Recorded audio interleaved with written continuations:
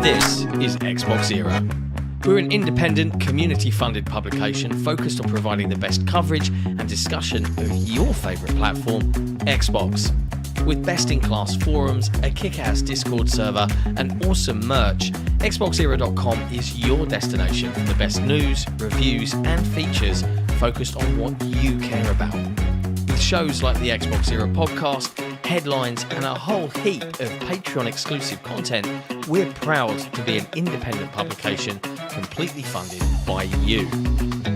If you value having an outlet truly focused on your preferred place to play, you can become one of the cool kids by supporting us directly via Patreon. Just head to patreon.com/XboxEra. You get cool swag and awesome perks, and we get to keep doing what we do. Become a part of the best Xbox community on the internet and help us grow even larger. Thank you for your support. Everything Xbox Era does is only made possible by the growing army of incredible Patreon supporters. Our MVPs and executive producers are all incredible people, but even more so are our grand benefactors, Croat56, Assassin, and Kevin S. All of this under the watchful eye of our lovely and benevolent CEO, Torn Raptor. If you want to become part of one of the best communities on the internet, head to patreon.com/XboxEra, where your patronage can help keep us alive for another month.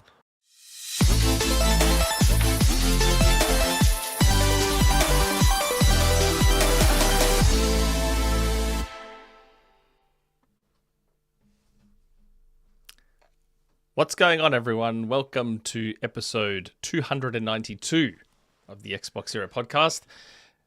We are obviously going to cover all the news across the gaming industry, but we'll be focused on absolutely nobody's favorite platform, which is Xbox.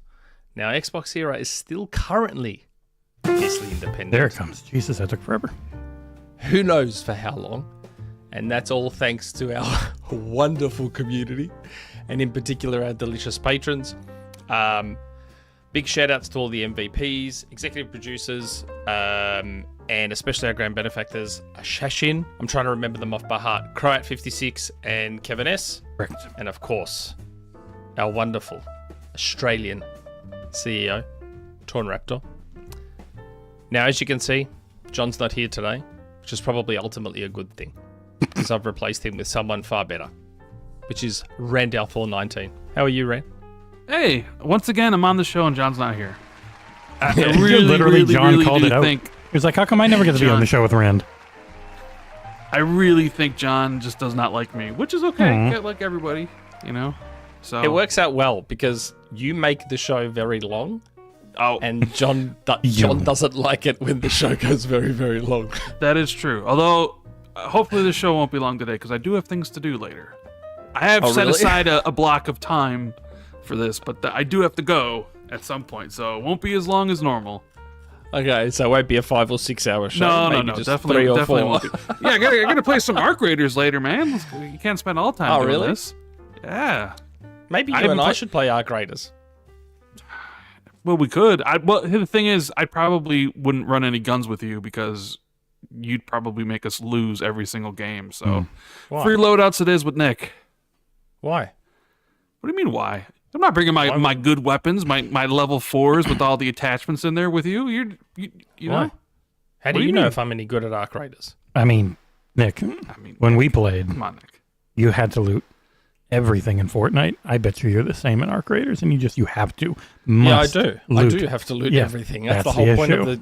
That's the whole point of the game, isn't it? To loot. Not once you're full, and you got to do it quick, and all these things, and you were anything but. We'll run free Still shoot loadouts, people. Nick. We'll run free loadouts. Let's see what Still we shoot people just fine. Kick ass at Fortnite.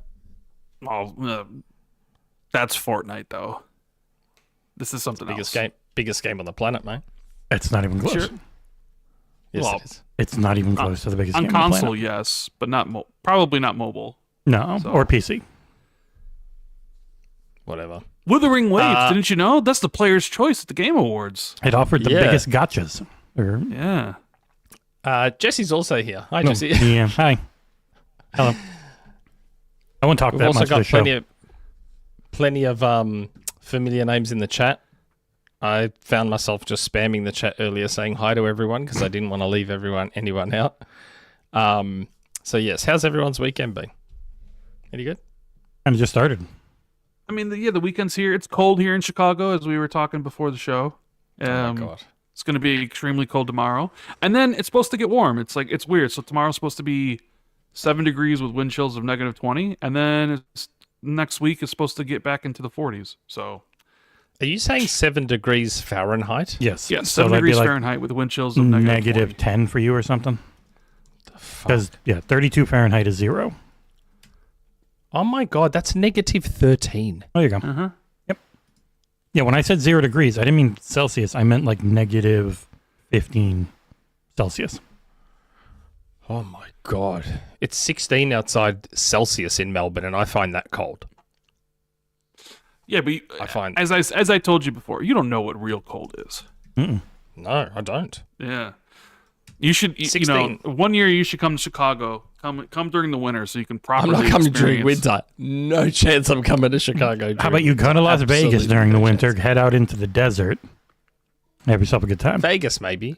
Vegas, maybe. Vegas in the desert So is 16. insanely cold, Nick. 16 degrees Celsius is 60 Fahrenheit. That's what it is right now That's outside. beautiful. Yep, it's pretty That's much beautiful perfect. weather. That's cold. Shorts, That is cold. T-shirt. Nah, no chance. Absolutely. Shorts That and is T-shirt. cold. That is cold. I'm sorry, but that's cold. No chance. Nick has chicken legs. Anyway, enough about the weather. The weather's not important. Let's talk about video games. Have we been playing any? Rand, as the special guest, have you been playing any games? The only game I have been playing for over a month now since it came out is Arc Raiders. I'm thoroughly addicted. I think I have 160 hours in it. 150 You've got hours. 890 gamer score on it. You ready Yeah, to I'm wipe? only missing. I'm not wiping.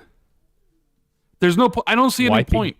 Well, so like there's this these expeditions you can do for people that are max level that have done everything. Because I guess in like games like Tarkov, like the really hardcore extraction shooters, they have wipes, so the people lose mandatory everything. there, too. Yeah, and mandatory. They wipe it for everybody. But this one's like a more casual experience. So it's opt-in. So you got to do all these different steps. And if you wipe, you lose everything, but you get like 5 additional skill points. You get like you get more stash space. You get like a outfit or whatever. But when I was looking at the risk reward of it, I was just like, this isn't worth doing. Like extra and the 12 extra slot spaces and like 5 skill points. I'm like, I don't want to lose all my stuff. My one buddy I play with is wiping, and he's like, well, why don't you do it? I'm like, look, if I lost all my stuff, I just wouldn't play the game anymore. I'm not starting over. So. Oh wow, really? Now, these games have always worked as eventually you have everything. There's nothing left to do. So we're just going to restart you. There'll be some new stuff when we do it. And this is a more casual, you get to choose if and when you want to do it. Some people may never. Others might be like, okay, I'm 3 years in. There's nothing left for me to get really. Because one thing, the only thing I think the game is lacking is like a long-term repeatable end game. I think once they have that, then people will really not want to wipe. So I think that's why they're kind of doing it now. When it's not too hard to get everything done and kind of just max out all your stuff. And for those people that really care about that, then you've got the option now. You can restart, you get some extra stuff, and you just do it over and over again probably until we have more repeatable endgame content, because that's kind of what I think ended up hurting Helldivers 2 a bit. Eventually, you're just grinding for cosmetics and the occasional weapon here and there, and they didn't have something super repeatable. So, but that's the only thing I think they really need now that they've got a wipe mechanic in for people who are into that. Yeah, maybe I'll do it a second time. But I mean, at some point, I'm going to stop playing the game because there's going to be other games that I really am looking forward to, like when Resident Evil comes out, or you know, when 007 First Light. I mean, so it's like it's just like right now, it's December. There's really nothing coming out, so I'm like, I got all the man, the PvP in this, like, I'm a person, especially when I play with my group, we're hunters. We're looking for blood, because that's where the game shines, in my opinion, is the hunter or being hunted. Because I've been on both aspects of it, where like you're hunting people down, and then like being hunted and trying to escape when you have really good stuff, like the heart starts pumping. The experience is great. Like, that's why I should say this. I understand why people want a PvE server, because there are people very much like with Sea of Thieves who just kind of want to do whatever they want to do. Like, I just want to go in and I just want to loot, and I don't want to have to worry about other people or whatever. But I feel like it's the threat of PvP, or the threat of, you know, this person I'm teamed up with this time might actually betray me, that is what keeps the game as intense and fun as it is, because you never know what's around the next corner. Like, if it was just fighting the arcs, that wouldn't be exciting, because the arcs are it would get boring after all. It would get boring. But if you throw the arcs in with the human element, I don't know how many times we've gotten into fights where all of a sudden the arc moving, like the Rocketeer or the Wasp, that make it even a bigger engagement. Like, I just love that aspect. We'll be running around the map and all of a sudden see a flare of somebody's dead, and we just sprint over there and hopefully we third party it or whatever. It's great. I love it. It's so much fun. You know, as a solo player, I do really enjoy the PvP aspect of it, in the sense that I've got that dumb diving helmet on.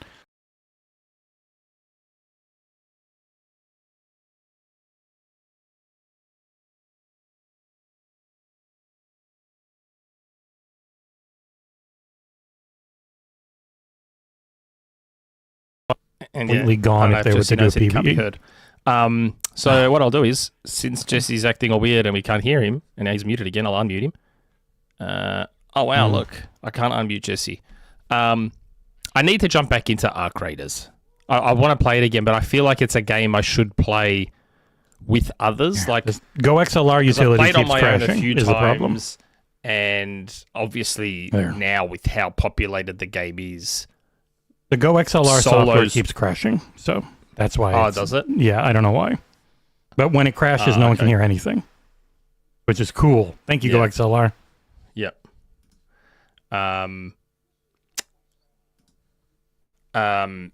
yeah, with Arc Raiders playing on my own now, so the game's been out so long, everyone's like a fucking sweat. So Nah, I wouldn't say that. no, Not solo. No. And not depending on the map. Yeah. Oh, okay. It is popular enough. It's more popular on PC, but it's still pretty popular on console. And I am on PC, so it is like when I'm going in solo and I'm using the mic and I'm like using this little megaphone effect because I've got the diving bell on my head and I'm just trying to make people laugh. That ends up being a lot of fun. Like that whole extra aspect to it. If you're not in a group looking to murder the shit out of people, is a lot of fun. Yeah. So Rand, you can tell me if you're hearing the same thing. Yes, I am. So Jesse sounds super weird for you. He does it on stream. I've been listening on stream and he sounds perfectly normal on stream. It's the GoXLR crashing and then StreamYard. I'm going to quickly restart. We'll be right back. Yeah. And not fully restart. I just mean reload StreamYard so that they hear me normally. It's having And we are back. massive beef. There's something weird going on between Gaz and Risket. Uh-oh. I don't know what's going on. But I mean, they don't like each other. It's pretty obvious. I know, but I don't know how it started. Like, is it just over Arc Raiders? No. It's not just over. It's been like this for quite some time, Nick. Oh, has it? I just thought it was over Arc Raiders, and I'm like, no, man, that seems really heated. It's been a thing for quite some time. I don't like it when friends of mine fight because I'm friends with both Gaz and Risket, so I don't like it when friends of mine fight, and I don't want to get in the middle of it and start DMing either of them, going, "Oh, what the fuck is going on?" So How do you feel about Crypto and Marjorie Taylor Greene? Well, if you know, I'm just joking about it. I was very surprised by the shift in online persona by one person, where it became a crypto advice account. Oh, right. So yeah, that's Arc Raiders. I need to jump back in. It's a lot of fun. There's plenty of time to do it, dude. We make people so angry in that game. Are you rats? And like the proximity. Well, no, we're not rats. We don't. You're just camp extractions, right? We go around and we want to get into fights because that's where I think the game shines is the PvP aspect. But yeah, people don't like to lose, and trust me, I've had kitted out stuff, and I've had great. Like I had a Tempest blueprint, Jesse, like one of the most rare blueprints, and I was on a free loadout, and I didn't have a safe pouch, and I lost because somebody was camping extraction. And that's a rat. I was like, so I've been on the other end of it, but I don't, it's like, whatever, it's the game. But dude, when you kill some people in this, they get so angry. They will call you every name under the sun. Gamer words. It is, wow. It make me blush sometimes. Like, holy, someone wished death on my mom.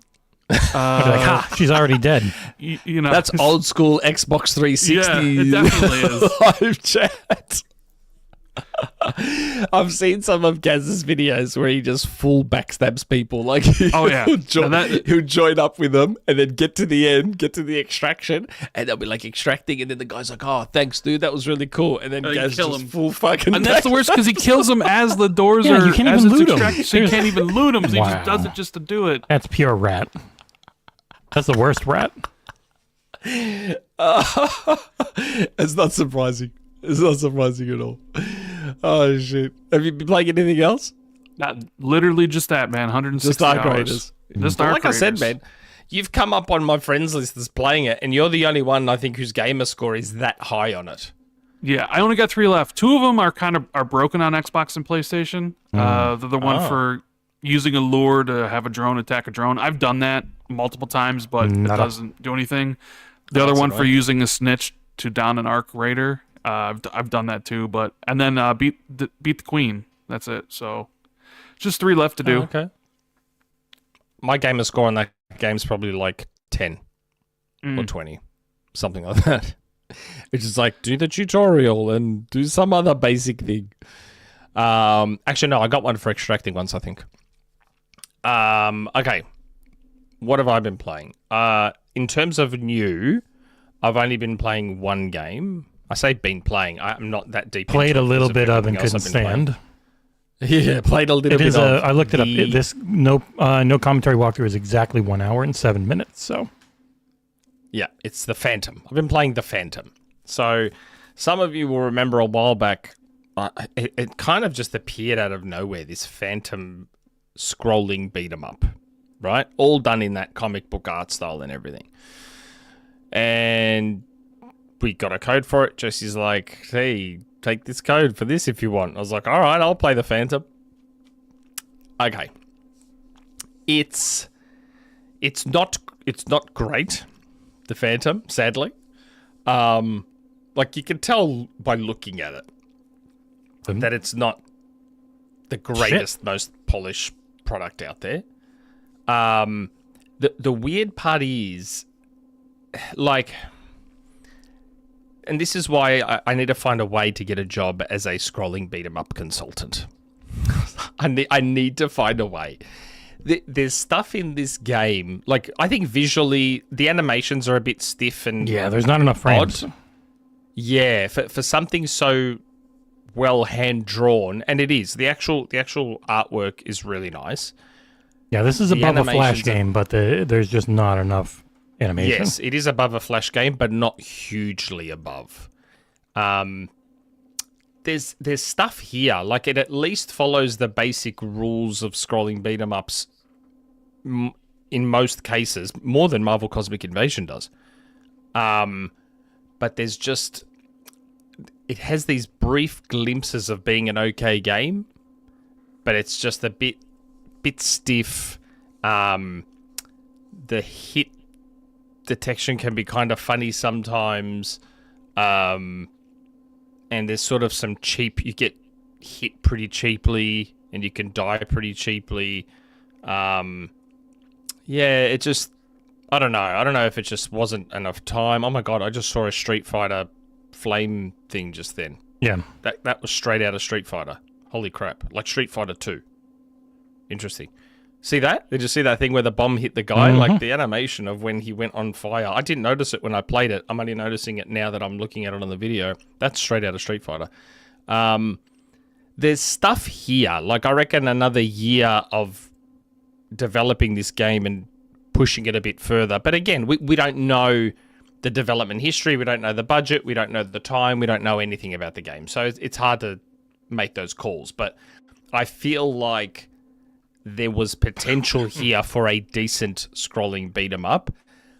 As it is right now, it's not great, sadly. It's just unfortunate because as I was playing it, there was these very, very, very tiny windows of shining moments where I was like, oh, this is almost good, like almost. And then it just kind of completely lets you down. Yeah, I'll keep going. If it really is only an hour long, which is surprising, I'll keep pushing to the end, but it's not massively fun at the moment. Which is a shame because I think there's something there. It's just not awesome at the moment, sadly. But that's all new that I've been playing. Other than that, I've been doing like what Rand has been doing, which is playing the usual stuff, especially now that we're in December, which means all the Fortnite and Rocket League stuff reset. Kim Kardashian is in Fortnite. Oh, man, I got to tell Jez. Guess he'll load that up. He knows. He knows. Does And he tweeted about it. He probably has the money to buy it. With if you have Game Pass. I mean, you got Game Pass Ultimate, you get Fortnite Crew, right? Isn't that right? You get 1,000 And you coins. get 1,000 Could you buy V-Bucks. Kim Kardashian with Fortnite Crew? Well, you get 1,000 V-Bucks a month.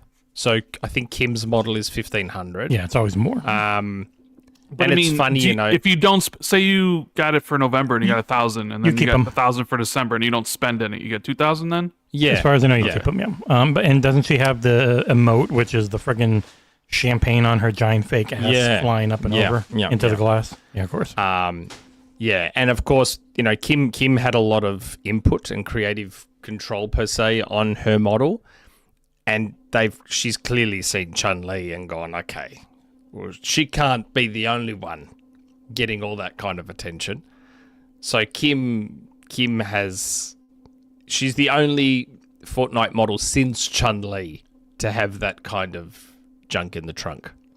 So I may need to look into potentially acquiring Kim Kardashian. But I'll see how I go. Jesse, what have you been playing? I got a couple of things I reviewed that I can talk about. The first one being a game that jumped into my top of the year out of nowhere. I hadn't heard of it until it showed up in a coming to Game Pass post at the beginning of the month called Death Howl. It is a deck building, not roguelite, Souls-like. It's got all the mainstays of what makes a Souls game a Souls game. It's not run-based. It is you're building a deck of cards in a similar way that you would build your gear in a Souls game. And I wrote down the things that make it a Souls-like for people that are wondering and always think Souls games means lock-on third-person combat with slow rolling. Enemies respawn when you activate a checkpoint. There is a focus on grinding resources to level up. You can lose those resources when you die unless you fight to get them back. Each region of the world wants you to gear up in a specific way to varying degrees. Combat is focused on learning enemy attack patterns. Bosses may require dozens of attempts to finally beat. Not for me, but I know for others. And the game world is surprisingly deep and brilliantly laid out. Like they get exactly what a Souls-like game is. I think a lot better than a lot of actual like third-person dodge rolling Souls games do. It looks super cool with its like very basic pixel art style. It's a 3-dev game. Solid music, good. Looks like an old DOS game. Yep. Like funnily enough, the two I have this week look very era and hardware appropriate for what they're going for. And not like something that could not exist on like early 90s hardware. Yeah. It's just super smart, really well laid out. It's a solid 25-ish hours. I probably could have beaten it all in about 20, but I wanted to get through the last area before. It's kind of got that Zelda layout of there are 4 world bosses, take them out, it makes the main boss easier. You can go to the main boss almost right from the beginning. You have to kill one boss to get to him first. But after that, but yeah, it's awesome. The way the quests are laid out is really cool, where as you go from, so pretty much everything's a gauntlet. Go through this X number of fights to get to the next checkpoint, or go through X number of fights to get to the checkpoint before the boss. And if you have a side quest, you can't fast travel between them anymore. So you can still heal up at them, but you might have to go through 2 and then 3 and then 3 more fights throughout the entire map to bring one thing to multiple places or to one place from another. So it's still fair without being ridiculously hard. The boss gauntlets to get to their checkpoint can be really hard.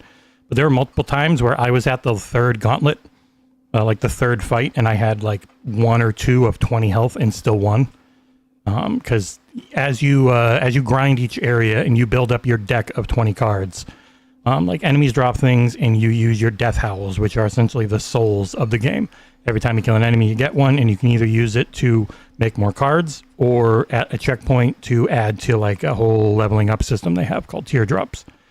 It's super well balanced. The story's really good.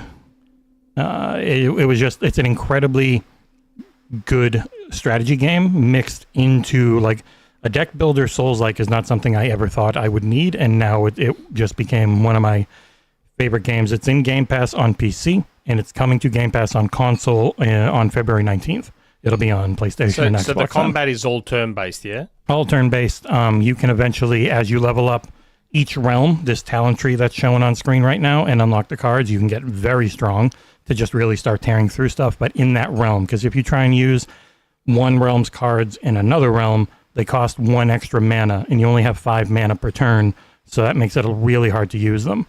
So, and each realm has its own setup. Like the northern realm is all about blocking. The western realm is all about taking damage and healing it.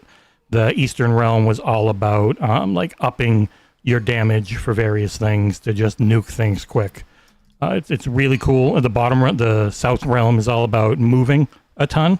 And so you'll like move 5 times in this turn and this card activates, and then it lets you do like 6 more things if you keep chaining them together.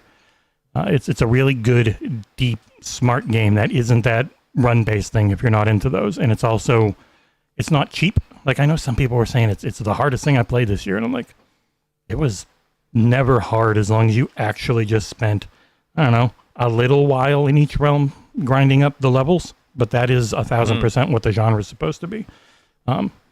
Yeah, it's in Game Pass. It's only on PC right now. Consoles on February 19th.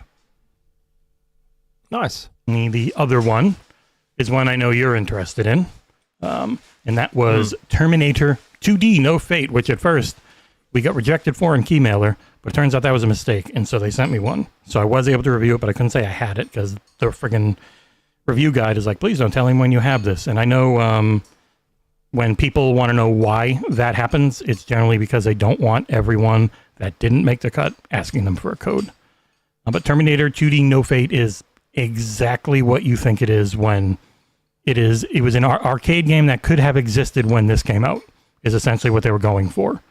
They're It's not like a Mega Drive game. Yeah, they're not trying to make it look better than a 90s arcade game could. It's got all the issues those games used to have graphically. Like whenever you see the cutscenes, the people's faces are like, they're always just off a little bit in the way they always were in those games, even if they had the rights to a likeness.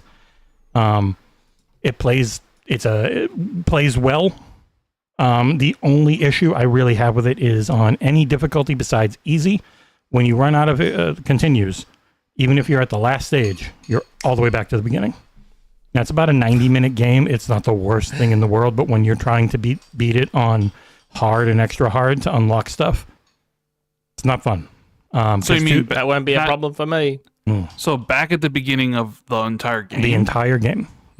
So there's old like school. There's That a is little old over school. 15-ish levels, and if you're at level 12 and you die... How many lives do you get then? You start with 3 continues, and you can find like another 4 or 5 as you play. Some levels will kill you 7 times real quickly because they are so goddamn hard. But they're the extra things they add in are generally, if you beat it, even if you beat it on easy money, the easy one, you then can play through again and do non-canon choices. Like, do you want to kill the guy instead of letting him live? The guy who she breaks into his house because he's the one who makes it all. Hold on. So I just saw then on your footage, story mode and arcade mode. What's the difference between the two? Arcade mode arcade mode is arcade mode. There's no continues. You die. Oh, no continues at all. It's okay. even harder if you really hate yourself. But yeah, and then there's Mother of the Future mode, which is a cool thing I won't spoil, which unlocks if you beat everything, if you beat the alternate path.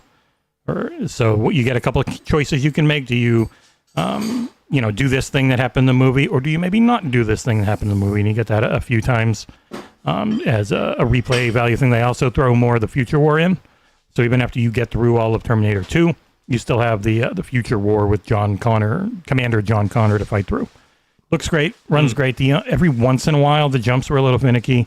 And when you hold down and press jump, it's a dash with Sarah Connor or a roll with John Connor. And if you just turned which way you're facing, sometimes I would go the old way, which was the only real annoying part. Other than that, it's a solid 7.5, which I gave it. I think it's $30 digital. It's $60 physical because they give you a bunch of physical shit with it too. And that is actually available physical on Xbox for once, which is a rarity these days. But yeah, it's cool. Terminator 2D, No Fate. Man, if only I could have got a code. You can buy some games. What a spew. Hey, I may buy 007 First Light. That's And one we have a reward chance them of for getting that. multiple of. No, the only reason I was tempted to pay for First Light is to reward them for doing that cool thing where if you pre-order, you get the deluxe edition for free. I really like that. I reckon that's super cool. Yeah, what they gave fans who bought the Hitman games is incredible. And it's funny because they always wanted to just be one Hitman game, but there was some deal with Sony, I think, on exclusive content that they wouldn't let them do it, which is why they ended up doing 2 and then 3 and then finally made it one package. But they're a cool dev who makes cool shit. So Yeah. Okay. Well, that's what we've been playing. And now we will dive into the important topics of the week. And none more important than the Keeleys. The Keeley Awards, Expedition 33, just absolutely swept the shit out of everything and broke the record, I think, with I want to say 11. It was 9, which is 2 more than the Last of Us 2 did. Sorry. Yeah, nominated 13 times, could have won, I think, 11 or 10, because they were nominated 3 times in one category. Oh, wow. Okay. So, yes, broke The Last of Us 2's record of 7, much to Keeley's chagrin. And just absolutely dominated. I still have not played that game, but I hear good things. It's not for you. It's mostly about watching cutscenes. That makes it so great. Yeah. What did we all think of the Game Awards? Any good? I mean, it was good. All right. It was all right. I think the Keeley's poll, I usually vote in those. I think I was him and him between like a B minus C plus. I was a B. I voted a B. I think we all went B. I felt like the first 2 hours were pretty good. I thought the pacing was great. I felt like that last hour was kind of bad. Not only like some of the things, but also like the game you ended on. Like, I felt bad for I guess we'll get there, but yeah, it's Expedition 33 was my game of the year. I knew when I finished it, I was like, nothing. It's going to be very hard for any game to come close to this, and I was proven right. You played it post-launch, right, Rand? No, I mean I played it right when it came out. Okay, yeah, because I had the weird thing where I had it about a month before launch. Like it was one of those ones that was available super early.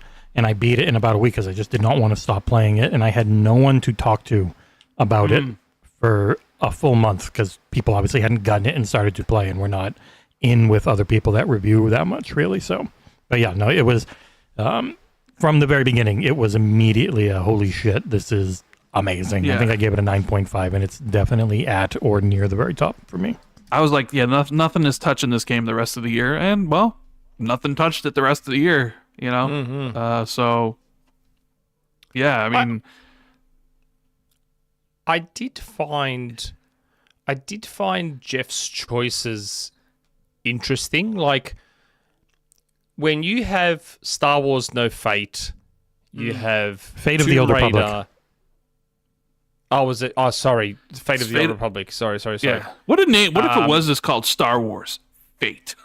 Like, okay.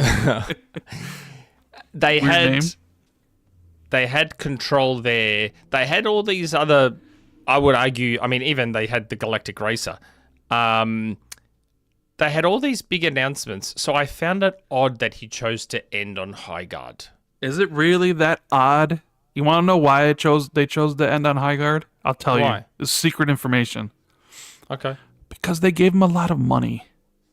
Yeah, I guess so.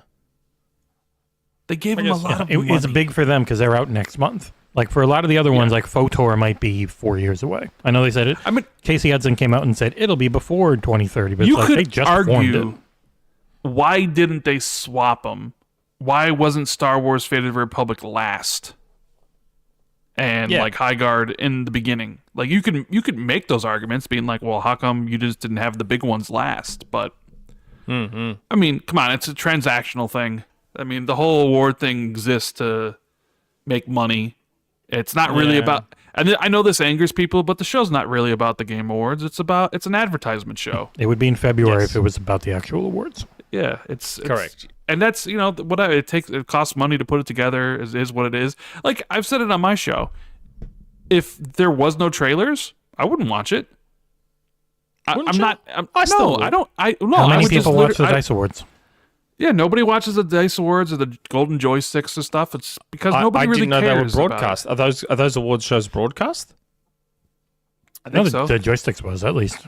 I'm pretty sure. I always just look at like a post being like, oh, these are all the winners. All right, I don't really care about who actually wins, and they know that. Look. They know that. They know why people are tuning in. It's not to watch Expedition 33 win. It's to see the new trailers. Yeah, but hold on a second. They do broadcast the Dice Awards. and maybe I'm asking the two wrong people, but do you guys watch the Oscars? I used to, but I haven't in a long time. So didn't you watch the Oscars to see who won? Sure, but the Oscars have never been about new trailers. That's the difference. Like the Game Awards is basically built on a foundation of world premieres and new game trailers. The Oscars has always built a foundation on these are the best movies and actors. So it's complete. I think it's completely different in my opinion because the foundations of both are the opposites of one another. But isn't that the problem though? Isn't that a problem? Like, shouldn't it be about the awards? It should be, but I'm just saying for the people that be like, oh, it needs to be about the awards, but like, when has the show ever been about the awards? Why do you think they have 3 segments where they speed run 5 different awards and be like, here's the best fighting game, here's best audio design, here's the best blah, blah, blah, here's the best blah, blah, blah, and nobody comes up to accept the awards. And it's every single year they do it. It's because I know, but that's not the true focus of the show. I see that as a problem.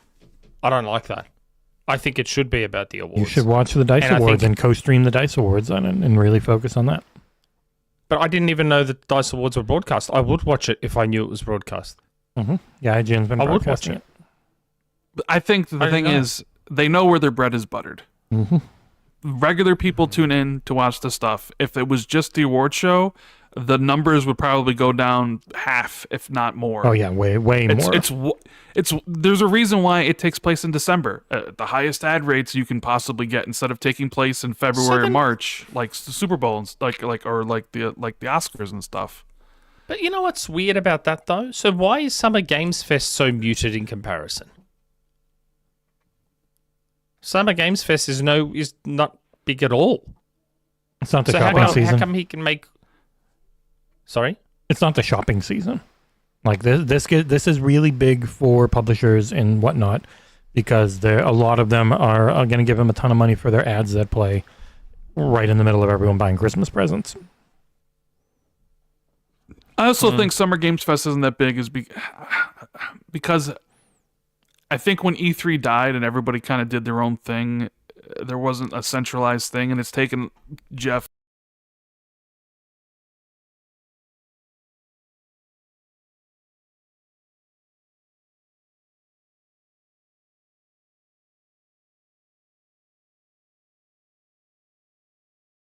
You'd almost argue that's E3 now.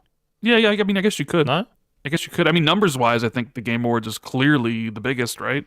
Yeah. And then followed up by probably Summer Games Fest and then Gamescom or his Gamescom show.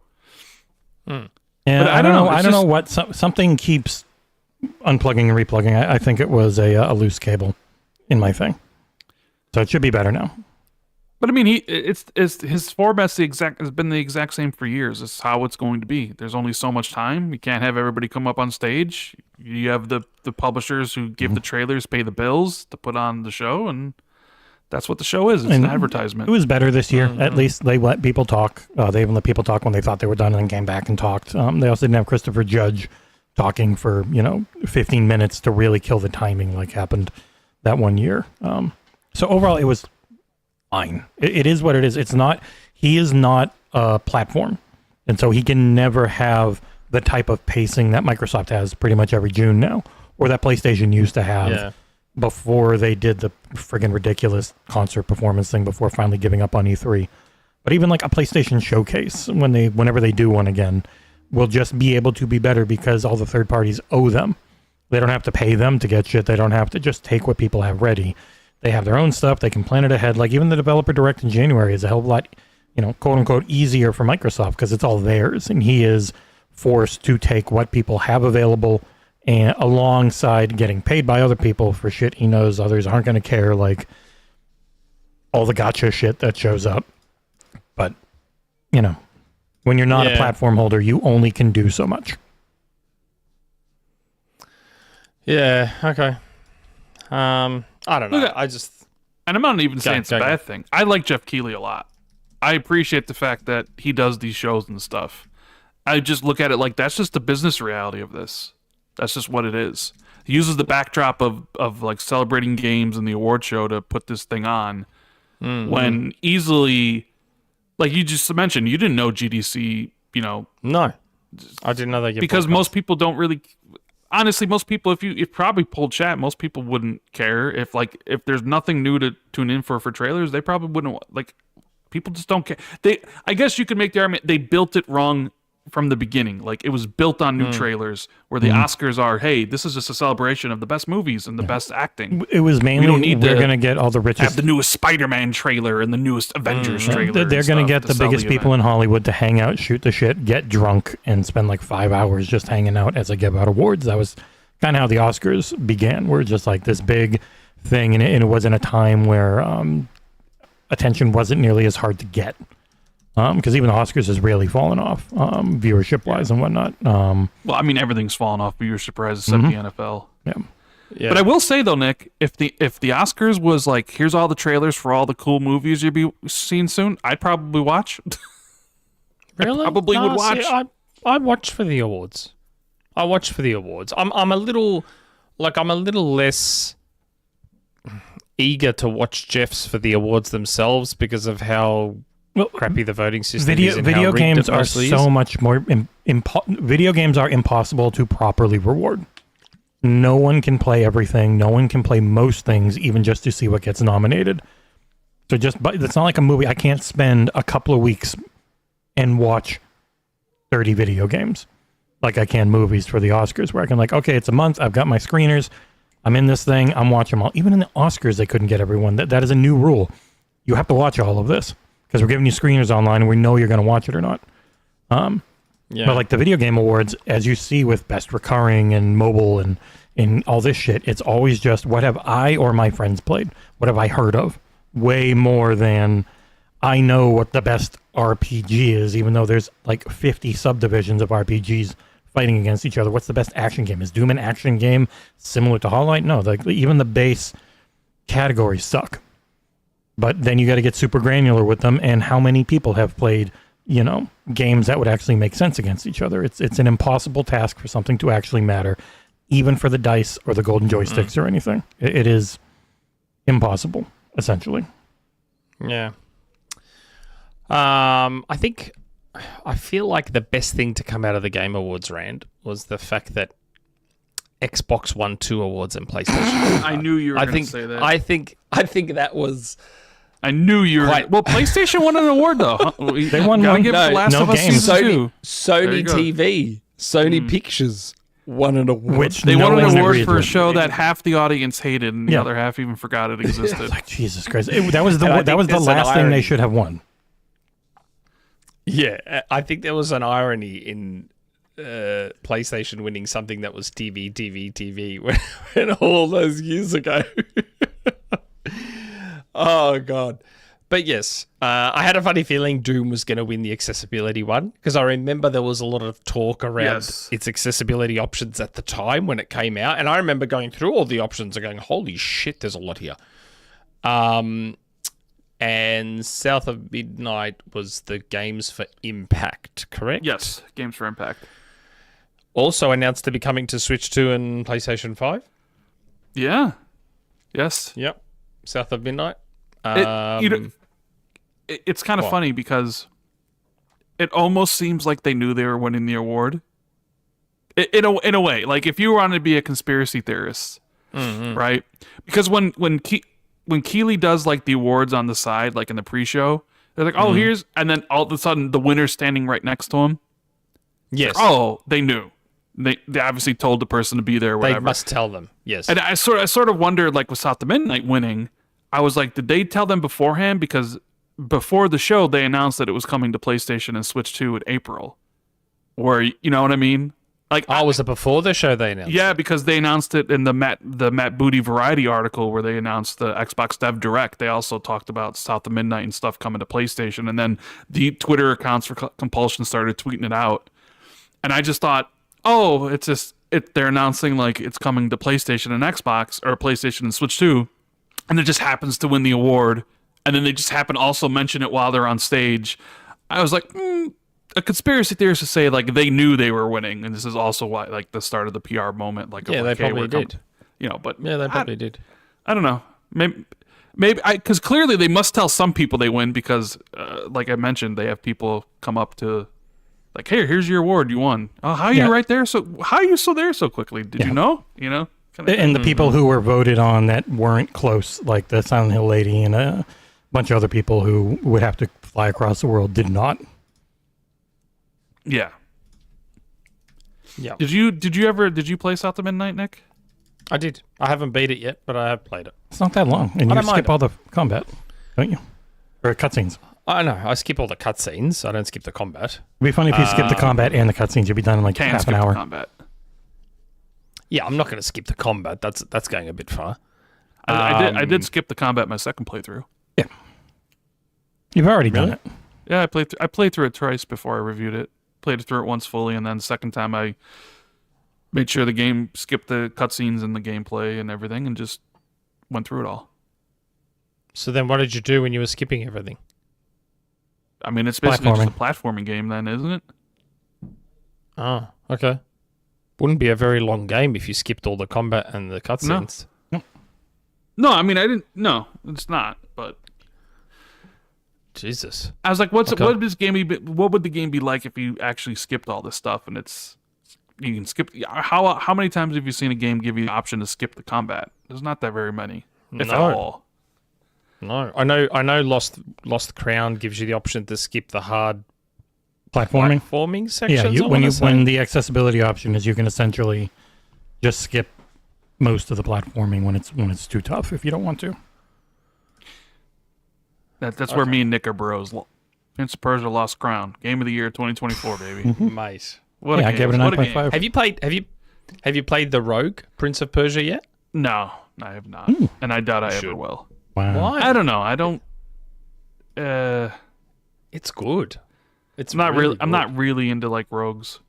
Neither am I. But it's good. It's really enjoyable and incredible music. The music's even better than Lost Crown, and Lost Crown has amazing music. Yeah. Are you going to be excited for the rumored, I guess not even rumored, but often delayed Prince of Persia: Sands of Time remake? Whenever that does come out, hell yeah, right? Fuck yeah, that's a great end of January, I think, according to Insider Gaming. That's one of the best games. What if that's at the Dev Direct? I don't know. That'd be weird. That, but I mean, I guess it's possible. If it's in Game Pass, why would it be weird? Because I guess Visions of Mana was there, but I don't know. A remake being there, I don't know if people would be too happy. Like they had Expedition 33 last year, but it was a Game Pass game. That's right. Do you remember the sequel, Prince of Persia 2? Was it Two Thrones? Do you remember the Godsmack music that would play during the boss chase segments? Jesse, you know what I'm talking about, right? I vaguely remember. It's been a long time. Did you play that game, Nick? The sequel?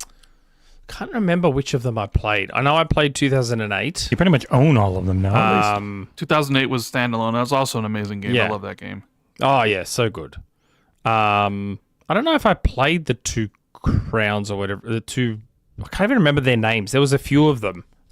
What the hell were they? I can't believe we've gone off on a There was three. Yeah, there's 3 games. There's the Sands of Time, something 2, and then I forget Two Thrones. There is Two Thrones and Warrior. There's the Forgotten Sands. There's the Forgotten Sands, which was 2010. And then there was the Forgotten Sands is the one based on the movie, isn't it? The Warrior Within. The Warrior Within. There we go. That's the second one. That's 2004. Yeah, that one there. That's the one that had the Godsmack music during like the chase sequences and stuff. Yeah, they're all pretty good games though. Like I'm trying to there's actually, now that I think about it, there's not really many genuinely bad Prince of Persia games. Like they're all pretty good. Dude, I always wanted a sequel to the 2008 version. I really like that game. I'll take a remake at this point. I'll take a remake. Ubisoft, come on, get on it. Let's go. They're looking for games to put out. Okay. I mean, we've had our sort of in-depth discussion about the rigged awards. What did we think? What did we think? No, we're still talking about the awards. Oh, okay. What did we think about, in terms of announcements now, forgetting the awards and what won? Although I was surprised, Was I surprised?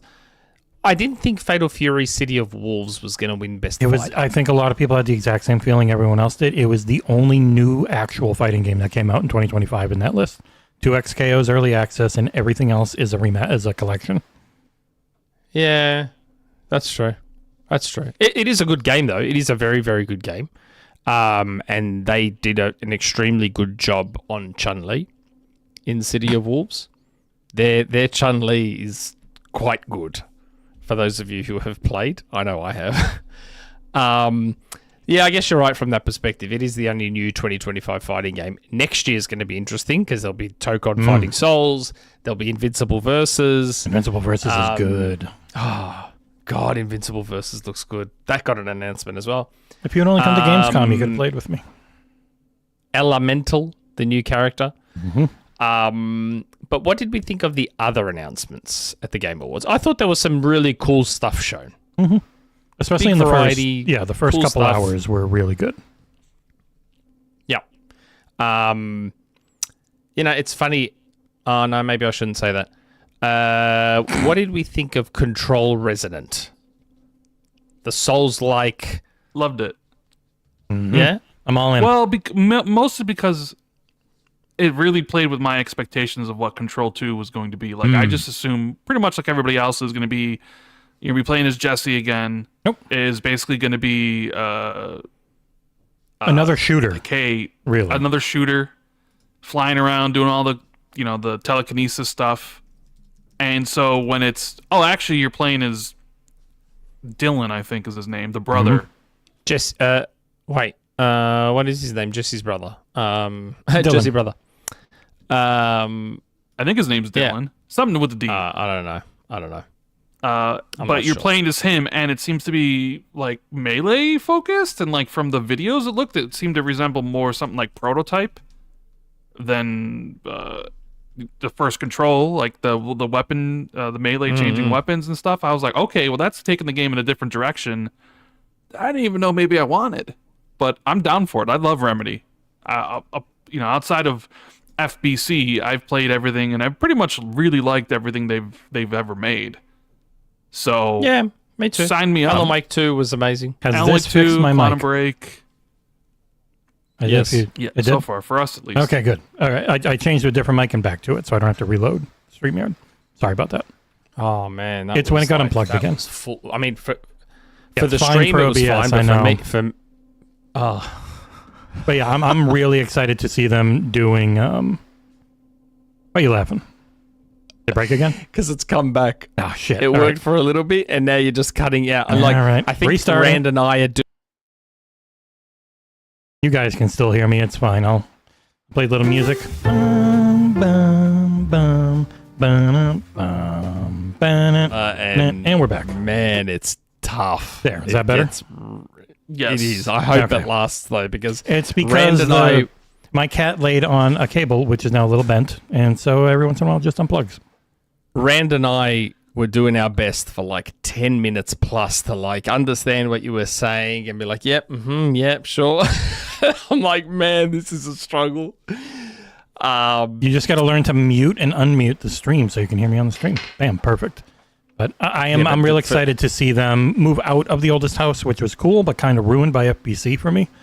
Ruined by the map. Yeah. God, that map sucks. Worst map in a video game. Yeah, it's ever? about as bad as it gets ever. I do hope that is something that's better in the next one, because the next one looks even way more vertical. Like he's just flying 50 feet up in the air and shit. Just make it corridors and stuff. You don't have to. I digress. I am super excited.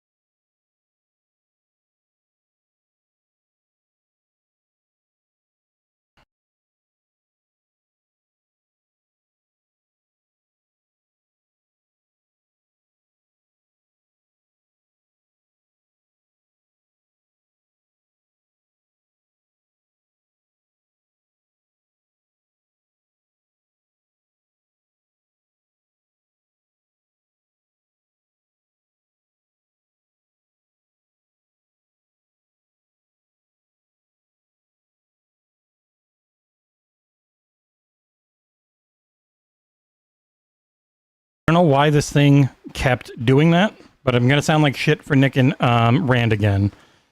So, restarting that on the fucking cameras, this thing just keeps crashing, and I think it's because AMD updated their drivers. So, blame AMD for this. We all hate AMD in their December drivers, which are breaking everyone's computers. And I looked at it, and it automatically updated in the background on me. It drives me crazy. Oh, Hey, boy. maybe you'll just have to leave the stream and come back to the stream every couple minutes to keep everything. Yeah, it's a wonderful experience. It's so random that I have no idea when the Go XLR crashes, and all of a sudden I just see people saying no audio. I'm like, oh, cool, that's great. Oh, we know because we can't hear you. Yeah, I know. Yeah, and they can't hear you because everything's routing through this. But AMD's drivers, November and December drivers are really bad. Yeah. You know which game I thought... There was two games that I thought looked really cool. Audio Mech. I thought was cool. Was it Audio Mech? Is that what it was called? The twin stick shooter-ish looking Yeah, game yeah. with the Oh. music and stuff. Yeah. Yeah, I thought Audio Mech looked really cool. I was going to say Geometry Wars. Not really like Geometry Wars. It was more kind of like a action platformer thing, where everything you do involves the music, and it's all intrinsically linked to the music, and you upgrade, you get all the different weapon types and all that sort of stuff. I thought Audio Mech looked cool. Like, that looks like something I would play. And the music sounded fucking awesome as well. The other one that was really interesting and unique was Bradley the Badger. What'd you think of that one? My first thought when it first showed up was like, is this an AI game? For whatever reason, I was like... Really? It was very clean. Yeah, it was. My mind went to AI, and then I was like, "Oh, we're getting Bloodborne and we're getting Badgerborn. We're getting Bloodborne 2 first in this game." And then at first I was like, "Come on!" And then the more I watched it, the more I started to be impressed. I was like, "Okay, this seems like it could be cool." Like, it was giving me Astrobot vibes. In a way, like some of the level design and stuff, and the way it looked, like, not like Astrobot is like, hey, a celebration of PlayStation legacy, but a well-crafted like platformer. It was kind of giving me that, and then I saw it was like PC only, and I was like, oh well. You know what vibes it gave me? It actually gave me almost like, kind of like Little Big Planet vibes. See, I never played Little Big Planet, so. Ah, okay. Like, there was that moment where he was rolled up into a ball, and then you saw the prompts pop up to shrink him, and the fact that, there was like that weird Last of Us level, and then there was other level. Like, it just reminded me a lot of like Dreams meets Little Big Planet, sort of. Or even like when he was using abilities, something like that. Looked like the menus you'd get when you're making a game like that. It was kind of interesting. Yeah. I wonder how a game like that will play out. And I believe it's made by one of the people that made Mario plus Rabbids, from formerly of Ubisoft, I think. It looked interesting. Like, it's one of those games where I feel like it's either going to be like a really awkward and unfun experience, or something really cool and intuitive and gets people really into it and whatever. I'm interested to see how that plays out, and did they say whether it was going to come to consoles or not? I don't know. I mean, I don't know. The announcement just said Steam, so maybe it comes at some point. Yeah. It also can be the type of announcement they do to try to get more funding to be able to do more stuff. So you never know. Oh, yeah, maybe. What did we think of For Loop? No. I honestly need to see more of that game, because my first initial thoughts were, and that's not anything to do with being like an Xbox podcast or whatever. I saw that and I was just like, I don't know about this game. Yeah, I'd much rather play Toxic Commandos. I don't even know if I would rather. Toxic Commandos doesn't look interesting to me either. The Swarm engine, but in that type of, blow the shit out of a million things but the setup is Toxic cool. Commandos thing is like, play our game. We said fuck 3 times in the advertising. We're cool and over the edge. I like John Carpenter. Yeah, I don't know, the for loop thing. I don't know, man. It looks kind of lame, and this is coming from somebody who really loves like time shift shenanigans. Is that what it is, though? It's what it seemed like, because they're talking about dying and like doing all these sort of things, and I would need to see a more extended look at the gameplay and what everything you do, because it didn't really look clear outside of a 4-player co-op. It's like Helldivers 2 mixed with Left 4 Dead. Redfall or something, like, No, the trailer kind of... I was on board. I was initially on board until the last third of the trailer, when all that, like, weird grid stuff was there. That's kind of when it lost me. The first part of it looked a little more simplistic. And I was like, oh, this looks like it could be fun, as long as you've got a squad. But then the last third of the trailer, I was like, ooh, I don't know about this anymore. And I'm watching the trailer and I'm just like, are they riffing off Mickey 17? Because remember how with Mickey 17, they keep cloning him every time he dies and then he comes back. It reminded me a lot of Mickey 17 watching that trailer. And that's not a good thing to be, because Mickey 17 movie was pretty bad. Yeah, I did not like that movie at all. We did a Patreon exclusive podcast on that. And this is coming from someone who really enjoyed the book. And I read the book and I watched the movie and I'm like, oh my god, the movie's awful. Yeah, I did not like that movie. It's weird. So that movie, the first half, basically just same thing as the book. The entire second half of the movie, nothing to do with the second the second half of the book. Really? Yeah, completely, utterly different. The whole, like, I'm like, why'd they make all these changes? I don't understand. I understand, because the end of the book and what happened there is not really cinematic in a way. But they completely changed everything. And I was just like, this is lame. Did not enjoy that movie. Well, which I take, Jesse, you must have, because you put your hands up. I thought it was okay. Me and John not didn't. Great, but I liked it overall. But I haven't read the book, so I might not have had those expectations from it. Yeah. Me and John and I didn't like the movie, but Jesse did. Nick and John don't like most movies, though. Is that true? I just watched Wake Up Dead Man last night, the Knives Out movie. Oh, I want to watch that. Yeah. I like those Knives Out movies. They're good. Yeah, I mean, it's really good. I think it's better than the last one, the Glass Onion one. Glass Onion somehow didn't actually... I didn't mind Glass Onion. Glass Onion was okay, but it turns out it didn't actually go far enough in lampooning Elon Musk.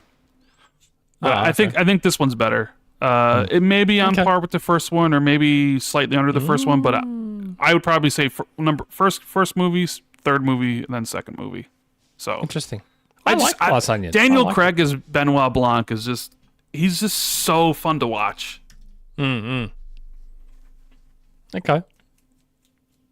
Interesting. It's funny you say that. I actually really, really liked Glass Onion. I'm not saying Glass Onion's bad. I also quite enjoyed it. I'm just saying I think the first bar. one. Yeah, I think the first one and the third one are better. Travis hates a Glass Onion in chat. I knew he was going to say that immediately, but he loves Wake Up Dead Man. We'll be watching it tomorrow. Yeah, I'm looking forward to seeing it if that's the case, because I quite liked Glass Onion. You know what other show I've been watching that ends on Sunday that I'm super excited about? Welcome to Derry. Oh, man, the last episode was so good, so fantastic. Like, Bill Skarsgård has just killed it as Pennywise. He's so good in the role. So I can't wait for the finale, because I watched all 7 episodes this past week, because I binge, and then I'm like, all right, we got this last episode, so I can't wait to watch it. Because, man, the season's kind of been up and down. Some episodes is like, oh, okay, but then, man, the last couple episodes have been really good. That's a big thing with Andy Muschietti. He can make some amazing things, and he can make some bad things. Yeah. Like the Flash. Flash movie, I'm looking at you for being bad. That was WB at their worst with interference during that whole time frame too. Didn't help. Speaking of movies that look bad, to rein it back into the Game Awards, that Street Fighter trailer, Jesus Christ. Yeah, but how are you supposed to do a I don't understand how you're supposed to do a Street Fighter movie. Are you serious? It kind of was my... Are you for real? You wouldn't know how to make a good Street Fighter movie? Okay, let me do it. I'll do it. Give me the budget. I'll do it. No, that's not what I'm saying. Street Fighter movie. It seemed like it was trying to like blur the line between over the top ridiculousness and like being realistic about like how do you make a realistic Street Fighter movie without it being the original movie where it was kind of tongue in cheek the entire time. But the problem is that the problem with these movies is they're trying to do something they shouldn't be trying to do. Which is? So the Street Fighter... and I remember, I'm old, yeah? Yeah. I grew up in a time watching Kickboxer, Bloodsport, fucking Bruce Lee's movies. Like, these movies don't have to be complicated. They don't need complex stories. They don't need any of that shit, right? You can make a really good fighting tournament movie if you know what you're doing. There's no reason these movies can't just be straight up fighting tournaments with minimal backstory. Why they keep trying to shoehorn geopolitical conflicts and shit like that? That was always into Street Fighter's films, backstory, though. I don't understand. Street Fighter was always none of the original game. No, but the backstory in those actually was. You can't just have a movie that's literally jumping from fight to fight. That was the original game. Yes, you can. They exist now, and they're awesome. Ugh. They're awesome. They're so good. Bloodsport is amazing. Bloodsport is such a good movie. They're classics. Didn't know I was doing a podcast with the president. Kickboxer, Bloods, they're classics. They're just straight up tournaments. Like, there's no reason you can't do it with a little bit of, all the fancy stuff, the fireballs and all that sort of stuff. You can keep the backstory and whatever of the characters to a minimum and just have it be about the fighting tournament. And that's part of the reason the first Mortal Kombat movie from 95 is so beloved. It's a terrible because movie. That's what it did. No, it's not. It's a classic. It was always a terrible movie. It was beloved for having brought some cool things from a video game into a almost competent movie. But they kept it simple. They kept it to the tournament. It was about the tournament, and the backstory stuff was there, but it was kept to a minimum, and it was just sort of on the periphery with the tournament being the focus. I thought they had, like, when you think about the fact that it's based on a video game, a fighting video game, and you take in the context of the ridiculousness of what it all is, Shao Kahn and the outer world, what's it called? What's the freaking outer realm, whatever it is? When you factor all that What's in, the name of the studio? NetherRealm. When you factor all that in, I actually thought they did a pretty good job with the 1995 Mortal Kombat. I understand it's a silly movie, but I think they did a pretty good job creating a fighting tournament movie within the constraints of that video game's lore. I thought they did a great job. And that's still one of the most beloved video game movies, probably for that reason, even if people don't realize it. But this Street Fighter movie just looks fucking horrid. Well, mean, we've only seen quick cuts of some stuff where they're introducing the characters. I get what you're trying to say because it is sort of jarring to see it. But I'm not really that, like, I like Mortal Kombat more than Street Fighter. I always have. I'm a Mortal Kombat guy. Interesting. Street Fighter has always been like secondary to me. And so I was watching that. I was like, there is a point. I will say this. I probably will never watch that movie. I'm just not that into Street Fighter. I'll watch Mortal Kombat 2 because I did watch Mortal Kombat 1, or the last Mortal Kombat movie, which wasn't that really good anyways. But this one, I think maybe, Carl Urban being Johnny Cage, this one might be a lot better. It's just weird. Like Cody Rhodes is Guile and Roman Reigns is Akuma, and like Andrew Schultz is, I forget who he's playing, and He's Dan. Jason Momoa is Blanca, and they're trying to make it look a real, like 50 Cent is. Yeah, I'm just like it's incredibly forward hairline for some reason. Yeah. We're in this era now where like Hollywood seems to be. They're like, okay, we basically milk the comic book stuff as dry as it can possibly get. Let's turn our eyes to video games. It's like, a lot of these TV adaptations and movies and stuff we're doing. It's like, okay, we're in that era now. Yeah, but they've been on a good run. The thing is, video game movies and games have actually been on Video game movies and TV shows have actually been on a pretty good run, and now Mortal Kombat and Street Fighter look like they're going to ruin it. Nothing's going to ruin it. Come on. No, realistically. There's 9 million movies and TV shows that fail every month. It doesn't ruin a genre. I'm a Street Fighter guy, so I've always grown up being a Street Fighter. Love Mortal Kombat too, but like Street Fighter is my franchise, and this just looks, I don't know, it just looks so bad, and the casting is awful, and just I don't know how they continue to get such simple stuff so wrong. Like, it's a fighting tournament, guys. You don't have to complicate it. Maybe it's Capcom. Has Capcom really done anything? Yeah, Capcom has no idea how to do TV shows or movies. Movie stuff and TV stuff? Mm-hmm. Yeah, that's true. The Resident Evil movies are pretty bad too. But and their actual dialogue and stuff in games is bad. So maybe they just demand that it matches their games. And that's the thing. Even Resident Evil, it should be a slam dunk horror movie.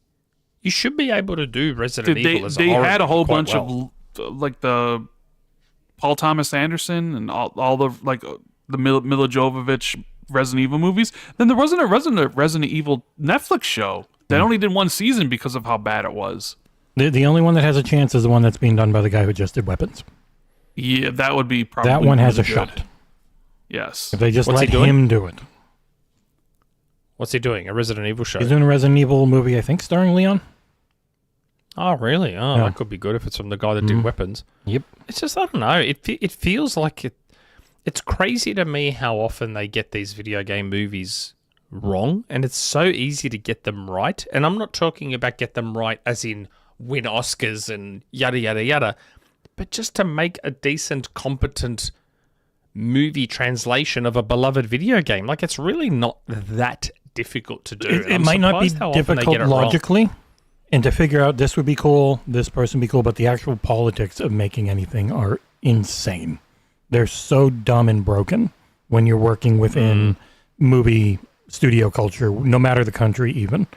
It is really hard with all the unions and with all the bosses you have to make happy. And it can just take one guy, like the guy at WB that was making all the horrible decisions on both movies and games. People had great ideas. Then it goes into this committee. And even like the when you watch Morbius or you watch Madam Web, in the amount of times you see ADR, because they filmed an entirely different movie, and then the executives come in, chop it up, have them say lines, doesn't make any sense, nothing works. That is what breaks these things way more than somebody knowing what would work well. I'm sure a lot of people are super passionate. Even you talk to Gary Whitta with Rogue One, how like what he wrote was barely what was on screen.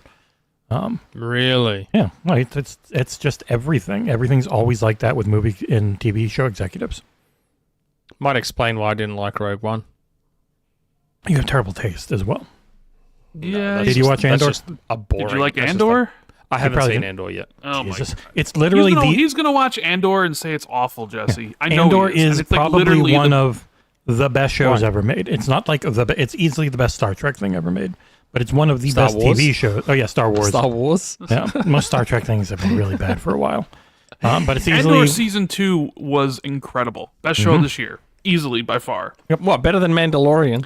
The Mandalorian mostly sucks. They're not even in the same stratosphere, dude. The Mandalorian at its best is a 5. Rogue, friggin' Andor at its worst. I love Mandalorian. It's popcorn. It's going for popcorn. Yeah, it's pulp.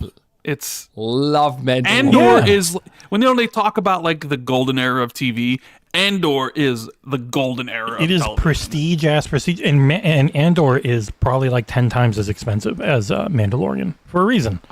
I have a friend who watched Andor who hates Star Wars. hates Star Wars, watched Andor, said it's like the best TV show he's ever seen. Yeah. And he hates Star Wars. Andor is just one of the best. It's an amazing TV show that happens to take place during the Star Wars, just before the original movie's timeline. Like, it is top tier.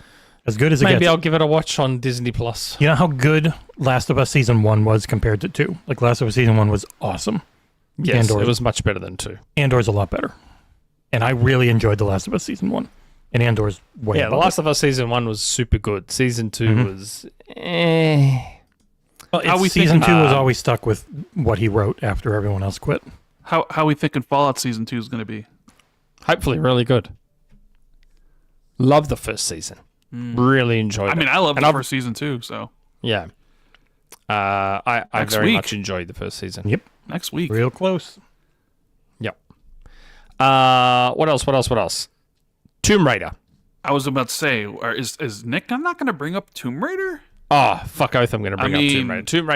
Tomb Raider Legacy of Atlantis looked, I thought, fantastic. I thought that looked super good.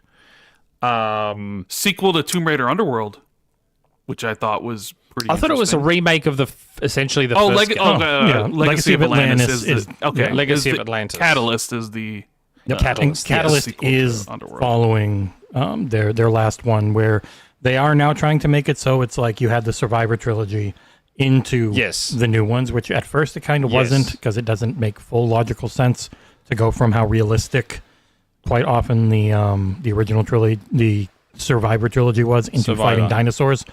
But yeah, now everything's just one big timeline. Yes, so the Survivor series is the start of the timeline, leading into the OGs, and then you've got all these ones. But the remake, Legacy of Atlantis, that's the one I'm very, very excited. So that's the one we saw most of, like, because Catalyst is kind of mostly just a CG sort of thing. Yeah. Which is like, okay, cool. We at least know she's going to have a grapple hook, kind of, right? You know, we assume. But yeah, Legacy of Atlantis. Now, correct me if I'm wrong. Haven't they remade the first Lara Croft game like 3 times now? Yeah, it's been Tomb Raider remastered. Anniversary. Yeah, Tomb Raider Anniversary. Yep. And then the 1 to 3 collection. But I feel like this is more of like a Resident Evil style remake. This is more like remake. Resident Evil. It's more like a engine. Resident Evil 2. Fully new engine, fully rebuilt everything. It is a remake using the skeleton of the original to guide how it plays. Kind of like, what they're doing with Halo Campaign Evolved, but to an even bigger extent. I love this. I've been talking about this so long on Xbox 2. When you talk about like older franchises and what you should do, I'm like, everybody should really copy what Resident Evil does, because Resident Evil pays homage to the originals by updating it for modern, give it a nice little paint over, but it doesn't stop making the new games. Like, you get Resident Evil 2, and then you get Resident Evil 7, and then you get Resident Evil 3, and then you get Resident Evil 8, and then you get 4, and then you get Resident like. So in my eyes, if I'm Amazon or whoever owns the IP now or whatever, I get, okay, here's the remake of the first game. We get Catalyst the year after. Remake the second game, and then boom, remake the second and third, and then boom, here's like the sequel to Catalyst, where it's you just follow the Resident Evil formula. I feel like a lot more studios should really do that. And that would keep Crystal Dynamics alive, it, which has always been. I'm very happy that they were able to get the deal with Amazon. I know people in chat are even like, I wish they were with Xbox, but the issue with any studio based in California or like Montreal, Canada, is they're really expensive because they actually get paid, and people always wonder, how come all these Polish and Spanish and Japanese and Korean and Chinese studios can put out such big games? It's because they don't pay people anything. They pay jack shit comparatively, and they work insane amounts of hours, and it's just expected as part of the work culture. So when you have, that's why they're with Flying Wild Hog for the remake, to because that probably keeps the costs down a fair amount. It's why like Microsoft's using is it Flying Wild Hog for Gears? Yep. Yeah, that's why they're there. Gears. Like, who is it? I thought it was Flying Wild Hog to working alongside the Coalition on Gears. There's like $50 million. No, that was the team that made Outsiders. People Can Fly. People can fly. That's it. They're both 3 named things based in that part of the world.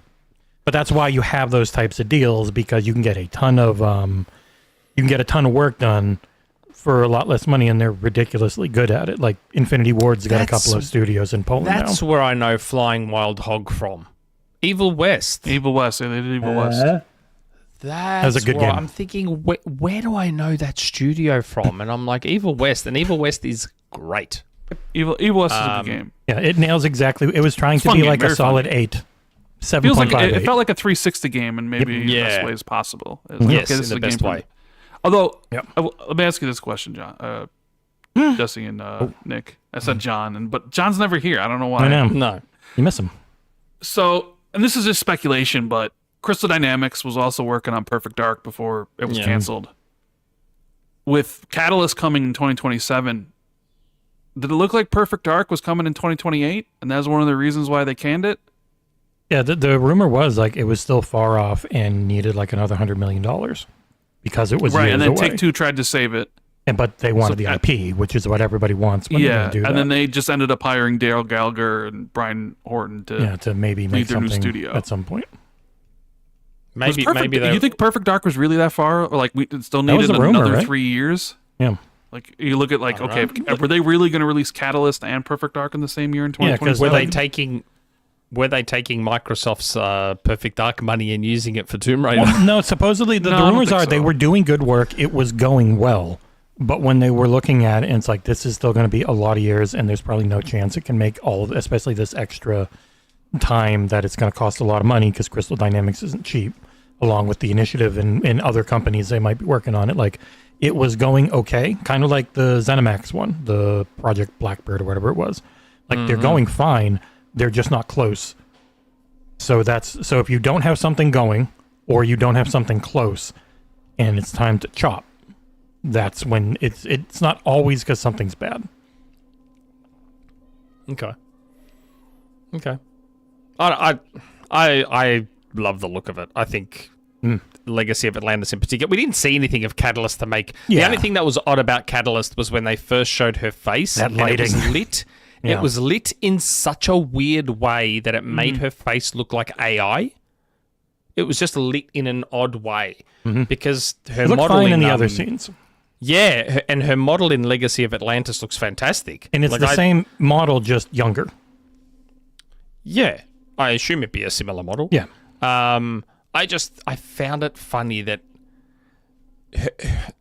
her Legacy of Atlantis model has caused so much confusion amongst both the grifters and the extreme left contingent you can as just well. say Like, grifters. It's different types of grifters. it's caused so much confusion because she's quite clearly conventionally attractive, but she's not sexualized. So neither camp knows how to react to her model in this game. They're not sure. Some of them want to crack the shits. Others are like, it's just, I find it hilarious. That lighting is a little weird. Like the way it's very bright directly on the eyes, but then not on the right side of the face, so it ended up looking like AI. Yeah, that's the Catalyst one, but the Legacy of Atlantis one, I think looks awesome. And then, so I don't know why Amazon have done this. Amazon have a completely separate games ID, which I didn't know. Like, if I already have an Amazon account, why are you making me create an Amazon Games ID account? I found that weird. And then you link it to your Amazon account anyway. But they showed that if you create an Amazon ID, an Amazon Games ID, and link your Xbox or PlayStation accounts, you get the Lara underwater Mediterranean sexy outfit. And I'm like, guess I'm making an Amazon Games ID. I made it straight away. Linked Xbox, linked PlayStation, Steam, Discord. I linked every account available except Google and Apple. I linked all the rest of them. I was like, yep, I'll take this. No worries. And then when I get the game, the outfit's there waiting. I don't know. I love these I like this style of remake. And this is a game it that's happens. gameplay really needs a remake. Yeah. Similar with For Resident sure. Evil 4. You can't be on the grid anymore. You have to be a bit freer. It's been long enough, and some of us started and we were young when we played this. So they're like, oh, this getting remade, really? It's not that old. And you go like, oh, yeah, no, it's like friggin' 20-something years, or almost 30. Like, Yeah. or 25, I forget. But it's been a long time. I'm perfectly okay with actual full remakes when you're doing that. I am curious how this is going to play. Because, like, there's moments where you see elements of the old grid gameplay, and I'm like, wait, surely they're not running on the grid. Like, they can't be. So I am curious to see how it will play. Because it doesn't look like it plays like the Survival series. Probably not. To me. It's probably a much more modernized behind-the-back version. Kind of like if you tried that behind-the-back view in the remasters they did that just didn't work, or like the different camera controls they had in the remaster one that didn't work when the camera shifted. I'm sure they will have figured it out a lot better here. Yeah. God, yeah, The 29 lighting years, looks holy shit. fantastic. I wonder what engine it is, because the lighting looks incredible. Unreal Engine 5. It is Unreal Engine So 5. they moved to Unreal Engine 5. I'm gonna guess because having people learn their proprietary one is real expensive, and then they leave, and then you got to teach new people, like with Halo. So they said 2026 for Legacy Atlantis, but when Yes. do we think 2026? Early, middle, summer, fall? When do you? So I feel like if it was early, they would have said. So to me, that sort of rules out January, February, March, April. September Maybe on. you could do. So you think it's probably fall? Yeah, September, October. Most things will. Surely they don't want to hold that till fall. To me, the perfect timing for this game would be June, July. Would be perfect for this game, I think. Because you don't want to bury this amongst COD and fucking GTA and all the rest of it. Wolverine and Wolverine, all the other give games that are coming out in the fall. That's right. Give it June, July. I wouldn't mind. I'd be happy. And don't get me wrong, other stuff might come out in June, July, but that's considered the quiet time. Used to be. I think that would be the best window for this specific game. Pretty much the only quiet time we actually have anymore is mid-December to mid-January. And from then on, it almost never stops. I mean, it looks pretty far along. They showed us a lot of this game. Yeah. I'm looking forward to play it. I'll be there day one for sure. Oh yeah. I mean, Yeah, I really like Tomb Raider 1. I like the whole Tomb Raider series. I'm glad we're getting a new one. I hope they remake the other ones too. I really like that franchise. I just love all these remakes of these super ancient games. Yeah. You don't need to remake, we don't need to Sony it up and remake a game that's 3 years old, right? Like, let's remake these older games. 1. One. What do you mean, mate? Last of Us Remastered came out the next year. I was more After The referring Last to of like Us. Horizon Zero Dawn. Yeah, that too. They obviously do it a Well, lot because how we long- both how many love years was different games. How many years was it for last part 2 remastered? Was it 4? Wasn't long. 2020, right? Yeah, 2020 to long. 2024, I think it was. Like, come on, Sony, why don't you just remake Siphon Filter? Like, remake some of your old games, Oh, they fired all the people. Give us the Old Splinter stuff. Cell, since Ubisoft's really hesitant to give us the Splinter Cell, right? Remake Jack and Daxter. Like, Yeah, remake it properly. They're in the Marvel and Games as a Service dungeons, and no one ever complains about it. God. What else? We had Star Wars Fate. Is it Fate of the Old Republic? Is that the name of it? Yep. That was the first reveal that was out That of should have been the pre-show. final. Should have been. Yeah. Fate of the Old Republic. And then that then there looks... Well, you really can't say what it looked. I mean, it is like No. The reason I say that is... Okay. When I saw Fate of the Old Republic, and then I saw the reporting about it, hey, it's basically just starting. Yeah. I was And then you like, saw the sniping interesting. back and forth between. What sniping? Well, Jason Schreier said 2030, and then everybody else 2030. comes out and is like, "Yeah, okay, way before 2030, buddy." Basically calling Jason Schreier wrong. We'll see. Even really? Casey Hudson came out and said it'll be out before 2030. Yeah, I imagine they're aiming for that because, like, the Jedi Survivor games, Jedi Fallen Order and Survivor were both, I think, 40-month projects. But that was being built into a studio that did exist, building up teams for it, whereas this is, like, a brand new studio that could have only just started to form because his last studio only closed last year. Does this one even have a publisher yet? Or was it just being published by Disney? Because I don't remember seeing a publisher attached to it. We saw the studio name, but we don't. Yeah. Yeah. New studio. Tone setting CGI piece. It's probably like a hiring thing. Like, hey, we're working on this. Come work with us on this Star Wars game. Like Splinter Cell was.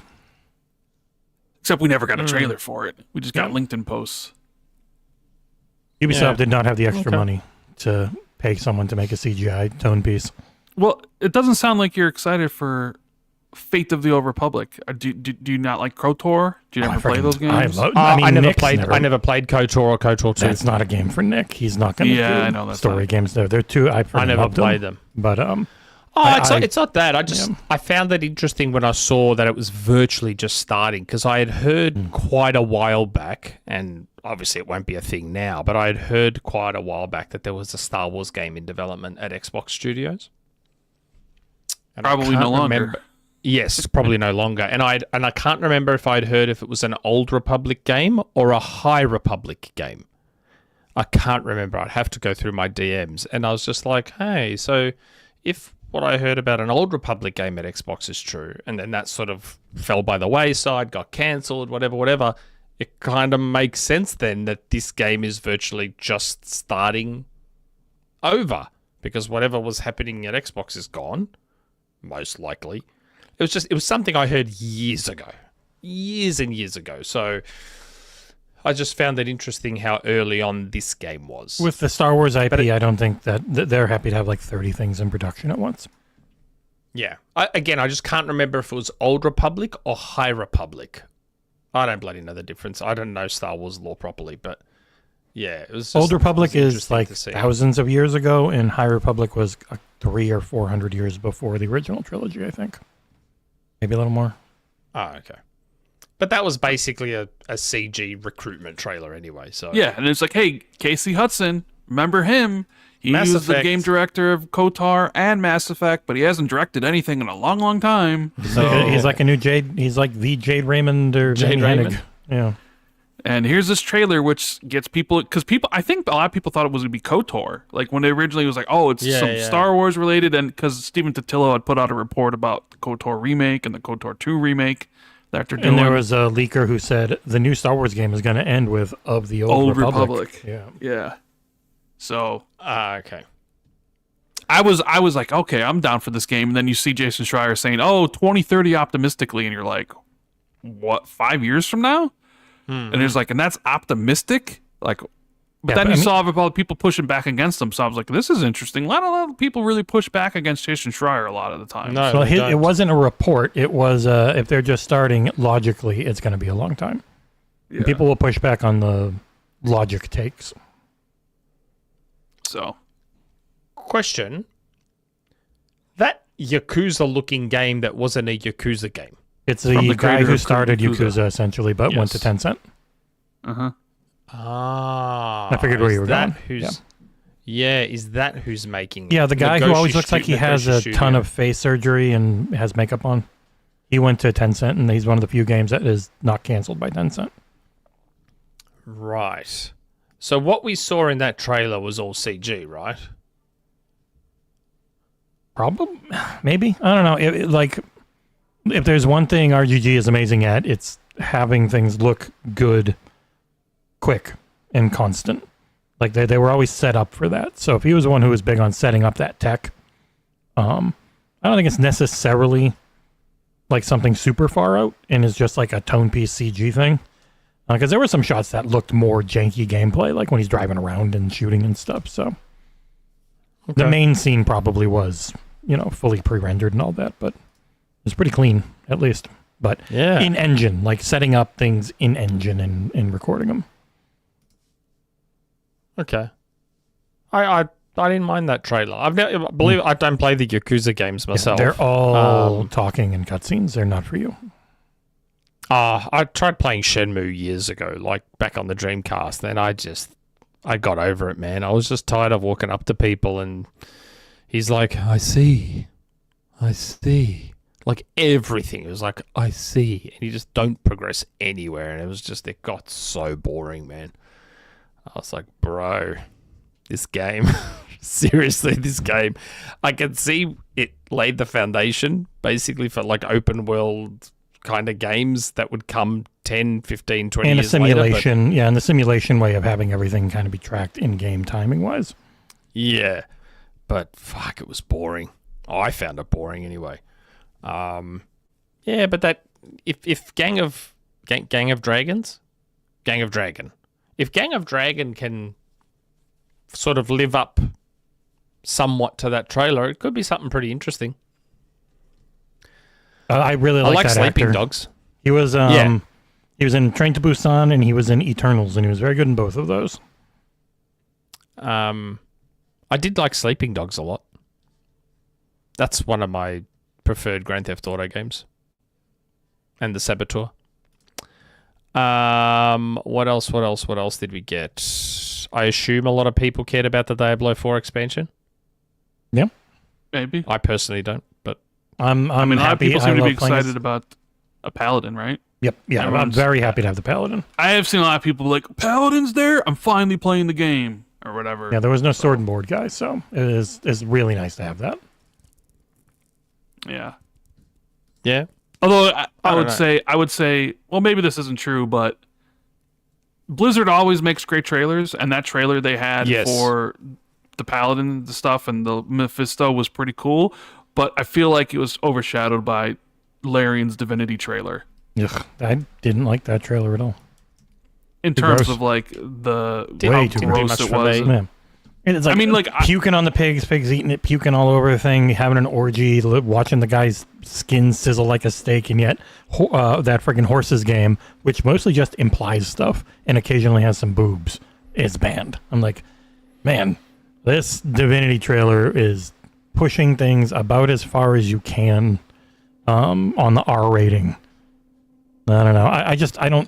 I've never been that into Larian's games either, so I'm sure that doesn't add to me. Like, I have played 50 hours of Baldur's Gate 3 across trying it like 5 different times, and it just never clicks. So there's probably that to it as well.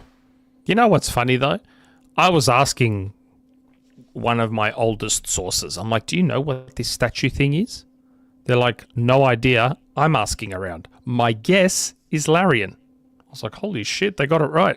They knew it was Larian. It was. There's a lot of people who did know as well. Like, the Yeah. same people who can never stop friggin' a day or 3 before a show, then just start saying, oh, this, and this, and just have to ruin it for people. And it's like, why? See, Jez thought it was the statue was for Diablo because he knew Diablo was there with something. So he was like, "Oh, that looks like a Diablo statue." So that's what it is, or what he thought it was. And it was like, "Oh, it's not Diablo." And there's like, "Fucking Jed's a liar." Just like, You know how excited I got when people theorized that it was Altered Beast? It fits so perfectly. It did. It fit Altered Beast so perfectly. And I'm like, It was even the Altered exact same Beast? style of Phoenix. And I'm like, yeah, it was all exactly the same. And I'm like, oh, man. And then I tagged Lizard Cube. I'm like, I hope it's you guys doing Altered Beast if this is Altered Beast, because that would be amazing. I was devastated when it wasn't Altered Beast, because then Sega said, keep your eye out on the Game Awards. We've got something at the Game Awards. And then what did Sega have? Total War Mega Man? Warhammer 40K. they had Mega Man. Mega Man's No, Capcom, that's Capcom. dude. Oh, They yeah, had Mega Man's Capcom, Total my bad. War Warhammer 40K, which is the thing everyone's wanted in That's that a big series there. announcement. It's a huge announcement for Massive. a lot of people. Big Yeah. announcement if you're Henry Cavill. Or the Stranger Things guy. Which Stranger Things guy? The guy who announced it, David Harbour. David Harbour, yeah. But did Oh, you David really Harbour. did you really think Sega or whoever was going to do a statue for Altered Beast coming back? I mean, you're like, No, yeah, they're I- going to go author all this for an Altered Beast game? Well, I saw the things on, I don't know if it was someone on Reddit who put it together, but someone did all these comparisons of, they looked at all the parts of the statue and were like, oh, look, there's the bird, and that bird's from Altered Beast, and there's the crocodile. It's the this exact crocodile. same bird, yeah. And it was all, like, there was like 5 or 6 things that all aligned perfectly to Altered Beast, and I'm like, and then I saw Seeker's Facebook post or whatever it was, and I'm like, holy shit, are we getting a new Altered Beast? I got so excited. And then I'm like, Divinity. I'm like, who cares? I'll be happy if it doesn't play like their turn-based stuff has never clicked for me. So if it plays something different as action, I'll be a lot more excited. Though, Jesus Christ, the tone of that game is just so fucking miserable. Holy cow. I have to be in the right mindset. I've never played a Divinity game either, so... And I did not like Divinity Original Sin 1 and 2 were essentially the building blocks for getting the engine ready for Baldur's Gate 3, but they played pretty differently because they weren't Dungeons & Dragons rule sets. But they were still fine. It's too bad the everything leaked like 2 days before the awards, though, huh? Especially like, Tomb Raider stuff. The logo leaked, the trademark and everything. It's like, so we know it's Larian because it's Divinity. Like, look, the Tomb Raider stuff all leaked too. It's like, is it really that hard to keep things under wrap? I mean, not obviously telling other people who to hint at stuff because they're not saying what it is, but actually keeping the video footage or the trademarks secret for a bit, right? There must be people that that know how to get all this back-end access, and they must have something set up so that when something changes, they get pinged. And that's how it keeps happening, I have to assume. But since Rand mentioned Mega Man being made by Sega, new Mega Man game from Capcom, I would have even loved it if they ended with Mega Man, but I totally understand. Well, and they ended last year with Okami, I think, and people got angry. No, last year they ended with Intergalactic. I thought they ended with Okami. Yeah, no, Okami was before that. No, they ended last year with Intergalactic. Was the last reveal. But yeah, I was pretty happy to see Mega Man. What little we saw of Mega Man. Yeah, we didn't see a lot. I mean, God, I'm surprised that's 2027. That's all they have done with the game. Is what we saw. It's like, wow, it really takes that long just to make a Mega Man game?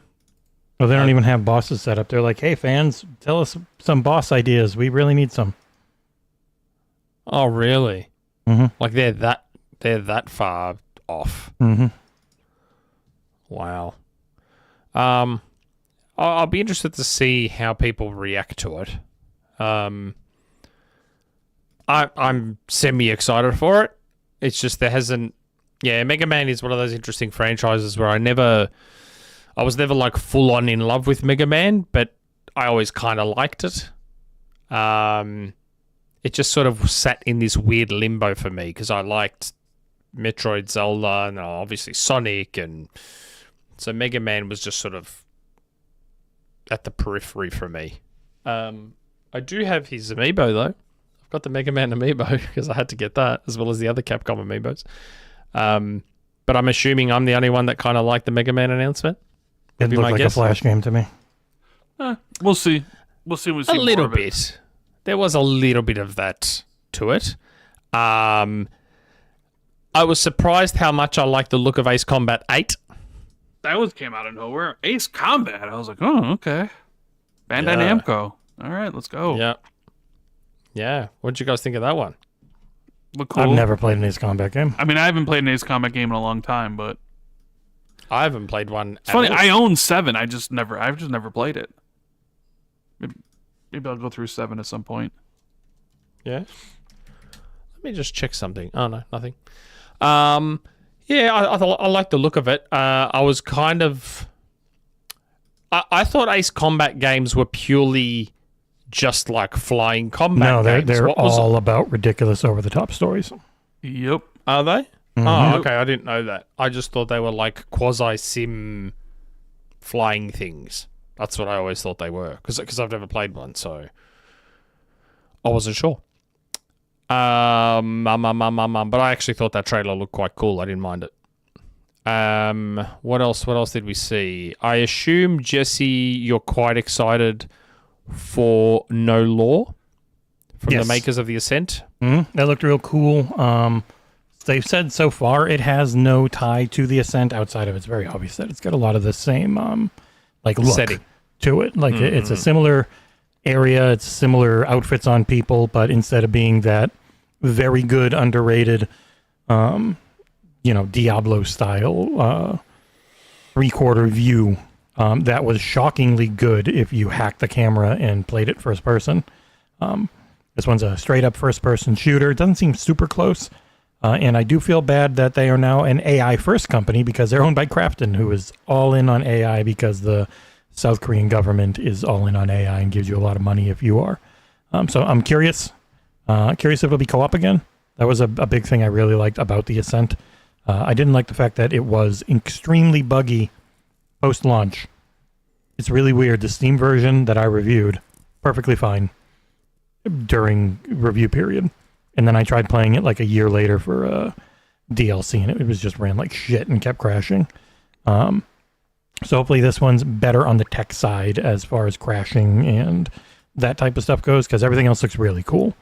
Seems to be a little bit more stealthy, because obviously those Diablo types can't be, but there were stealth sections in this trailer. Got the fun ragdolls. Like, if it's just a good, fun, dumb time, I'll be pretty happy. It's got a lot of anger foot in it. Like, there's a lot of just kicking people 20 feet, which is always good. So, yeah, I'm excited. And the Ascent ruled, and I stick by my 9. Okay. What about Phantom Blade Zero? I mean, looks all right. I guess It looks better than the initial trailers. Yeah, I don't mind. I didn't mind the look of it, and I like the fact that it's more Ninja Gaiden and less Souls-like. It was never Souls-like. Sorry? It was never Souls-like. No, I'm not saying it was. I'm just saying I like the fact that it's more Ninja Gaiden, and because a lot of these games, they look so similar, and it's hard to tell just watching a trailer whether they're going for the Souls-like third-person combat or whether they're going more Ninja Gaiden. Very few have actually been Souls-like lately. Most of these have been action games. As far as how they play, they might still have the Souls trappings of resetting at checkpoints and stuff, but the actual gameplay for most of these games has been more hack and slash. The initial showings on this one also were extremely heavy on press triangle to do a cool combo move, and that seems to be a lot lessened lately from what people have played at trade shows and what they showed here. It looks a lot more, looks like there's more depth to it, so that's good. And now it is confirmed to be a console launch exclusive. It had never said that before, but the end of the trailer on the PlayStation thing said at least a year. Yeah, So it'll be one of deal. those things where it probably comes to Xbox like way later. They didn't have a deal because the devs used to say you got to have to ask Xbox, get the thing, get the interest up, and now it's just like, no, we got a deal. Do you reckon this will be one of those things where, like Silent Hill and Death Stranding, it just appears one day for 50% off with no marketing at all? Wukong wasn't like that, so I don't know. No, yeah. And there's a Wukong China did. Hero project that's just straight coming Xbox Day 1 now, so. Joe Sinister in the chat says, according to Max, as in Maximilian, it's Sekiro-like. Or Sekiro. Yeah, it's definitely That much makes more me focused. more interested in playing it.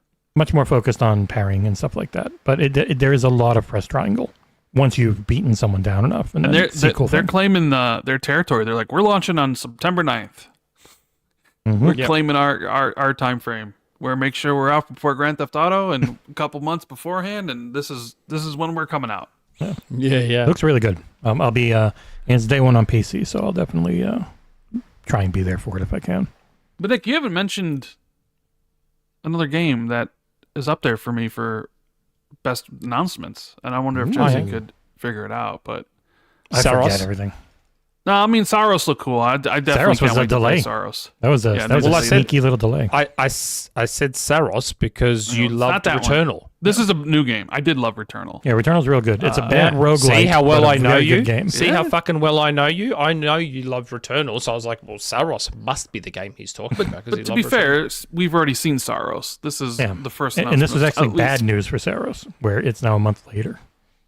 Yeah. So if I'm going to take a guess at which game you're talking about, you're either talking about High Guard. No. I would guess the new Concord, you mean? Or Forest 3. No. No. No? My guess, and I No. want to make sure I get the name right, is it the Let's one see if from Jesse the knows Soma me. devs? Jesse knows me. Yeah. He knows. Was it Otoros? Ontoros? I forget. Ontos. Ontos. That was it. Someone wrote Like, Otoros in Peter, chat, and I was Peter like, no. Skarsgård doing the narration. I didn't even see that trailer, so I couldn't. Oh, it's What? Stellan Skarsgård is doing a Stellan voice. Skarsgård, yeah. You're on a hotel in the moon, And it's like a horror game. There's like half faces and shit. It looks awesome. Looks really good. Yeah, I'm quickly anybody that's played Soma is like, all right, let's go, right? I love Soma. Have you played Soma, Nick? No. No, you think he would like Soma? I doubt it. It's Why? not gameplay horror heavy games. enough. I don't think he would turn off the enemies and make it super easy, and then be bored. Mm-hmm. Yeah, I didn't see Yeah. this trailer because full disclosure, the Game Awards are on while I'm at work. So I can't just lock in and watch the whole thing start to finish. So there's going to be trailers that I miss. We covered all of it on the website. You could have just hit the article up, watched all the trailers, but you never go on our website, so of course you didn't. I do go on our website. I do. But I said to you before the show, before we went live, that I've had a shit weekend. So the last thing I've been doing is browsing the fucking news. So that guy with the ginger hair and orange or brownish coat is Stellan Skarsgård. He if you had watched Andor, I'm just waiting on him to go on some killer monologue that makes forgot the scene where the person just rips their skin off their neck. This game looks all sorts of messed up and really good. It's a big step up from Soma. Okay. Yeah, and Amnesia. Mm-hmm. Yeah. Oh, okay. I thought maybe you got excited for Highguard. I don't think Is there's Rand- anybody excited for Highguard. Are you big on 5v5 hero games No. that are free to play? You mean like a free to play MOBA hero shooter? Like, come on. Is that what it is? Yeah, because they had all the stuff where they're bringing in. They have the whole castle they brought in and stuff like. There's Looks more to like it than just Paladins. shooting. Yeah. Let's go ride Yeah. our horse into battle. You know what game I liked? And I obviously liked Overwatch more, but I liked Battleborn. Battleborn could be fun. If you like to play on words there, Overwatch, over, high, watch, guard. Mm-hmm. Yeah. When I saw them say, from the makers of Titanfall and Apex Legends. You get a I'm little like- little tingle, you're Yeah, like, you're oh, like, it ooh. is. Man, hold those on a claims don't mean Titanfall. anything. That's the thing. It could be someone who is an intern on a game, and you can still make that claim. It Yeah, I happens know. all the time. But we got a super chat from Abdul. We do. A super chat from Abdul. Rand, is Returnal still going to Xbox? Nick equals GOAT. I Abdul never knows. said it was going. I said I heard there were discussions about it at some point. I never said Like the discussions I had heard about Helldivers, huh? I never said either way if it was or if it wasn't. Just that I thought it was a possibility. God, remember all the shit I copped from PlayStation fanboys for that? Well, and it ended now Nick. because Where's Helldivers? It's like, shut the fuck up, bro. I never said Helldivers was coming to Xbox. All I said was that I'd heard that there was very early discussions about it. That's all I had heard. And and even now, I'm not claiming that I was right. I just heard discussions. That's all I heard. it I was do funny. like obviously. it that he's trying to defend your honor. Like Nick is the all true. Well, Nick needs it. You know, he does. He gets a lot of Yeah. shit, deservedly so. No, I don't deserve it at all. When I'm as transparent as I am, I don't deserve shit at all. But while we're talking about leaks, mate, you'll want to be watching Grubsmas this year. That's all I'll say. I'll be hovering over Yeah. the mute button. Don't worry. I'll wait for the Reddit posts I get tagged in, or people send me DMs about what you and Grub say on that show. You'll want to watch Grubsmas this year. Jeff Grubb is in. I messaged him. See if Is he's he still in? in for Grubsmas. Yeah. Is he in for like 2027? When it's literally on Saturday. We'll Christmas. worry about 2027 in 2 years' time, man. He'll be in for 25. I assume he'll be in for 26. 27, we'll cross that bridge when, who knows, maybe the meteor will have hit Earth by then and we won't even be around for Grubsmas. But yeah, Highguard, yes, like Rand said, I got got Abu that Bakr. tingle as soon as I saw it. Does it? Yeah, he was the main guy talking. Oh, okay, that's cool. It really gave me one of those things where it was like, they just ended the show in a game that has a good chance of being discontinued after 6 months. Yeah, it might be gone by like March. You know, I did not like the art style from oh Jesus, that was loud. Thank you, good old Collingwood, for the $3. A pat for Oreo. Rand, have you thought about using Streamlabs for an alternative to YouTube Super Chats? You get to keep 100%. That's why we push them so hard now. Oh, I mean, I didn't know anything about it, so. Yeah, pretty much it just you log in through your YouTube and you can set it up and it'll go through. You guys use OBS for streaming? I use imagine? Streamlab OBS. Yeah, so and it works perfectly through Streamlabs because it's literally their thing. They don't take a penny. And then it just goes through PayPal. And so people sign up and you can have like, we've got the whole list of unique things. So if someone does like 666, you get a Doom song and stuff that plays. And it's all pretty easy to set up. And you keep every penny, which is really nice because YouTube takes a lot. Yeah, it is their platform though. Yep. They earn it because they're storing insane amounts of 4K footage for us. So I'm not complaining. But still, if I can keep more of it, Sure. I'm going to do it. Yeah. What about the Resident Evil 9 trailer? I thought the first half was quite bad, and then the second half. Yeah, I was just waiting very to get to interesting. Leon because I didn't see it. That was another one of the ones I missed. The first So minute, this game- it's just about waiting to get and see Leon because it's mostly just seeing the same lady we keep seeing being very sad and upset a lot, being sad and upset a lot.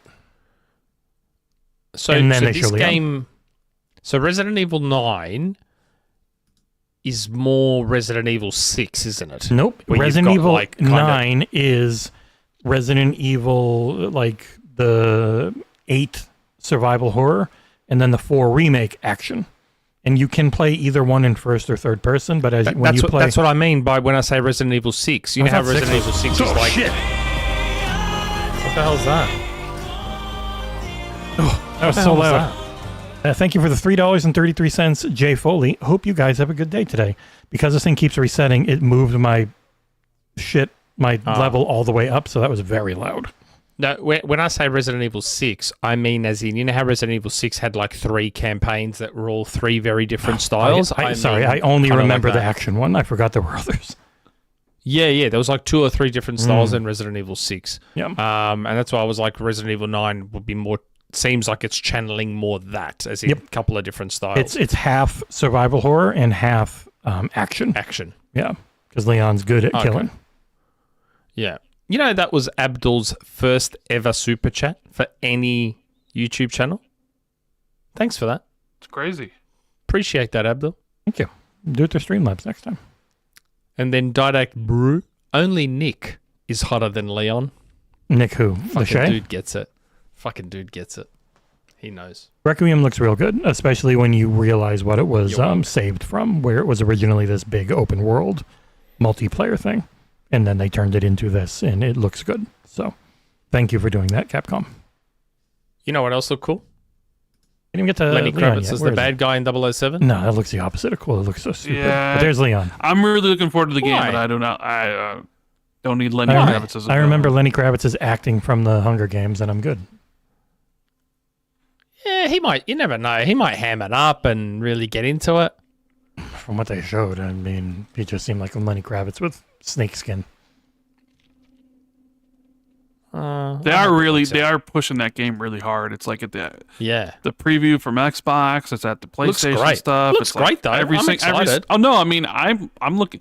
Apparently, I'm the only one of my friends who is looking forward to playing that because every other one of my friends is like, that game looks doo doo, and I'm like, is that what people really think of the James Bond game? It's because he's not like a recognizable big actor, and so immediately they're like, no, it has nothing to do with him. It has to do with like the gameplay they've shown. IOI's gameplay is pretty. I know a lot of people who would never try Hitman because they're like, oh, if I mess up and I got to restart, it's like, no, man, just save scum the shit out of Hitman, and it's super fun. Yeah, no, it looks great. They've shown it too much for First Light. Yeah, me too. Yeah, maybe. It's just been at everything, and some of the showings have been, here's a car. Yes. And that's here's an not good. Aston Martin that's in the game. Like they've done it twice with Xbox. You understand why, right? You Sure. understand why, right? Well, there is a such thing as overexposure. You see it I so much. understand that, you just but be like, you have to remember though, the James Bond property is very like Amazon owns it now, don't they? It used to be Yes, I think. extremely British, people very controlling. Now it is just The Amazon. Broccolis or whatever their name are. It's Isn't it, very wasn't it the different now. Broccoli family? Yeah, they're gone. It's just Amazon now. Was it the Broccolis? Now I need to look it up now. It is the Broccolis, yeah. and they were like super hands-on and weird about how Bond was. Like, part of the reason GoldenEye, the game, went through so much shit was because of them. There was a lot of issues, and I feel like part of the reason this game is getting shown so much is because of that, so the business side of it. It's like, hey, this is 007, big deal. You got to show it a lot, got to promote it a lot. We want it to be huge. Not understanding that, again, another company that doesn't quite understand the video game market, that overexposure can be a thing. It's not affecting my personal excitement for the game. I just feel like I haven't played a game like this for a long time, so I'm excited. Well, you didn't play to jump Hitman, which back is in. amazing. Which is crazy. The I tried a Hitman demo. The Hitman games were like the stealth games. They should be what you love. Yeah. Baby. They're not about cutscenes. They're literally just about the gameplay in these areas they make and all the clockwork systems between everything, which makes me so excited for this now that there is a little bit more of a budget behind it. But having the things where like the Gemma Chan's in it was one reveal and this Aston Martin's in it was another whole reveal, and people get very burnt out when it's not a giant gameplay trailer, which they did once, because these are a ton of work to put together, and even then they're just a ton of quick cuts and they're not actually showing you what the game looks like when you're playing it most of the time. No. People just want a nice 10-minute long gameplay segment to be the main thing you make. They have done that, though. They've done a fairly extended gameplay segment early on. But they see everything else, and that gets lost and knocked away. I'm looking forward to it, man. Oh, me too. Yeah, it looks awesome. And I'm legitimately tempted to actually pre-order this to get that deluxe edition upgrade. Also, because I'm not super confident we'll get enough codes. You think they'll do the collector's edition version where you get the gun in Australia? Probably not. No guns there. I don't know. Probably not. It's like a gun statue, but even then, I'm curious how the Australia golden is. gun. Yeah. Yeah, I'm excited for this. I'm looking forward to it. Maybe also because it's been such a long time since Uncharted. Like, we finally have some breathing space. Like, Uncharted was 2016, Uncharted 4. So it's been almost a decade. Like, by the time this game comes, it's been basically a decade since Uncharted. And Uncharted is just a murder some breathing. simulator. Like, it straight up is just kill hundreds and hundreds of people, whereas I think IO is going to lean more into the immersive sim, which is what Hitman can be. Like, super full of options and different things to do and different ways to get through it.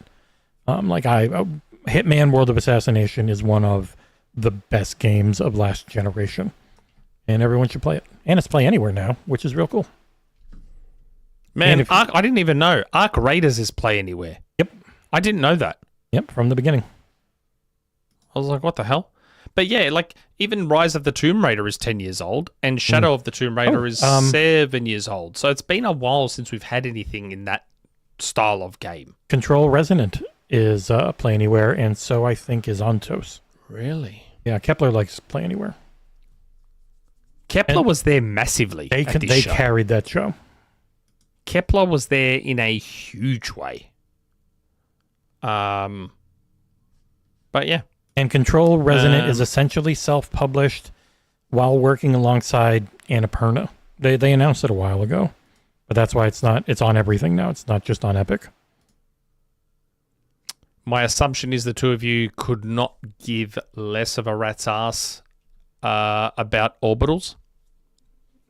The Nintendo Switch 2 exclusive 3D co-op adventure thing. Do you care about that game? Not particularly. I It's do love cool the visual looking. style of Yeah, it. it's very I nice love the looking. look of it. Yeah. Looks great. Not sure on the actual game itself. No, I didn't. Like, the graphical stylings were cool, but then the art style of the actual characters does nothing for me, and the gameplay was whatever. It looked neat. Yeah, I feel like they didn't show enough with the gameplay, but then the whole split screen thing. I haven't played the Hazelight games that are like that either. I don't know if I want that whole split screen thing like that. Yeah. I don't know, that's about it. There was more there, but we've sort of covered. And a lot of it was just advertisements and not like A announcements. lot of gotcha games. Payne. Yeah. Probably a lot of money. Those are the $3 million ones. Oh, actually, there is one last game I want to talk about before we move on. Star Wars Galactic Racer. Do we have high hopes for that? I do. The way it looked, I don't know. I'm really curious. I mean, it's from what? X-Criterion devs? We'll see. We'll see. I mean, they didn't show any gameplay, did they? That was all CG, wasn't it? Or in engine. I could see it being like engine. It's game engine shots. footage. Yeah, it says right at the bottom. It was game engine, so it looks nice, but it also looked kind of empty. I'll be curious what it's like when you're actually in there and racing and the sense of speed and all that. It's EA losing control of the exclusive licensing for Star Wars has been such a good thing. Yeah, thank God. And they made some good games, but Jesus Christ. Yeah, because I loved Star Wars Episode 1 pod racing. That pod racer game was fucking great back in the day. Didn't they have a Connect one too? There was a Connect Star Wars game. I didn't think it was a pod racer game. I think part of it was racing. I know there was the dancing part, but I think they also had racing where you were in it. I don't know. I have high hopes for this. Again, we didn't see gameplay, so I'm not going to base anything off that trailer because it was effectively a CG trailer. But I do have high hopes. Technically, all video games are CG. Yeah, I know. I wonder how much like Wipeout will be in there, how much F-Zero gets in there, how much whatever, like where their inspiration will come from. I'm going to keep an eye on it. Punty050 has now twice tried to get us to talk about what Geoff did to Piggy Piggy in Bora Bora. If you want to break down what did he do to Miss Piggy? Yeah. I don't know what he did to Miss Piggy. I mean, he didn't actually do anything. I think he's intimating that he did something to her. Serious claim that Geoff could end up in jail over. Isn't it weird how Geoff always has the Muppets there? What's with that? It's playing up to a meme. He likes the Muppets. They get in there. They make fun of him. That's kind of the thing now. I just thought it was Geoff's like similar age to me. So I just assume, because I grew up on the Muppets too. So I just wonder if it's just him indulging a little bit because it's his show and he can do whatever the fuck he wants and he loved the Muppets growing up. So maybe he has the Muppets there. Probably a bit. That's what it feels like to me. It feels like a self-serving thing. Because I don't think anyone watching gives a flying fuck about the Muppets. John was laughing. Ursula and I were like, but John kept laughing. He liked it. Really? I mean, I saw some of the Muppet bits and I was like, I used to love the Muppets, but I don't know if I particularly love watching them now. I asked this on our show. I was like, why are the Muppets still there? They're like, is it because it's there every single year, so he keeps on having it? Yeah, it's like the meme. What value do they bring to the show? Are people tuning in because the Muppets are there? I don't understand. It's just like, I think it's just a self-indulgent thing. It's a self-indulgent Geoff thing. grew up on it. Yeah, so it's like, okay, we're gonna have the Muppets here, and because Geoff likes having them there. Yes, I think it's purely Geoff saying, "This is my show. I love the Muppets. I love the idea that I can get the Muppets." And I get it. I do similar things. So I totally get it. It's just like, how old is Geoff? Is he my age? I think he's around our age. Yeah, I think he is. Yeah, he's 47s. Oh, wow, and his birthday's almost mine as well. He and I almost share a birthday. So he's 1978, I'm 1980. So we're very, very close in age. So I get it. I get the Muppet thing now. He grew up on the Muppets. So he loves the fact that he has the power and the cachet to have the Muppets on his show. That's all it is. I get it. What'd you think of the Game Pass ad they ran? I probably didn't see it. What was the Game Pass ad? It was like a janitor going through like every giving a little tease on Gears and Halo and stuff. There was like a janitor that was opening up the vaults where like different games were, like a Fallout vault and a little teeny tiny grounded one. It was actually quite a long trailer. It was a good 2 minutes, 2.5. And then at the end, it was like coming soon, 2026, and had this big like Gears logo on the vault. Okay. Because I know a lot of people were disappointed that Xbox didn't have a bigger presence or whatever. Oh, thank you, Paul JC26 for the $4 super chat to say Muppets in the game show are cringy. Yeah, I mean, I'm not in love with the Muppets anymore, but I get why Geoff does it. I don't know. It's the fact that it's in multiple segments that is kind of like Miss Piggy was in 4 segments, I think. Yeah, because it's building up to She's her there a song lot. and dance. Which is like, okay, if it's just one, fine. But and we had the discussion earlier about you said it should be more focused on the awards, and yet Miss Piggy probably got more time than a lot of award nominees. You know what I mean? Yeah. So Yeah. Well, I mean, that's just a personal preference for me. I would prefer it's an actual real awards show. That's just me. We have a whole year to do E3 style stuff. yeah, when is the XboxEra award show? I don't have one. You guys don't have your own award show? No, we don't do a show, but we do. We will have our Game of the Year. Yeah, stuff but during this needs Christmas to be week. the official Xbox Era. Like Windows Central does their own award show. Well, they have actual All the employees. all the websites do their own award shows. XboxEra should do their own. Well, we have 2 people who work full time and a bunch of volunteers. It's very hard to do anything. Sure. Well, I guess Nick, get the working, get the stepping. You always wonder When am where I is gonna get the everything. time for that? This guy does jack shit. Ooh, I got a family. Hey, Ooh, I got a job. He's podcast host or podcast producer. When am I going to, like, I just explained how I missed half the show because I was working. Like, my boss was like, what are you watching? Because I had my phone out. And my boss was like, what are you watching? I'm like, I'm watching video game awards. He's like, oh, okay. Like, I don't think you people realize, like, I try and do this while I'm working my real job.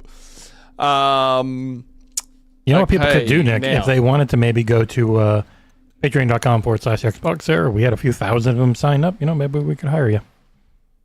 Maybe. Now, one thing, I don't believe it's in our list of stuff, but I feel like it's relevant. Microsoft and Xbox confirmed the January Dev Direct. Oh, yeah. Yep. And they confirmed Fable will be there. Well, they confirmed that Forza Horizon 6. Playground will be featured, which Yes. sounds like both things would be there. 'Cause They didn't otherwise- say yeah. Forza and Fable will be there. They just said Playground will be there. They said Playground will be featured, which does make it sound like it could be both. Which I do think means both games will be shown. Yeah. Because why else are you going to go to Playground? And while Tina you're was there, talking, she literally said in 2026 we got games like Fable and Gears Z Days. Like she called out Fable coming out in 2026. Nick. Oh, right. Okay. So I think it did not confirm because obviously anything could change. You never know, even though it's mostly being set up now and filmed, probably already been filmed because everyone's going on Christmas break. So they know. But yeah, they didn't directly confirm. It'd probably be filmed in January though. Oh, really? You think? Back from Christmas break. Yeah. So they only said Playground will feature. They didn't specify games. All they said was they got so many games coming next year. They all can't fit into one single direct. They got so much stuff. Mm-hmm. Interesting. That's what they said. Yeah. Interesting. And John couldn't shut up during the show after that was said, saying, "You guys are not ready for how much they're gonna have." And then I forgot to ask him what he was talking about, so I don't even know. Oh.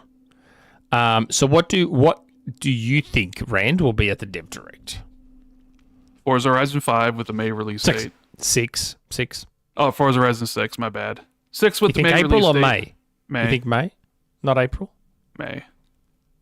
Okay. It's gonna be May. It's gonna be May. What else?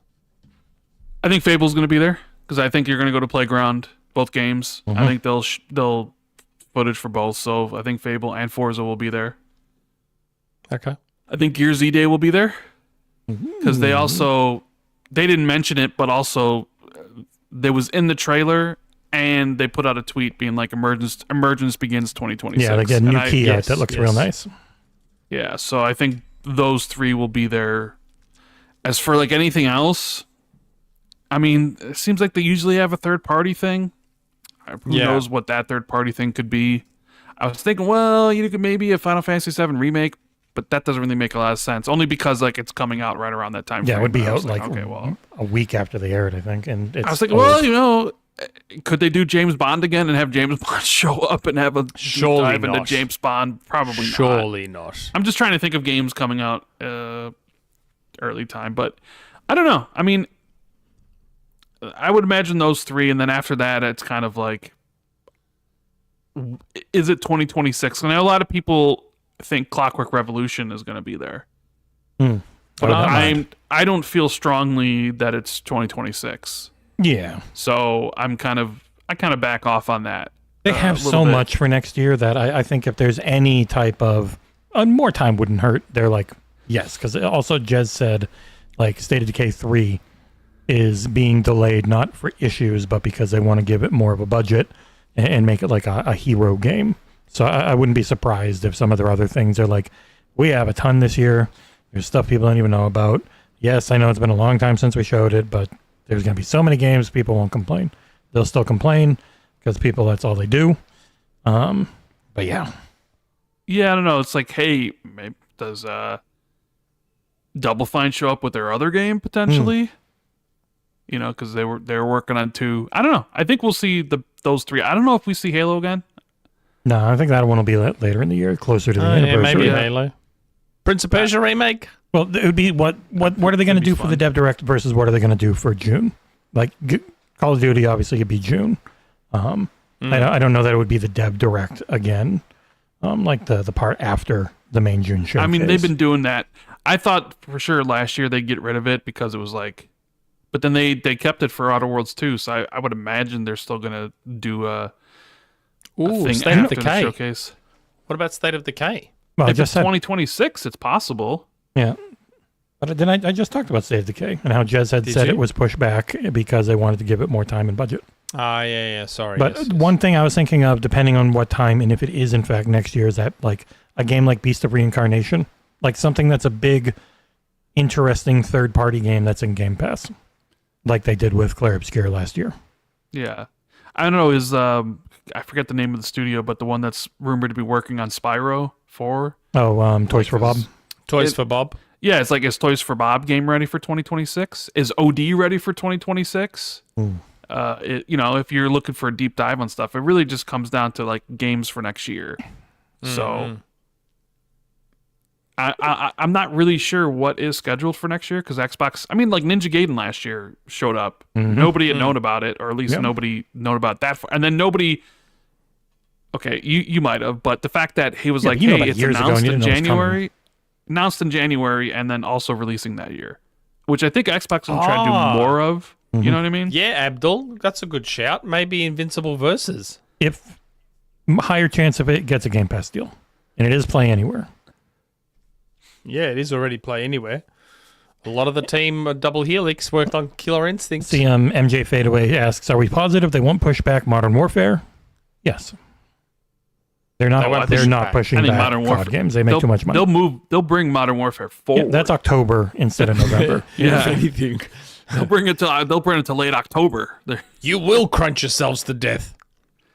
Well, that's the one that we had need the this extra Modern Warfare time, game. so it should be in okay shape. Why, Nick? What do you think? What do you think's going to be there? If you had to guess, Guess, I'm hoping Nate. for the Prince of Persia remake. I don't think that's remake. big enough for a Dev Direct. Not even close. yeah, I'd agree. As much as I want to play that game, I would agree with Jesse. Yeah, I guess so. I mean, I what like were the the idea of Invincible being there. third party Dev Direct games? It was Tales Visions of of Mana Mana. one year, or Visions of Visions Mana. of Mana. And that's getting Ninja Square Gaiden happy. Ninja Gaiden is quasi. Last year was Clair Obscur. Mm-hmm. Yeah. So, what about Replaced? No. I don't know if that's big enough either. I don't think so. I don't think so. Just trying to think of bigger Game Pass games potentially. Yeah. So you can I can't think of any already at the moment. pre-order Invincible Versus, so that's not going to be in Game Pass. No? Okay. Yeah, once you can pre-order something, it's pretty much guaranteed it won't be. They almost never add it later. Okay. I don't know. I can't think of a third-party game. I'm too fixated on Prince of Persia. Because Insider Gaming said it would be like January. So Well, we got to get that announcement soon then. What's up with Well, that's what- maybe Tom Henderson's wrong on this one. He's not usually wrong. No, I know, but like I think about how Hi-Fi Rush was shadow dropped at a Dev Direct, Oh, And, okay. and I'm like, how cool would it be if fucking Prince of Persia got shadow dropped at a Dev Direct? Well, it's not surprise dropped, because that one has a game we know exists. but shadow dropped, as in it just comes out of nowhere and releases that day. That'd be cool. Shadow is a game you never heard of before. That's the distinction. Is it? Yeah. Okay. Yeah, Like Shadow whatever, is, we had never, someone had seen a patent for Hi-Fi Rush, but didn't know what it was, if it was a game or anything. So that's the shadow drop. But like the surprise, and it would have been a shadow drop for most people for Oblivion Remastered, because that had only leaked. It hadn't been ever been announced before. Didact Brew, you won't see a Killer Instinct reveal. Mm. You will not see a Killer Instinct reveal. From what I heard, the Killer Instinct that was in development is no longer. What about this one, Nick? This will break the internet. Dev Direct final game, Half-Life 3. According to Mike Straw and Insider Gaming, Half-Life 3 is the launch game to go along with the Steam machine. But their Steam machine, the Steam machine's price is probably just flying up. They're worried about those RAM upgrades. Because they might have their first batch paid for, but RAM and Mike and I have spoken about it. Yeah, SSDs have gone up 30% in the last few months, and they're only going to keep going up because OpenAI decided, we got to make it an arms race to get parts and have fucked over the entire planet. Wouldn't that be fun? If it helps Mike, and Mike and I have spoken in DMs, I heard the exact same thing. I heard Half-Life 3 to launch with the Steam machine. Hopefully it's finally good, because Half-Life 1, okay. Half-Life 2, some of the best levels in first-person shooters, and some shit ones. And then Half-Life Alyx, one of the best games ever made. So I've got hopes. I don't like the slander. I don't like the slander of Half-Life 1. Oh, Half-Life 1 for the time, it's great. But if you're going to go back... it was immaculate and revolutionary. Going to for Zen, the time? I guess. But, like when first-person shooters were Doom clones at the time? Yeah, you're right. But and you're fucking riding a tram at the beginning, you're going like, back what am now, I playing? Going back now, play Black Mesa. Sure, okay, I would get going back but now. Also, but it's way more Half-Life 2 is overrated for me. It's such an uneven game where it is some of the best shit ever and some really boring shit. Mm. And I wonder there's if the whole thing is a leak hunt. Yes, absolutely. Doesn't mean it doesn't now exist. You see why I didn't want to straight out say Half-Life 3, because I know what a mythical beast Half-Life 3 is. That's why I was like, man, I ain't naming Half-Life 3. Also, Half-Life 3 is nowhere near... Like, I know you said it would break GTA 6, but it's like for 40-year-olds. Kids have no idea what Half-Life is and don't care. You find it funny when they had the most anticipated game at the Game Awards, and everybody in the world knew it was going to be GTA 6. GTA. And like the crowd just started laughing, and like, come on. Because it won last year. Yeah, I know. That's the thing, man. It's like that tweet. I'm actually almost relieved that no one went back to my tweet saying, I hope what I heard about Capcom's presence at the Game Awards is true. No, I noticed no one went back to that. And Capcom had a huge presence at the Game Awards, and yet none of the two things I heard might be there were there. Or the thing and again, you this is me being transparent. This isn't me going back going, haha, see, Mega Man was there. I knew all along. I did not know Mega Man was going to be there. I got told 2 other games might be there from Capcom, and that's why I was like, both were Maximo. True. Both were not there. Both of the 2 games I heard, not there. And I'm like, phew, thank God I didn't say anything publicly, because then it would have been like, haha, you fucking lied and you made it up. Cunt. Yeah, bastard. So yes, that's the Dev Direct. Looking forward to it. Those are good shows. We should have. When do we get Phil just after it? We do, don't we? Episode 300, if we were to get Phil on, is would after be, the Dev Direct. Again, it works out. So yeah.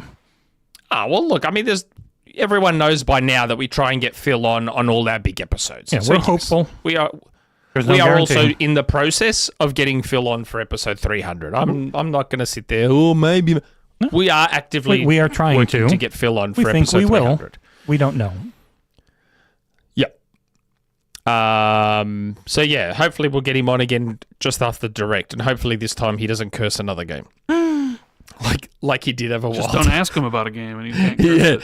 Just because the first time we had him on, he's like, State of Decay 3, and then we did not see anything from State of Decay 3 for the longest time. Though. And then last time it was like, Everwild. Bang, Everwild cancelled. So this time, let's just not ask Phil what he's looking forward to. What are you looking forward to from PlayStation? Yeah, let's see what he wants from Play. Hey, Phil, are you really looking forward to Intergalactic a lot? Jay Foley, why not Sarah Bond for 300? We're trying. Why not Sarah Bond? We are trying. I emailed them. I want Jeff Rubenstein on too. Well, I told Jeff. I was like, Jeff's like not 300. We'd have him a different time. Not for 300. Yeah. Not for 300. But we've been talking to them about getting Sarah on, just generally. Have Jason getting Ronald Geoff on again. just generally. Yeah, but Jason, I can just message directly. Oh, I know. I'm just saying it's been a while. Say, hey, I'd like do to you have want him to on jump again. on? Yeah, we'll get Jason on again. Maybe he'll tell us something about the new Xbox. Maybe he'll get in depth about his hint at exciting things to share when asked about OG Xbox games coming to Game Pass, which everyone jumped on, and he didn't say anything. He did business speak about we're going to have stuff. I'm not answering your question at all, but we're going to have some things, and people were like, "Oh, more OG Xbox Game Pass games." I was like, "No, he didn't say that." Abdul goes, "Why not get Rand on for 300?" Because John will be on, and we can't. What episode is this? Rand's on 292. for 292. 292.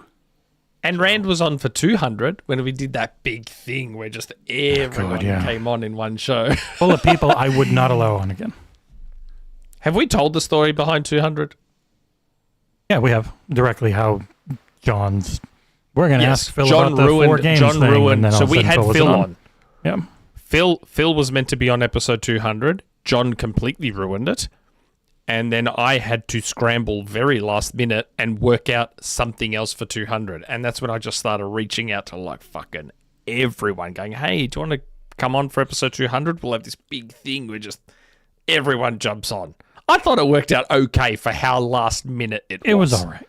Because we don't Talking let about people like go too John. crazy. John ruined it because he reported the Starfield. No, not the. Yes. It wasn't the Starfield thing. It was Wasn't he messaged them saying he was going to have to ask the tough questions about the games, the rumors about games going to other platforms because it hadn't been announced yet. At which point, like 20.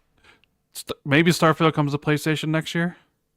it's supposed to with the next expansion and everything. Yeah, that's what everyone keeps saying. But yeah, also you had some people on there I really don't like, Nick.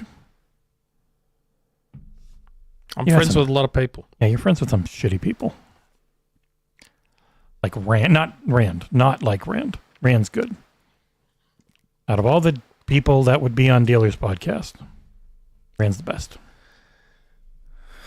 Well, I wasn't. I mean, I was. I know you weren't on on Dealer's there, podcast, yeah. but I wasn't. I'm just talking about the whole friend group. I'm just making a joke.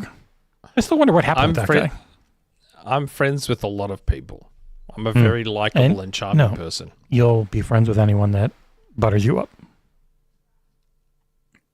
They don't all butter me up. Whatever. All the people that butter Nick's biscuit. Mm-hmm. He gets a Well, he lot. risks it. It's the opposite. If anything, it's the opposite. Nick's gonna be working God. hard now to get Risket and Gaz to be friends, and it will never happen. Yeah, that's not happening, man. No. That is not I happening. need to find out. I need to find out what's going on there because it's very awkward for me. Now, what do we want to talk about next? There's a lot. we wanna Obviously, we talk don't have to about- talk about all of it, but there's a lot of stuff.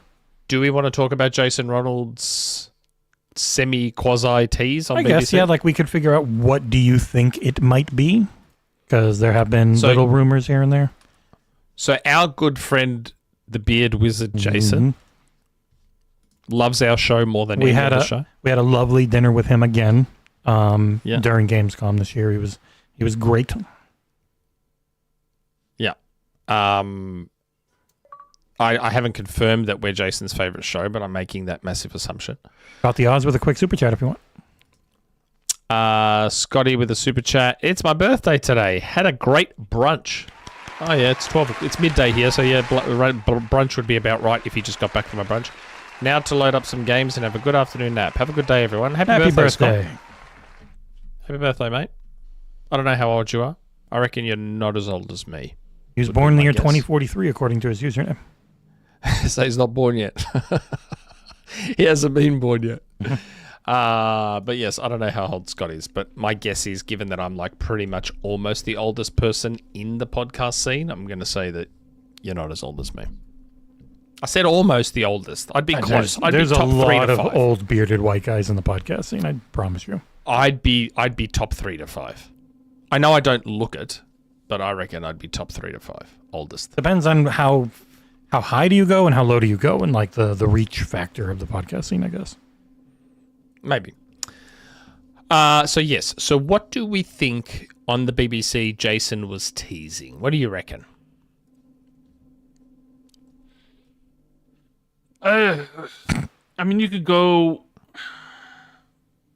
I think it's BC. I mean, you can go down that path, right? Of like, hey, more BC games. Like if you look at what they did for the 20th anniversary, where it was the final drop of BC games, maybe they do something similar for the 25th anniversary of like, here's the final BC stuff because, oh, here's some Activision games like Singularity or whatever else. We'll finally give you Halo CE. Right. I know people, there were rumors and stuff about like them building an emulator for the Xbox Ally that could play more of your Xbox games and stuff. Maybe that's the tease. And maybe that could, put the whole thing of the Xbox Ally is not really an Xbox because then can't play your console games. And maybe they work something out where maybe it can play the most of your console games through emulation. So it could be either one of those things, or like Jesse said, maybe it's just, hey, we're going to celebrate a lot of stuff during the year, and it's just a general, like, we got things cooking, things we're working on, I think it'd be the big thing where maybe they have some giveaways and various stuff that they do with the platform. He did say they're going to define the future of the platform. Really sounds like they're finally going to talk about having the hybrid platform, which everyone keeps... they're probably going to announce the new console. Yeah, that felt like more than just a tease. That was like we'll finally say you've got an Xbox mode and a PC mode. Because I think that is a big thing that will, to clarify for people who keep calling the Steam machine a hybrid console, and it's not. It's just a PC. It's a PC. But the hybrid console is you have your Xbox mode that plays all your Xbox shit, and then you got your PC mode that can play your PC launchers, and they don't intermingle because we don't want the Xbox One fully hacked, and it has to work the specific way because of how licenses are. Like, that's the hybrid part of it. But other than that, yes, it's a PC. That's probably a lockdown PC. I doubt it's full Windows, but who knows? Hopefully, I'm hoping it's OG and 360 BC. That's what I'm hoping for. That would be super, super, super cool, I reckon. Is there anything else that we genuinely care about? Outside of announcing the new consoles? More games. More games that... Already got so many. I know, but I mean, How about they stop cancelling games? They don't cancel more games than anyone. We've just heard about more of what's I never canceled. said they cancel more games than anyone. I just said stop cancelling games. So we've got Contraband, we've got Everwild, we've got Perfect Dark. That's the industry. The industry is always going to have canceled games. I guess what you really should say is stop announcing games too early. Yes. So they can end up being canceled. Yeah. That too. 100%. But I meant more IP they own that people want to return. And Yeah, going to jump like on a Banjo. game. Yeah. Like Banjo. Is this a year where maybe you come out with a Banjo and satiate all the tens and tens and tens of hundreds of What do you Banjo mean, Bros? dude? Like, think about it, right? And this is what pisses me off. This is the pull of Banjo, right? A dude from Moon jumps into fucking Dreams, makes an incredible Banjo level, and there was like fucking over 150,000 downloads of a game that no one fucking plays, Dreams, just for this Banjo game. Like, come on, man. You don't have to like Banjo. I'm not saying you have to like it, but surely you can admit the demand is there, worthy of creating a Banjo, even if it's a remake. Small scope, yes. I've said this before. I'll say it again. It's the hill I'll die on. A Banjo game exclusively on Xbox platforms is a death sentence.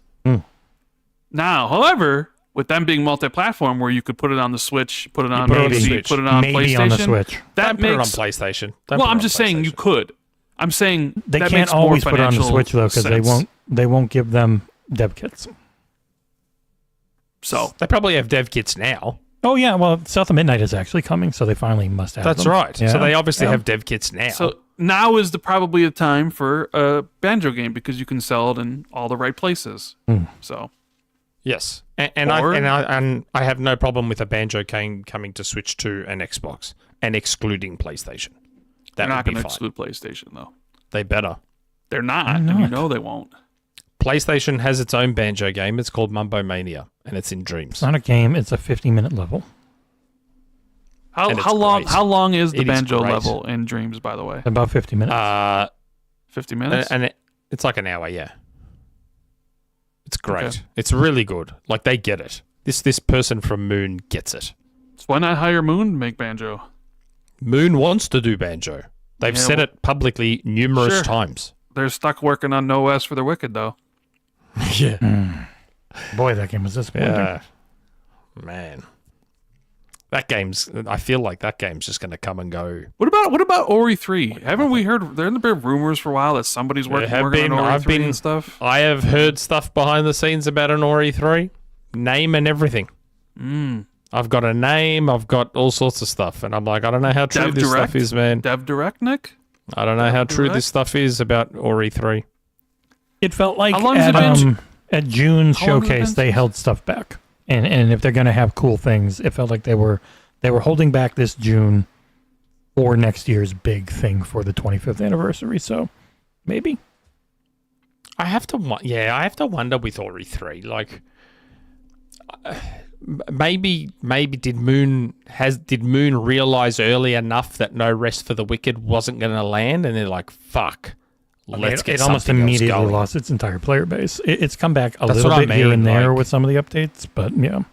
You love I Ori. just- You love Ori like I do, right, Nick? Yeah, I reviewed it and gave it a 9.5. I mean, yeah, Wisps. I give it I played it when it before, so it was like there was technical problems the game had. That Dude, I played it during technical problems too. I know. I probably I think I gave it a 9.5, but I probably would give it a 10. But there's a part of me that really I don't know if I want an Ori 3. I feel like I do. the game's complete. Maybe You know? something in that world that isn't Ori, again, obviously, because with the way the game ends, if you can find something in that world, again, but it's not Ori, I would be up for it. But those ideas don't just grow on trees. You gotta figure them out. It's like it ended so perfectly. Mhm. It's kind of like, you sure you want to maybe potentially ruin the memory of this game by going to the well another time? I have no problem with it. I'd take an Ori 3.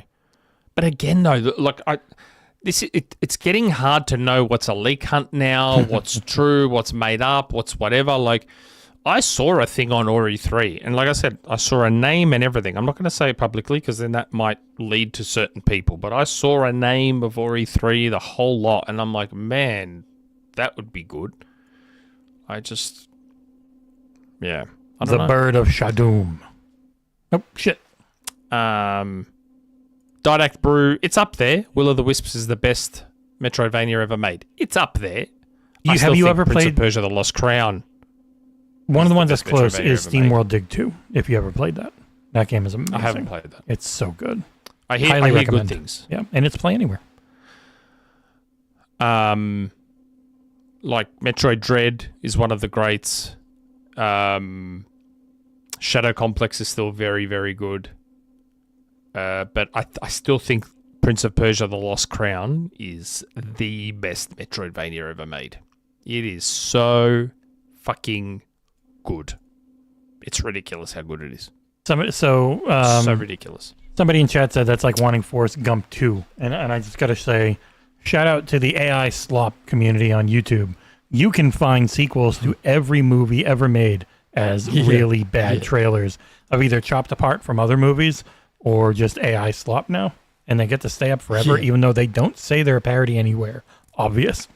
So there are so many Tom Hanks and fucking Tom Holland Forrest Gump 2 trailers on YouTube. I don't know why. I remember seeing them, though. Yeah. So what do you reckon? Do you reckon that's it for the news? Yeah, I mean, Romero Games got What saved. do you Call of Duty's not doing back-to-back. Yeah. Harada leaving Tekken. Wish him the best. Eh. That's where he's always been. And, Man, that Call of Duty blog post really read like, we screwed up and we hear you. Like it really sounds like the game did not do very well. Yeah, it's like how It's they okay. Hold on. sounded after Infinite Warfare and some of the other ones where they didn't hit the high highs. Yes, but hold on. And this is the problem, right? This is the problem when your bar is set so high. Saying it didn't do well and saying it performed below normal Call of Duty standards are two very different things. Yep.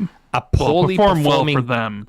yes, right? a poorly performing Call of Duty still obliterates probably 99% of games in the market. Sure. Yeah, there's a good chance it'll have had So- more players than even Battlefield and stuff. Maybe not outsold so for let's- once, though.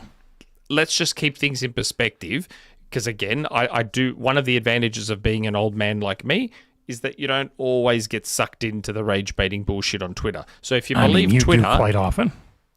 no, I don't.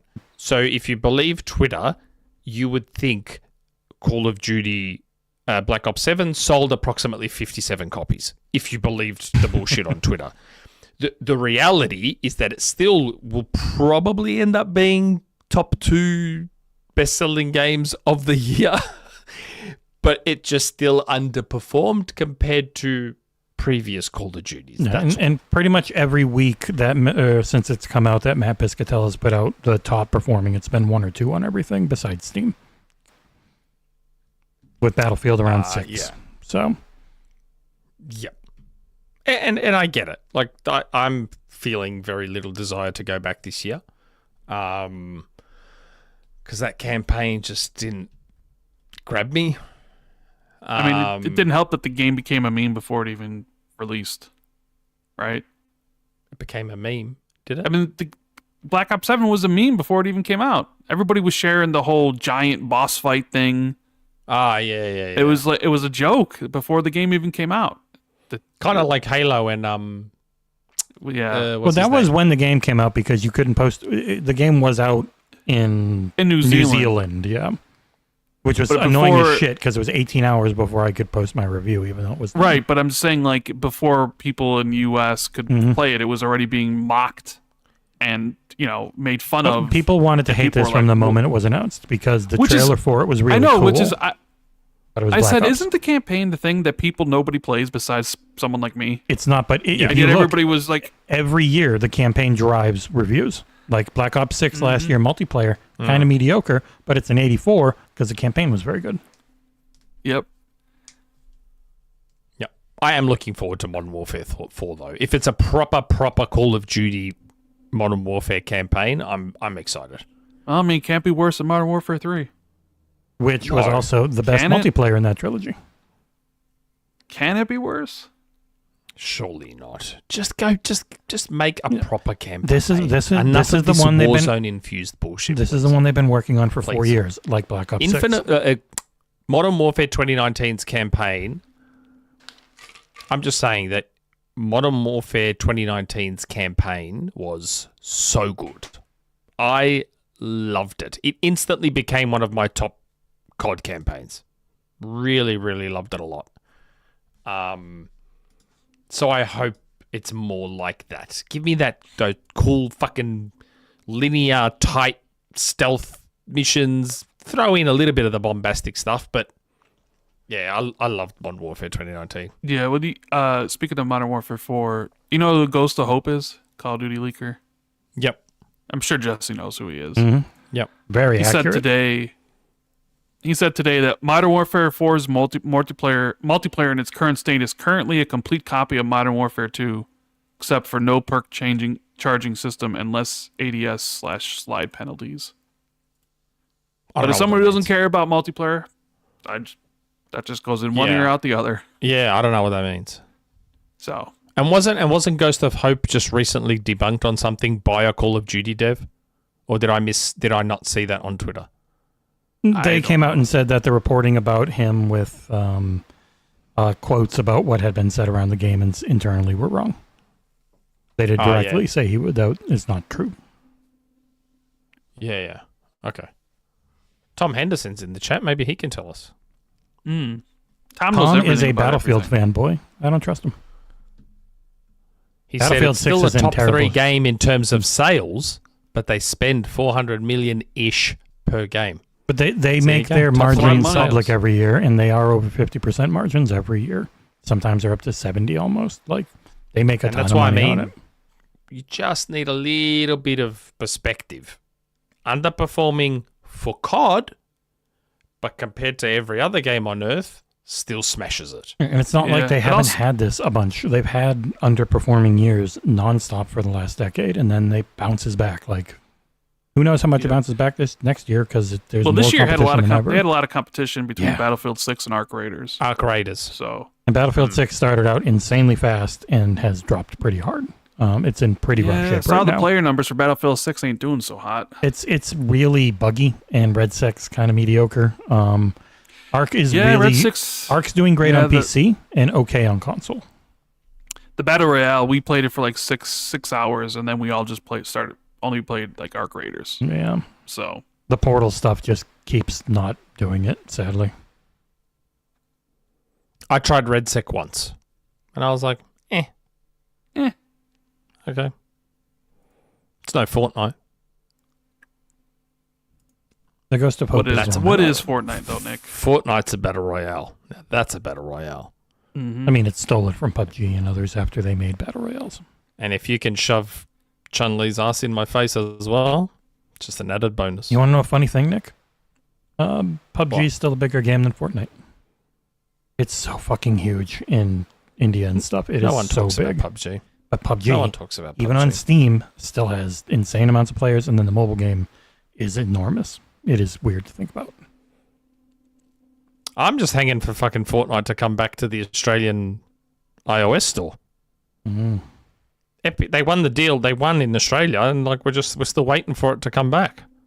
Well, it's because it was It'd be nice to just mostly have it it's on my mostly phone, been losing in America and the EU. They haven't lost in Australia, have they? Yeah. You guys won't even let 16-year-olds on it, so what do they care? Yeah, well, that's right. Man, I'm so glad that ban kicked in. Although you know that kids are just getting around it, yeah.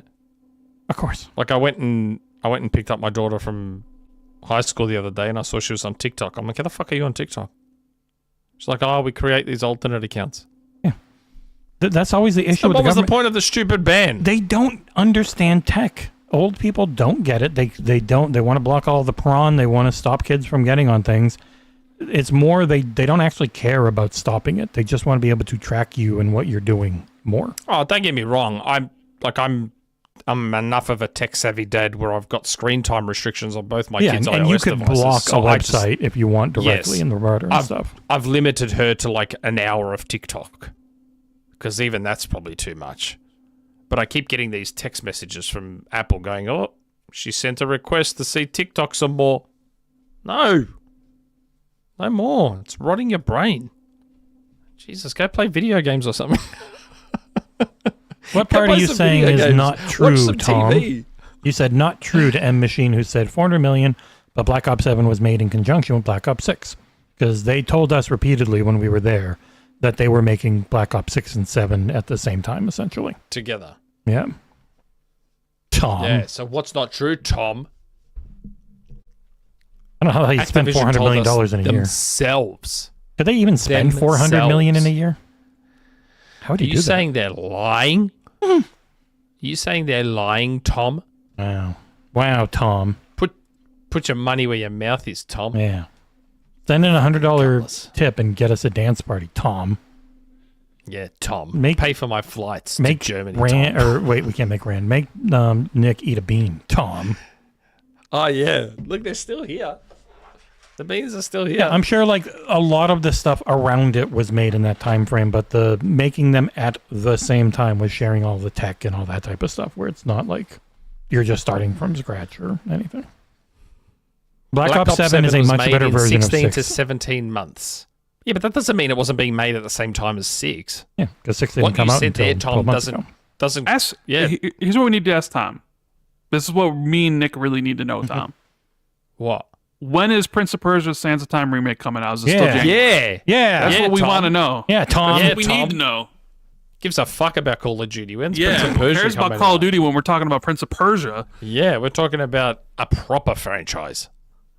When is Prince of Persia coming out, dude? By the way, if you guys are liking us shitting all over Tom Henderson, like the stream. It's annoying, That's the first- but having met Tom in person, he's a very nice man. Is he though? Yeah, he was. That's what sucks. I don't know. Ooh, did you see that? Look, 16th of Jan was the date. Was the date When's the Dev Direct? past tense? Where's the Dev Direct? He Is it doesn't know 16th if of it Jan? changed. Wow, giving himself an out. Hey, Ian yeah. McNally, would Modern Warfare 4 Those be on slimy Game Pass? fake leakers that give themselves an out. Yes, I don't see why Modern Warfare 4 wouldn't be on Game Pass. Fucking unless they better be. completely change it all, but yeah. I mean, I should get a free code for it anyway, so I don't know why I'm worried. Should. You always do. You and You you always hate complain. spending money on games, don't you? No, he loves spending money on Fortnite.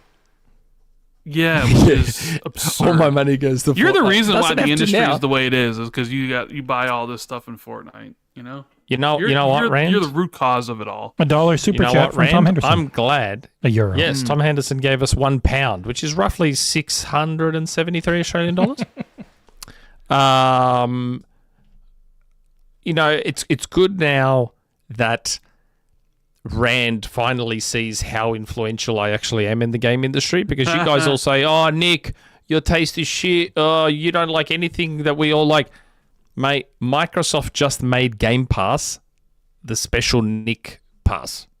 They sure got did. us Fortnite's in there, Rocket League's in there. So clearly, I represent the majority, don't I? As it turns out, when you guys all thought that, oh yeah, Nick's shit taste isn't like anything. Oh no, your Mate, shit taste is what the I majority. like. We always knew that.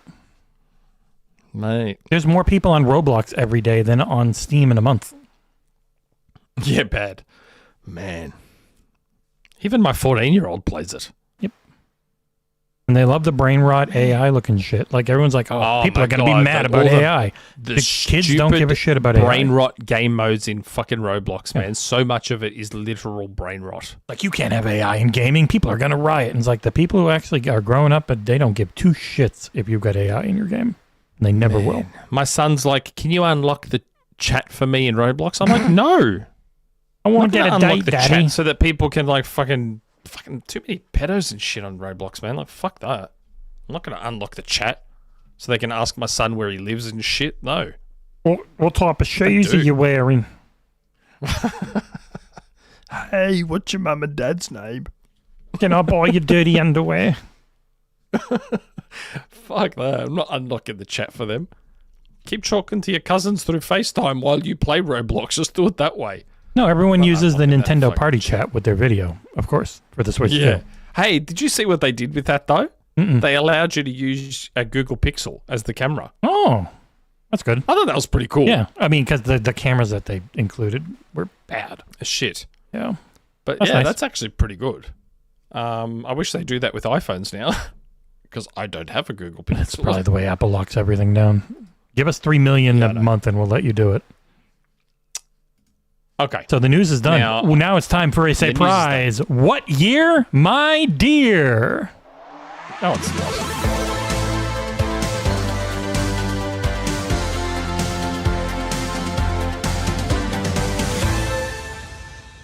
iPad. I don't have my iPad with me. While Nick Man. goes and gets his iPad, we'll... Why would you not tell me in advance that you're doing what year, Why my don't you have dear? your And you know what iPad? the funny thing is? I had this funny feeling this morning. I was like, I wonder if I should bring my iPad up with me. I'm like, nah, we don't do the game shows anymore. You don't do the game Fucking shows hell, I'll be anymore. I back. do whatever I want. Thank God he's finally fucking gone. We can finally talk, Rand. How you been doing, man? Yeah, I know. I've been all right. Been doing good. Oh, we got a $10 super chat from Claw117. Just joined, sorry. I watched last week's replay and saw Nick saying Sony was successful in making Xbox multi-platform. Wouldn't the blame for that be on Microsoft wanting 30% margins to get money for AI? It's more like Satya and Amy Hood were successful Yeah. in making Microsoft multiplat. Hey, you know what? You know what though? My Bears are good. Your Patriots are good. It's all good. Yeah, what a weird year, huh? Like, I was not expecting the Patriots to win 10 games total, let alone 10 in friggin' 12 weeks. So I will take it. It's all gravy from right. here, man. Let's do this shit. All right. I got it set up. Go over to it. We're back. For what year, She my said dear? something earlier. Well, I didn't, so grow up, you little bitch. The topic for what year, my dear, in celebration of the season. I didn't do name a game because I know that drives Rand crazy. I did what year, my dear, for games that in any way feature the holidays or Christmas. Oh, bro. Oh, God. man. All right. They're all very famous games. They're all big. You've probably heard of all of them except for half. There's one or two. Oh, this should probably have some form of music, but I don't have anything. Well, let's, What is it you can't face? not that one. Okay. Just Not do the Doom. rumor mill music. Everyone Yeah, loves I was it. looking for the rumor mill. Rumor mill. All right. Number one. And Rand will DM me on Discord. Oh, okay. Because I gotta DM obviously, you? you're not on camera. Yep. So just DM me on Discord. Oh, yeah. I thought of it. Number 1. What year did Dead Rising 4 release on Xbox One? Oh shit. All right, I've got Rand's answer. Shit. To keep this going and not be super slow, Nick, give me your answer in 5, 4, 3. Hold it a little more. 2018 from Nick. Oh boy. That's a negatory. That's right, I can't have the music playing if I'm doing that. So, for Nick, god damn it, wrong one. Nick. But Rand's answer of 2016 is correct. 3 points for Rand. Really? Was it only 3 years after 3? Wow. And it was fun, but they needed to get the co-op in there, and that killed it. I was going to say 2017, and then went, ooh, that seems too close to 3. And there's a new Dead Rising game coming soon. Yeah, it's going to be more like 1 and 2, so I'm not Allegedly. interested at all. Allegedly. Gentlemen, West I coming love back. 3. I love 3. what year did Batman Arkham Origins release on the 360, PS3, and Wii U? Oh boy. Don't know. Arkham Origins? I can get the regular music going. I just got to open up StreamYard. Again. There's the DM from Rand. You get a little extra time, Nick, because I got to click into StreamYard here. I've got this wrong.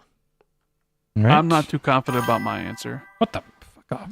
Thank you, Dave Foley, for the $1 game show and rumor mill song. Jesse is the good for this. We need the game shows back. You're welcome. We do. I mean, everyone's leaving already, which is what always happened with the game shows, but, you know, we're used to it. So let me get this fucking goddamn actual music I've that I got this want. wrong. I'm very confident I have this wrong. There we go. Music. You can hear it. We're good. I have Rand's answer. John, Nick, give me your answer in 5, 4, 3, 2, 1. Nick has put 2014. He is 1 year too late.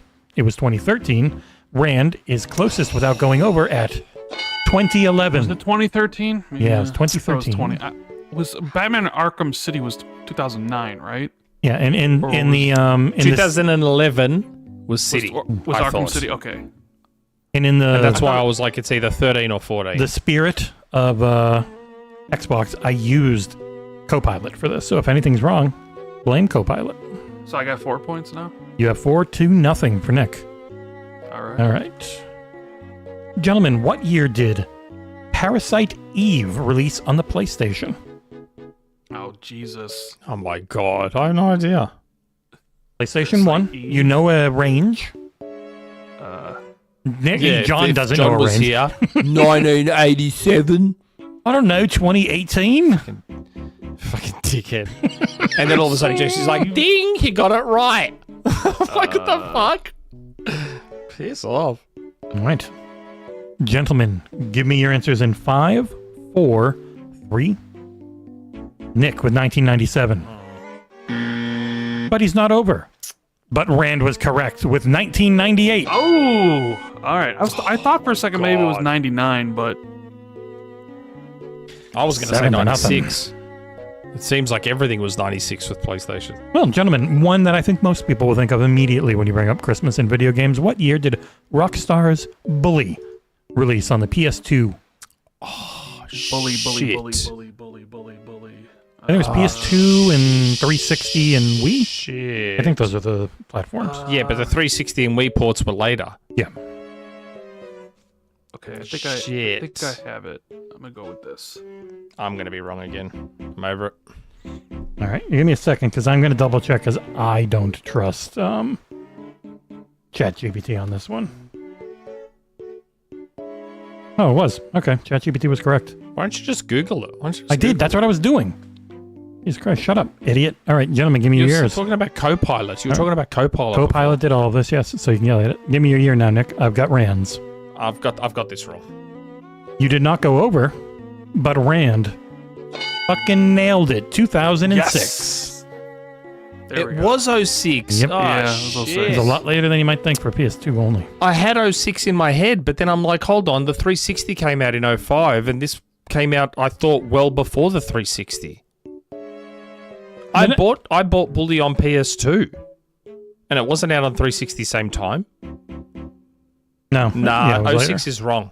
No, it was 06 06. is wrong. No, it was. I looked it up on Wikipedia. Nah. Okay. 06 has to be wrong. Has to be wrong. It was PS2 only. There's no way the 360 came out in 05. because I bought the game and I'm pretty sure it came I'm out on in October Wikipedia. 2006. 2006. Nick, Pretty 1 sure it came million out in percent. It's October 2006. 2006. I don't know, man. I dispute that one. Fuck. I mean, I played it on the 360. It I played was the released 360 version. on the 17th of October, 2006 on PlayStation 2. And PS3, right? It came out in 2008 for 360 and Wii. Oh, okay. So It never had. It has no PlayStation 3 release. That's annoying. Fuck. Why didn't I go with my gut on that one? I don't know. But it probably was back compat on the original PS3, so that's why.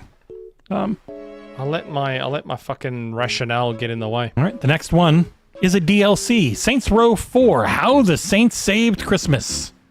Oh, Jesus. Or Save Christmas. For PS3, 360, and PC. I've never even heard of this. It's a Saints Row 4 DLC. So think of when Saints Row 4 came out originally. I don't know, man. Saints Row 4. PS3, 360, PC. Oh, Trav with the John guess of 1977. Who the fuck knows? I don't know, have no idea about this one. 1977. All right, I have Rand's answer. Nick, please give me yours in 5, 4, 3, 2. Nick is wrong with his guess of 2014. That looks like 19. Rand, however, is correct with his guess of 2013.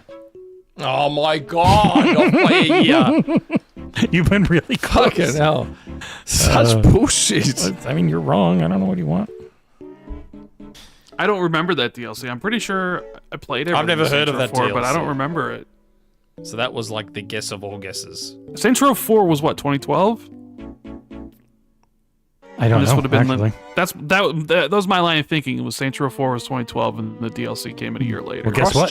Cross-gen fucks everything up. But I don't- The next one is also a DLC. When Oh, did God, Hitman's Holiday Hoarders free mission come out? Hitman For- Holiday for which Hitman? Hoarders. From which Hitman? From which I mean, Hitman? we PS4, talking about, like, the- Xbox One, and Windows. You've just put the year up, 2016. God damn it. Yeah, I copied and pasted. Why are you looking at that for? Well, you know now. Doesn't count. Nick loses Okay, 3 we're not points. guessing. Whatever. What I was the tried to date on copy it? the name, but it copied the whole thing. Oh. Annoying. What was the year? It was 2016. It was the year it came out, and then they had a Okay. holiday mission. At least you know I wasn't cheating. I could have just fucking turned around and gone 2016 I would have and got it respected you right. on the cheating more than being an honest little baby. All right, next one. When did Kingdom Hearts 2 come out, which had Christmas Town in it? Jeez, Kingdom Hearts 2. That was PS2, I PlayStation believe. 2? Yeah, Yeah. it's been on everything since, but it started on PS2. I'm gonna guess this. Sure, you'll guess it right. Yeah, funnily guess enough, it said Hitmas because I thought I deleted the year, and I didn't.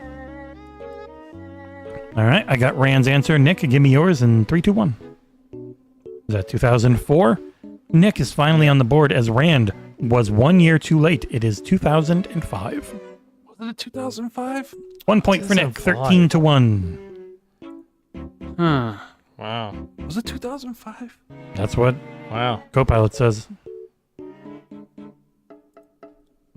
Yeah. God, the next one I'm not even gonna do the next one. It was Animal Crossing seasonal Christmas events, and I'm like, I don't know if the first game had that or not. Christmas nights. Yeah, oddly enough, didn't put that in there. Ah, okay. All right, gentlemen, what year did Bayonetta 2 release? It is Christmas during the intro. Oh, Bayonetta 2. Yeah, that is for Wii U. Ooh. Yeah, Wii U. Switch later. Sadly, only the Wii U to start with, Yeah. because I enjoyed the first Bayonetta. I heard 3 wasn't great. Shit.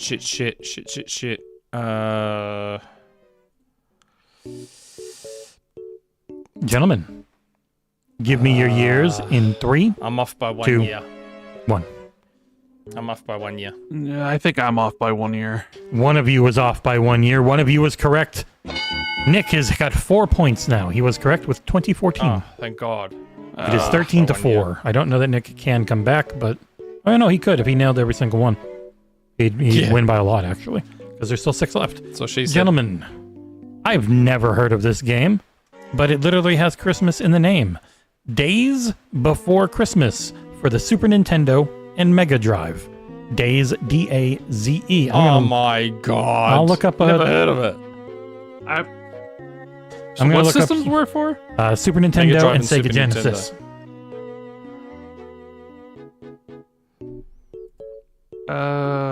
And if you're looking at the screen, give me a minute. I'm gonna get some video game up. It's literally Santa Claus. You're playing as Santa.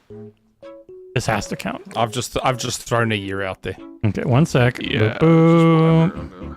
And display capture again. Here, we're gonna watch a bunch of Funkom's Days Before Christmas, which looks like it came out in Europe. Look, it's Santa Claus fighting a snowman and a rat and a coin, a clock maybe. Let's jump ahead. The Magic Cave. This looks awful, but you are Santa Claus with a magic sack. There's presents that. Oh God, it's got a bomb. He jumped away from the bomb. He's fine. Pretty nice visuals. Pretty nice sprite work. He is skeeting out snow directly from his crotch. Oh, he's throwing it. Okay, I just missed that the first time. It really looks like it was coming out of his sprites, dick. though. Yeah, this doesn't look too bad. It's Funcom. You know? It does look like he's shooting out loads. It does look like he is fapping. He's super fapping to kill Christmas ornaments and shit. Don't be surprised if one of the devs did that intentionally as an in-joke, knowing kids wouldn't get it. Okay, we'll get off of that. We'll go back. I gotta remember how to do it right there. I gotta tell Santa to fuck off. All right. I've got Rand's here. Nick, give me yours. Rand nailed it again. It is 1994. Nick guessed What? 1991. Oh my lord! Really? Yeah. 94. Huh? He's pulling a John. He is just guessing things. Yeah. Christmas Nights into Dreams for the Sega Saturn. What year did that release, gentlemen? Christmas Nights into Dreams. Yeah, Nights into Dreams Yeah. for Christmas.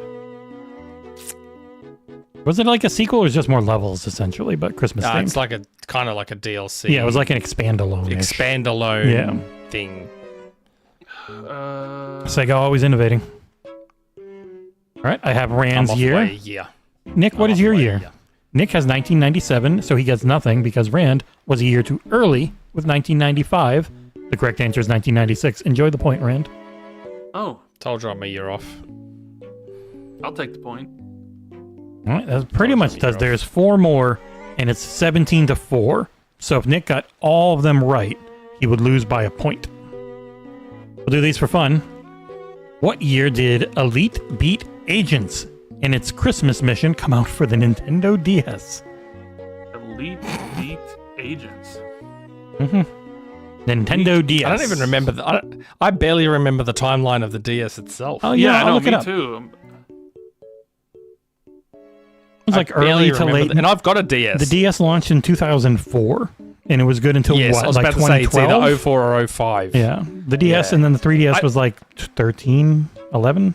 I still have my original DS, the one with Metroid Prime Hunters demo on it. Yeah, so like Still got it. 2004 to 2012 would be your timeline. All right, I have Rand's answer. What is yours, Nick? Total guess.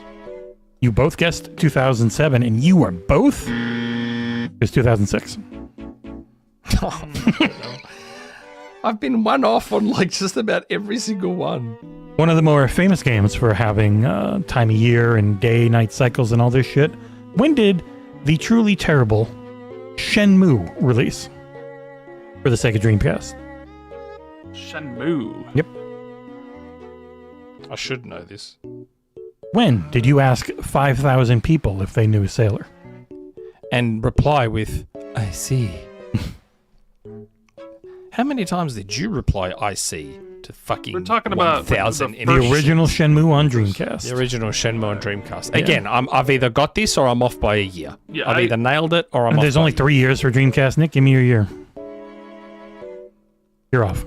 Congratulations, Rand, who got it right. It is 1999. Yeah. I knew it was either 99 or 2000. I just couldn't remember. And there's like a few that might have been a little later, but it was pretty much dead by that point. All right, there's 2 left. One of these is one of my favorite games of last generation. What year did The Division release, aka Tom Clancy's The Division, set during Christmas. Or a little Is after this after Christmas. Christmas? Yeah, the whole game is nothing but Christmas lights. The first one. The Green Plague, pretty much, or whatever it's called. I've got one of 2 hit during... years in my head. I've got one of 2 years in my head, and they're 2 years apart from each other. So I don't know which year to go with. Well, gentlemen, give me your years. 10. 9. I've gone the 2 years 8, early here. 7. Oh, I've gone the 2 years early here. that gets you a point, because Rand was 2017, which is 1 year too late. It was, in fact, 2016. Yep, I said 2016. Yep, I knew it. Yeah, they're the but 2 your years guess was I had in my head. 2014 for audio 14 listeners. or 16. Yeah. And final like, one this is either another 14 or DLC.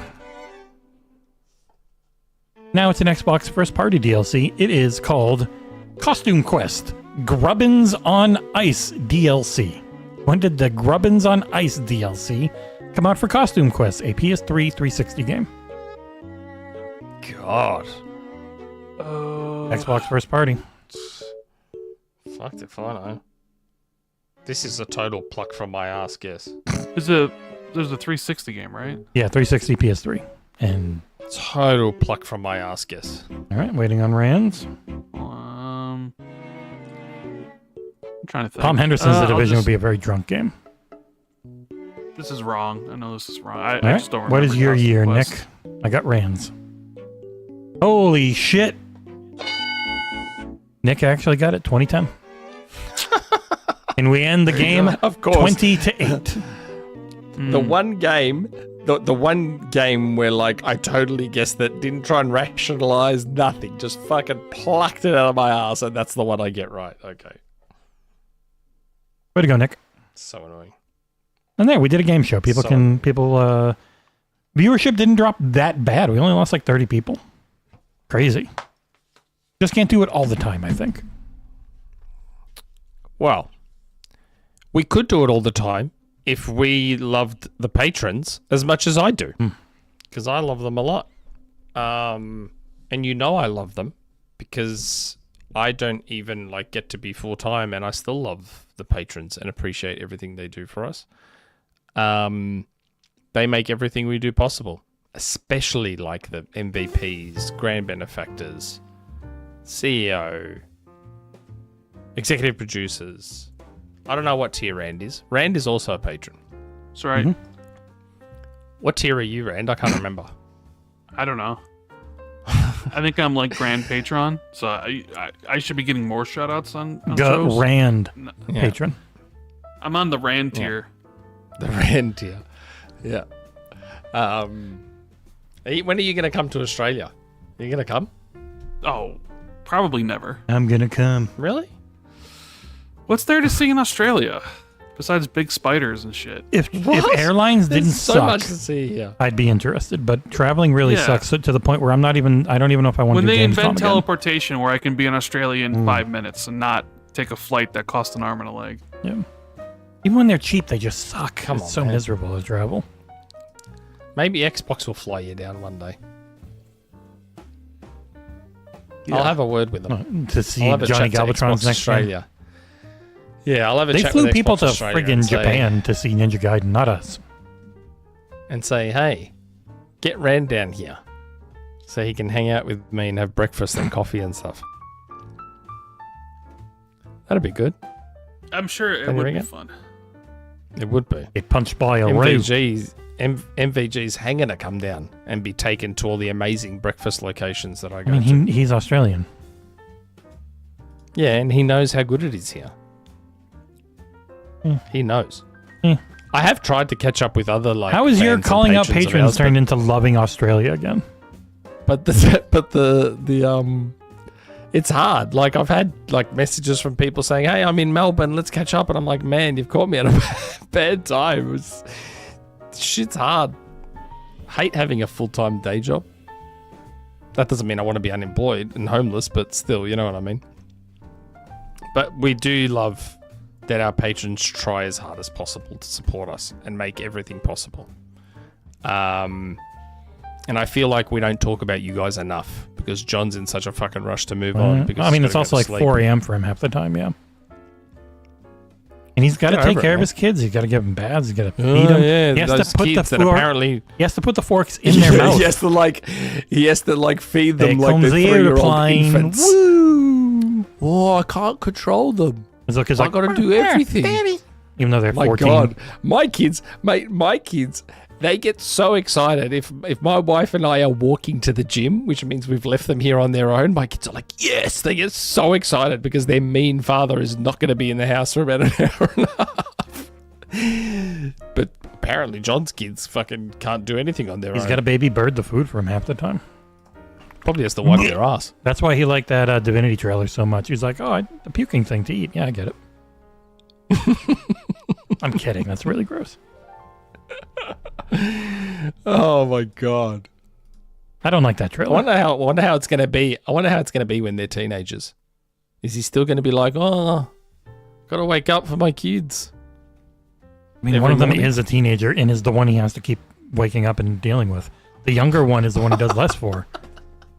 Guy's going to be 40 and John's going to be wiping his ass for him. Can you imagine if we're still doing the podcast and we have to be in a rush because John's got to worry about his 35-year-old son? Yeah, we're in our 60s and he's like, yeah. Look, man, I gotta order him his pizza.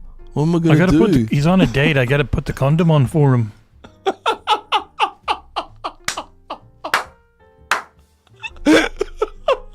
It's probably mean to do this when he's not here, but I mean, it's not wrong.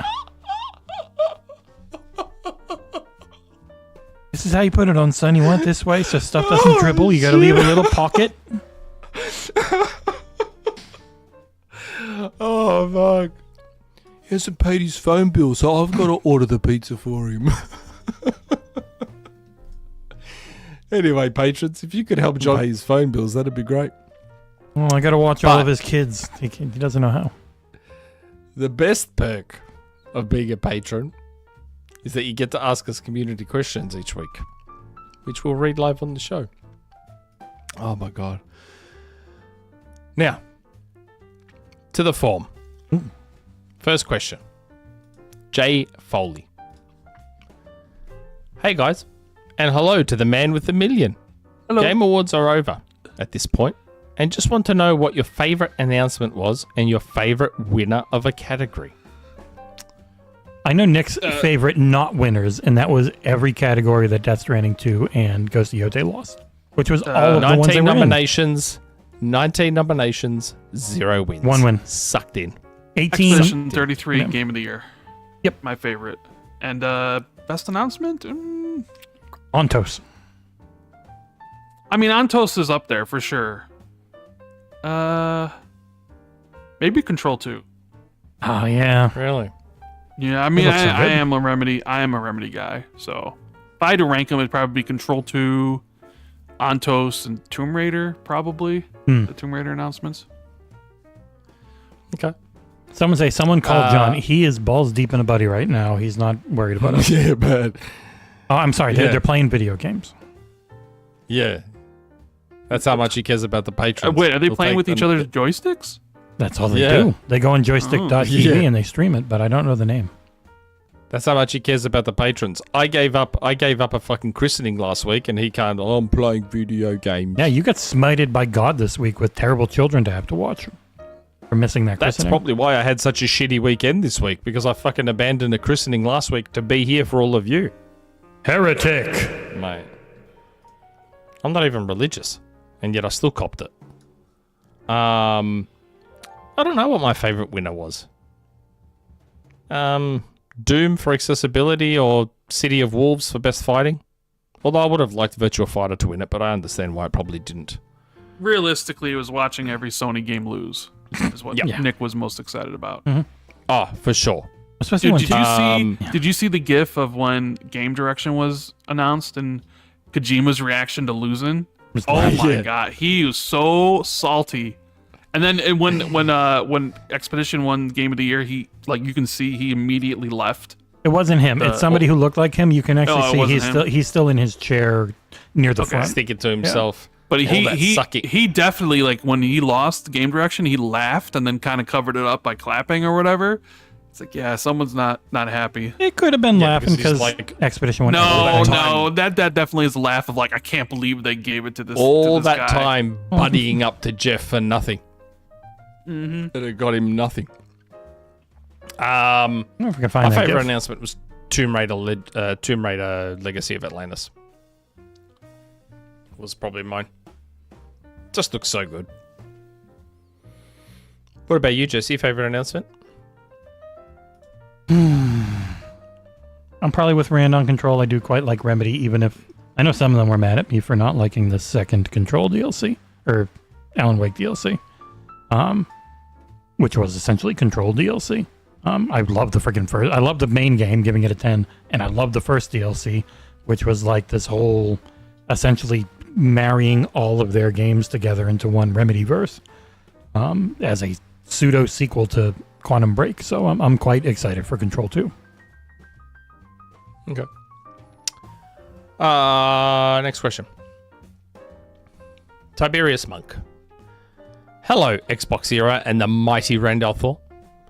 With this year's edition of the Game Awards concluded, I would like to hear everyone's thoughts on 2 points. One aspect the show handled well, and one area in which it could improve to create a better overall experience and a greater impact on the video game industry. Shout out to Jesse, John, and Ursula for an entertaining and informative stream.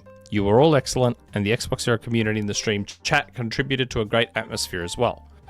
Shout out to Claire Obscure Expedition 33 for all the nomination and wins it received. Jennifer English's speech was exceptional. As a neurodivergent person myself, I loved it, and it was my favourite speech of the night. One of the best RPGs of all time, in my opinion. Happy holidays, and ciao!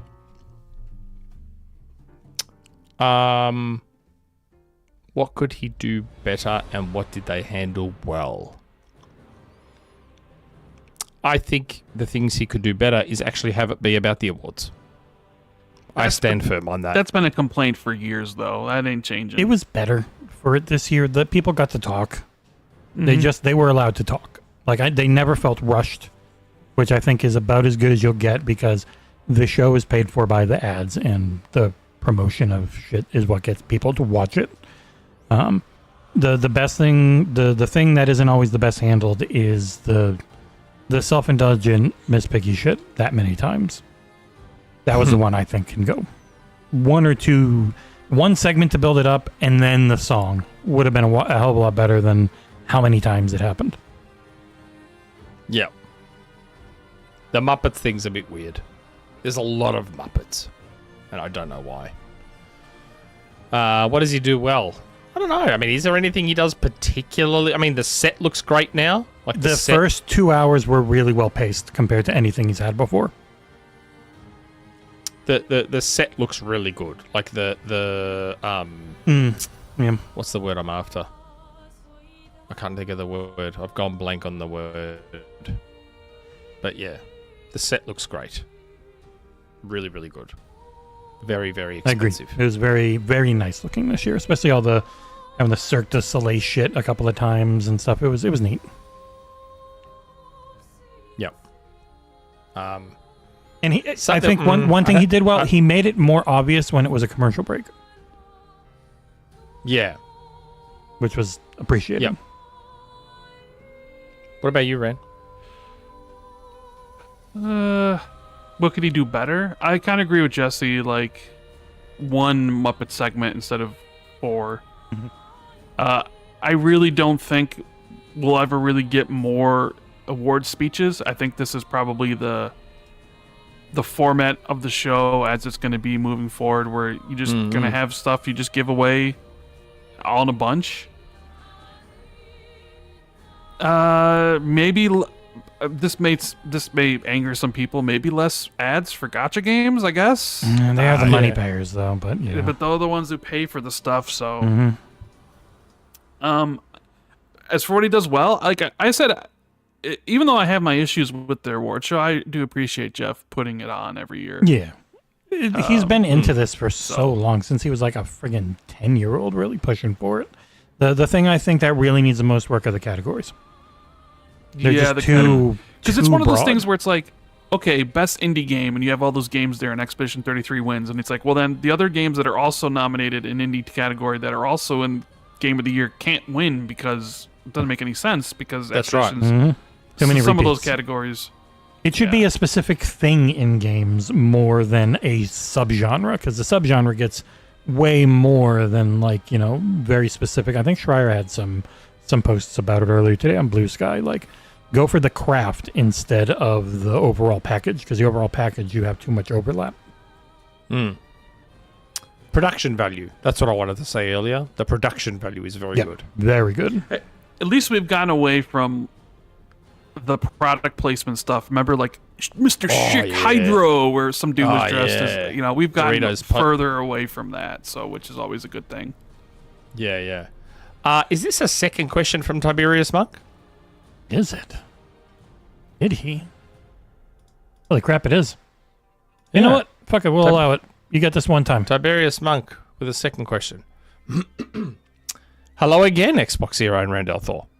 Street Fighter the movie and Mortal Kombat 2 will both be coming out in 2026, and will be interesting to see how both films will perform in theaters. My questions are, what did you think of the Street Fighter trailer that premiered at the Game Awards? It was shite. Based on what you have seen from the trailers of both films, which one are you more interested in and why?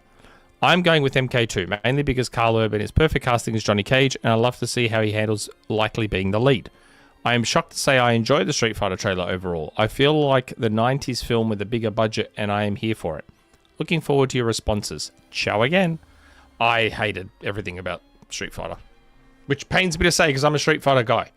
I'm much more of a Mortal Kombat guy, so I'm obviously looking forward to the Mortal Kombat movie, even though the last one wasn't great. It wasn't terrible though. I don't think it was terrible. It wasn't terrible, but it was just okay. But yeah, Carl Urban adds something extra about this one. Gravitas. Yeah. It's like, oh wait, we got the Carl Urban, we got Aomir, we got Judge Dredd, we got Judge Billy Dredd. Butcher. Got the dude from Doom. Yeah. So it's He like, was in all Doom right, as well, the one with the Rock. yeah. Fun fact: the Rock was in a Doom movie. Yeah, well, he sure was. Back when he But was that kind was of back skinny when- Rock, Yeah, and that was back when Rock was just he'd say yes to everything. pretty much. He still kind of does. When are we gonna get a Doom movie again? Don't know. I just remember being a kid and hearing rumors about Arnold Schwarzenegger being in a Doom movie. Because it I does seem very like distinctly remember that. they're doing a Wolfenstein TV show, right? Are they? Yeah, that was announced months ago. Really? The Right, Reacher Jesse? guy was immediately like, I want to be BJ. Yeah, He's a good fit. Yeah, because I think it's the Fallout people that are making the Wolfenstein show. Yeah, they have a really good relationship with There's still like the Grounded animated show to come, the Gears movie and animated show. and Todd's there's already talked obviously gonna about be how more Elder Scrolls stuff. works.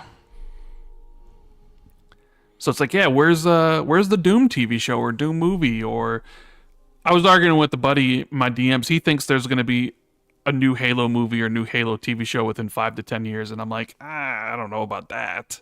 If they finally let Spielberg do it, he's doing his Alien movie now. No, not Spielberg. Blomkamp. Oh no, I don't want him around anything. Let Blomkamp do it. No. What about like a Diablo TV show? You can turn a lot of stuff into TV shows or movies if you wanted. You to. know who I would want now to do a Halo movie? Who? Joseph Kosinski.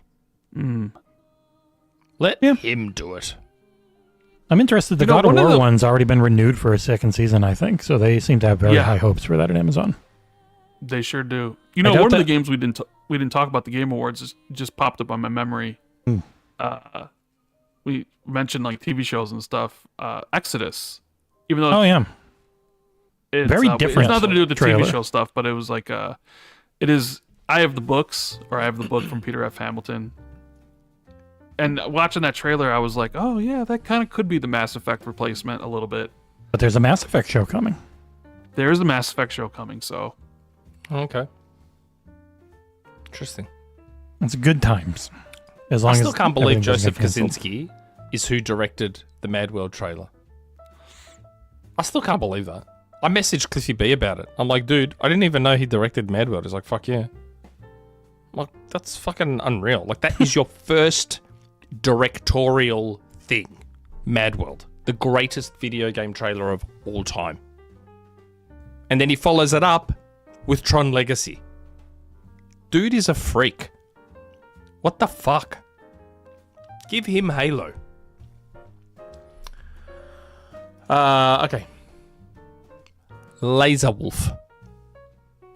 Rand. When will you and Jez have Jesse on Xbox 2+1?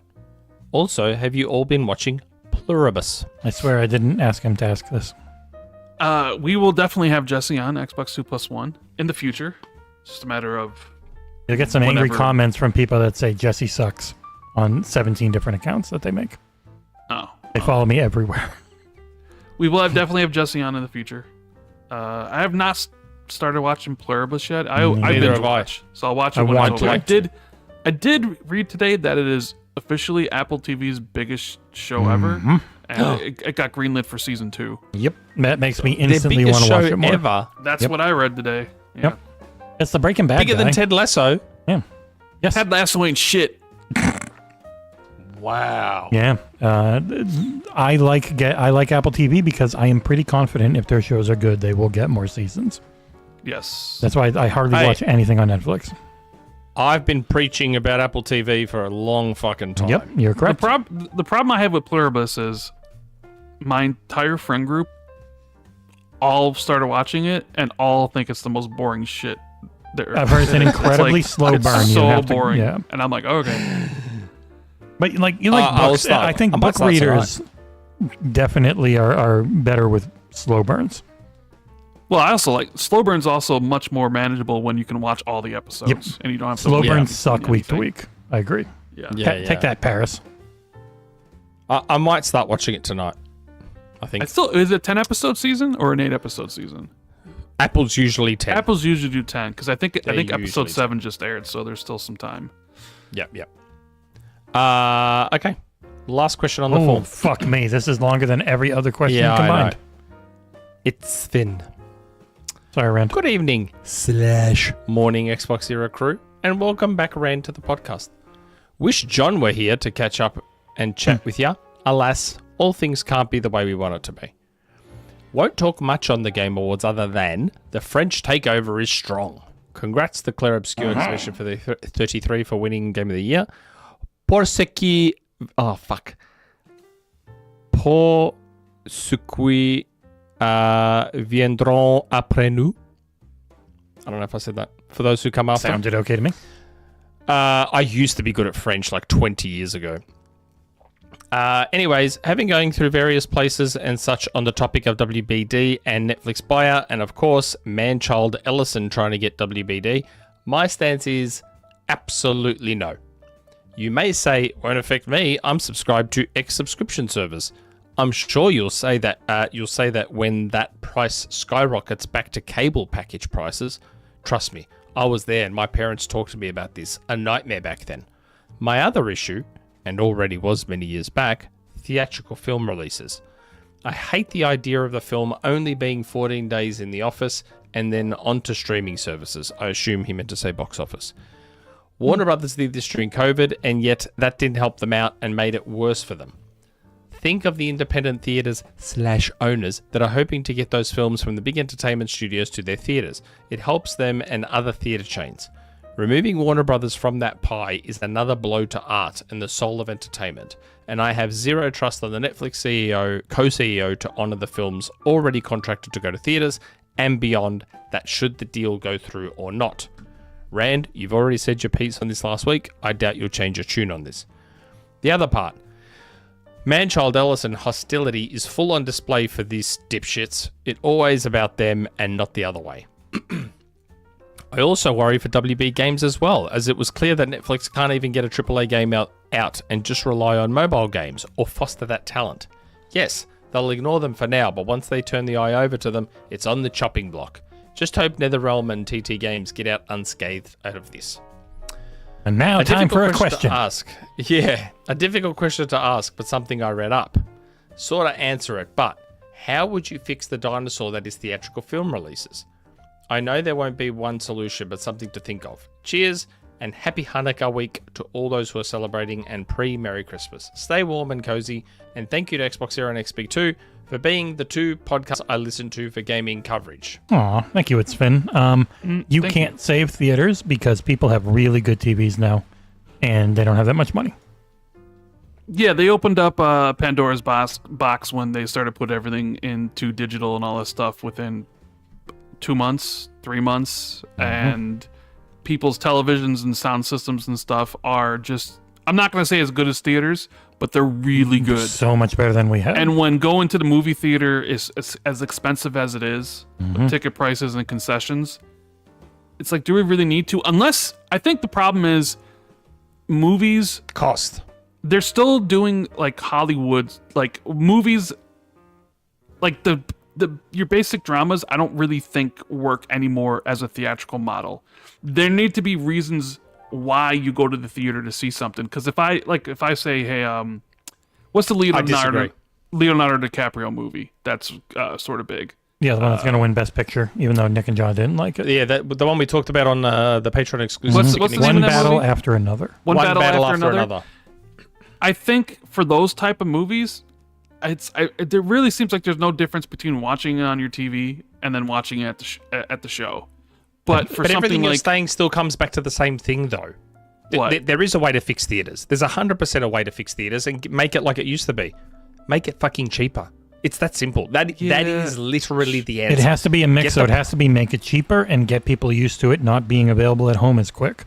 And that's, people just aren't going to do it. It's not necessarily needs to be cheaper, but it needs to be worth the money, right? It needs to be so high end. No, but that's why we are where we are now.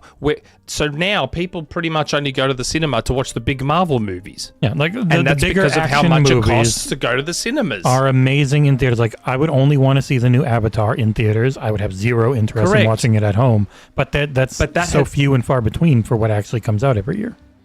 I know, but that's happened because of how much it costs to go to the cinema. If it wasn't so expensive, so I used to go to the cinema for every movie back then, and it had nothing to do with the wait to get home on VHS or whatever. It was because cinemas, it wasn't expensive. Like, it was actually more expensive to buy the movie at home back then than it was to go to the cinema. So VHS tapes used to cost $100. Yeah, but Nick, and then the DVDs started at like $40, $50. how realistic so it was is it cheaper to for go it to the be, movies? Yeah, but how realistic, if you're actually coming up with a plan, how realistic is it has to be cheaper?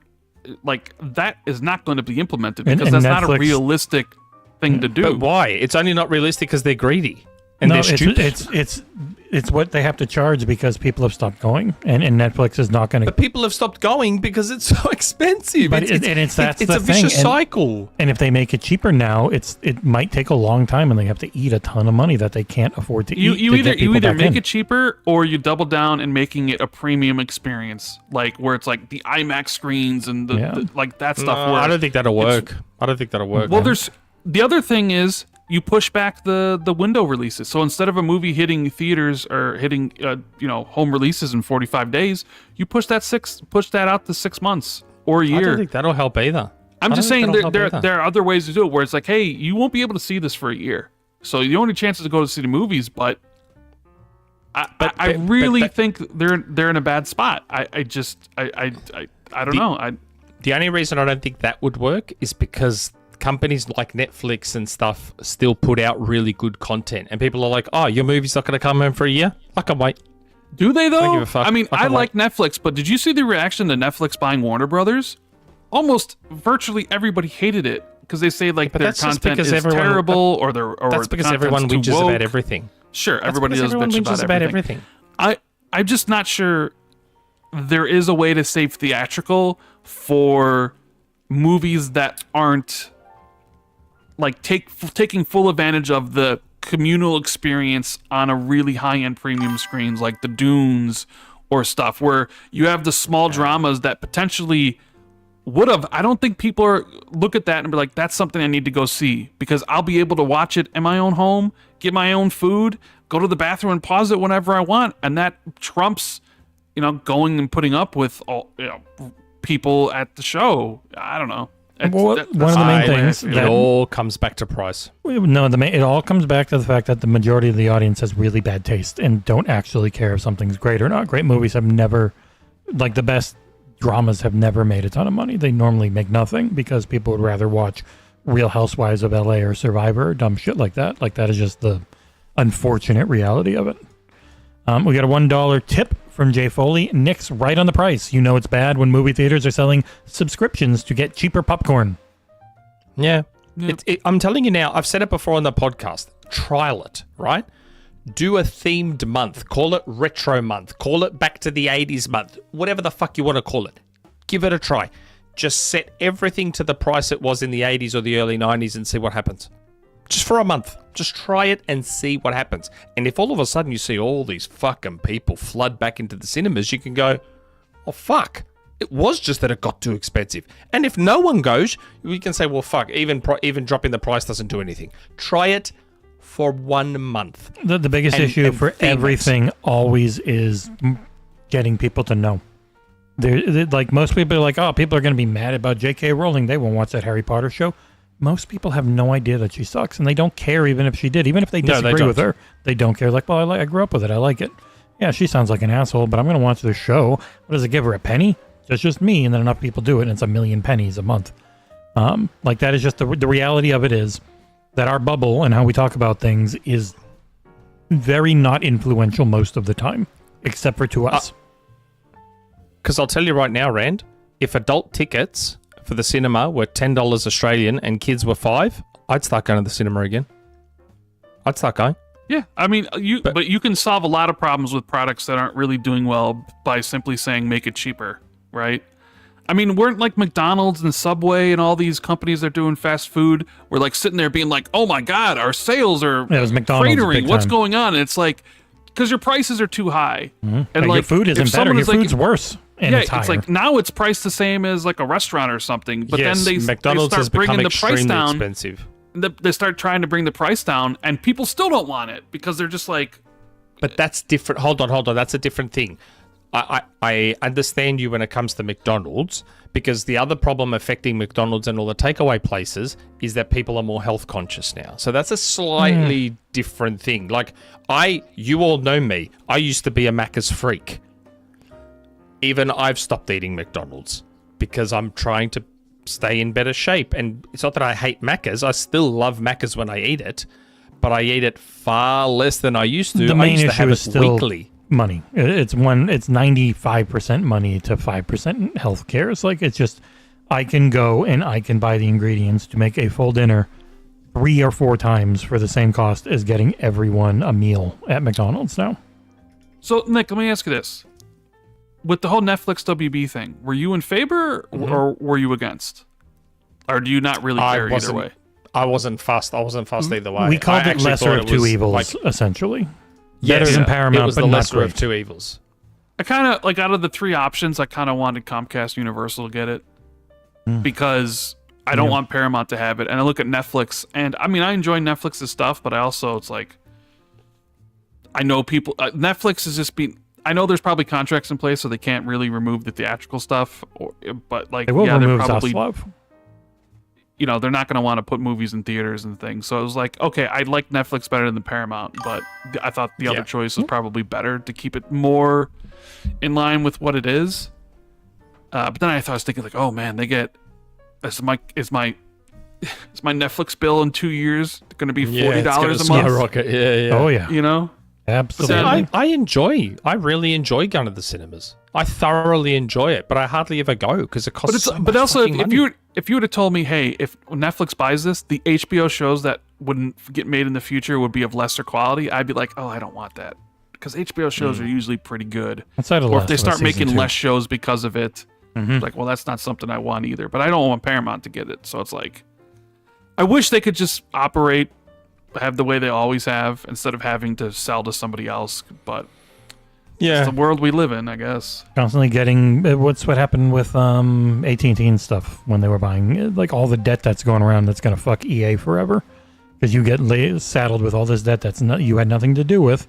But it's like why did KFC go to shit in America? Why did Toys R Us close? They were fine, they were making money, but then they got bought by people who used them to offload all their debt, and it killed it. And like, even you look at all the stuff, the way the Saudis are buying it, it's just offloading shit tons of debt. It's really bad for those companies in the future to have that shit thrown on them, that is not their fault. Yeah. No good. I don't know. I still wish they'd try a thing. Last time I went to a movie, Nick. Mm. Last movie I saw at the show, Joker. It was like October. That was the last one. The last movie I've seen. Last movie I went to. I've been to one this year. Fantastic Can't Four even was the fucking last one, remember. I think, for us. No, I didn't go to that. We didn't Cinema. like it. But we only ever go during matinee, and it's still like $30 for 2 people. Because I like to do laser been to a IMAX movie because it this looks year? and sounds amazing. Look But at one of Nick. He's arguing that movies should do all this, and he's like, hasn't even been to one this year yet. Well, And the yeah. year's over. What's I just really told nice, you because it's expensive. I know, but does that say more about how expensive it is, or more about the slate of movies that came out that you don't even like? No, it's because of how expensive it is. Okay, so if it was $5 cheaper, you would have went to see more movies. Oh, I went to see Superman and Jurassic World Rebirth Yep. Ooh. in saw the same Superman. week. Superman was I good. saw them in the same week. I mean, as Superman well. was good, but Jurassic Park Rebirth. Yeah, I did not like Jurassic Park. I didn't mind Rebirth. it. I didn't mind Jurassic World Rebirth. One of the I best, didn't mind it. one of the best times I've had in a theater was it was $7 tickets because it was like midnight when it started. And it was Late Night with the Devil, and that group of people was real fun to watch that movie with because there were people like, "What the fuck?"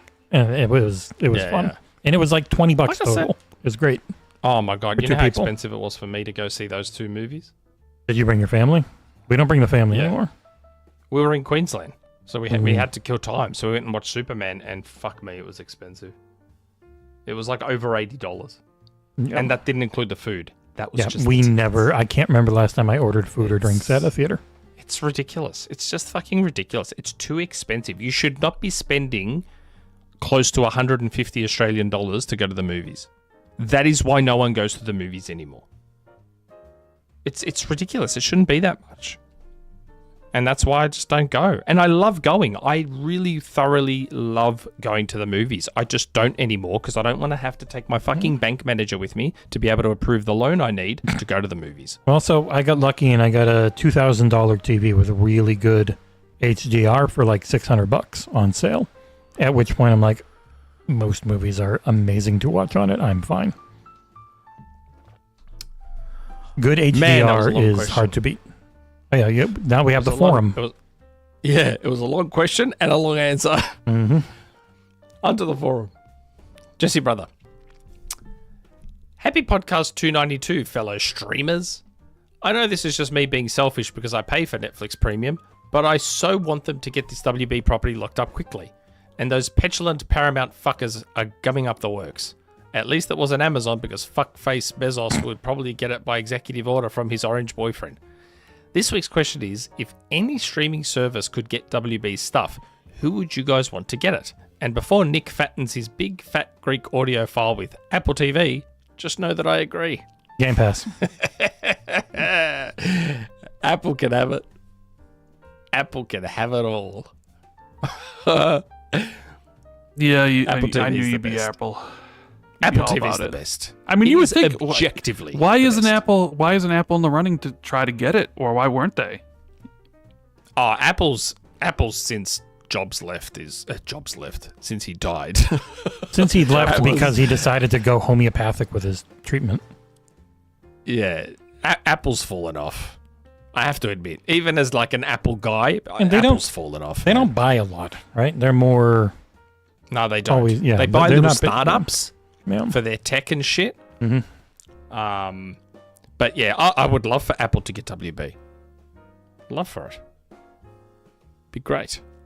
Because they do amazing shows and amazing movies. Like, again, to this They day. just need more of them, I guess. Yes, and they need to actually advertise to the world that they have them. I mean, I do. So I pay for Netflix. I have the top tier, $25 tier. I have Apple TV because I do. And They just went do up? some great sci-fi stuff. So Yeah, amazing they are the So I best got- for sci-fi. I have Amazon Prime because, well, I pay Everyone for does, yeah. shipping. I say so. Same It's like, here. yeah, I got Yep. that. I'm Yep. on my buddy's Peacock. I'm on my buddy's Paramount Plus. And I'm on my You ride buddy's your HBO Max. what cock do you ride of your buddies? I said I'm on my buddy's Peacock plan. So I'm on my buddy's Peacock plan, his Paramount Plus thing, and his HBO Max thing. So Like we have cable TV from living here that also gives us incredibly cheap gigabit down 50 up internet. So I have all the advertising versions of those, and they're terrible. But I do have to cut things off. Torn Raptor, CEO in chat, tells Nick, stop spending so much in Fortnite, and you could see a movie or two. There you go. There you go. Hey, I don't have to anymore. I don't have to spend the money in Fortnite. It's all in Game Pass. And it is the funny thing, as MM Machine says, interesting you paid $25 for Netflix, sounds close to Xbox's $30 for Ultimate. And I was like, yeah, I mean, if depending on how much you use it, and I think use a lot Netflix a lot more than I use Game Pass Ultimate. Yeah. Well, also you can get all your games But also there is a point where I potentially would question if the Netflix subscription is worth it anymore. 25's at that point where we're like, okay, but as soon as it hits that 30 mark, I'd be like, okay, what am I watching this month on Netflix? Do I need it this month? My sub I've had forever and is the one I use the most is YouTube Premium. Or I would consider dropping down a tier. Although I just can't deal with ads. Like I have YouTube Premium and I've had YouTube Premium since I got Premium as well. It is the actually the best sub. I have Disney Plus. I have Disney Plus with Hulu as well. But once they reach certain prices, I'd be out. So, Still to this day though, Apple TV, the only streaming service that have an Academy Award, Best Picture. Coda. I think F1 just hit the free thing this weekend. You know how good F1 is. I haven't seen it yet. Should I watch it? It's a fucking Joseph Kosinski. Is it Joseph Kosinski? It is, isn't it? Yeah. So. Joseph Kosinski, my man, the best director in the industry right now. Directed F1. So even if you don't care about racing, you should still watch it because it's just a good movie. Yes, it's a fantastic film. Yeah, it's Apple TV, dude. It's Apple TV. It's a fantastic movie. I guess I'll watch that. And there must have been some sort of deal going on because now Apple TV is the exclusive broadcaster of F1. Well, yeah, because they got into F1 and F4 and others for like a season to film that shit. F1, because F1, Apple, Joseph Kosinski and Apple did a fantastic job in this movie of making F1 feel like this expensive, beautiful, almost exclusively for rich people sport. And it kind of is in a way. They did a really, really good job of translating that and everything that goes on behind the scenes in that sport. It's just, but then they had more access than anyone's ever had for filming F1 like that.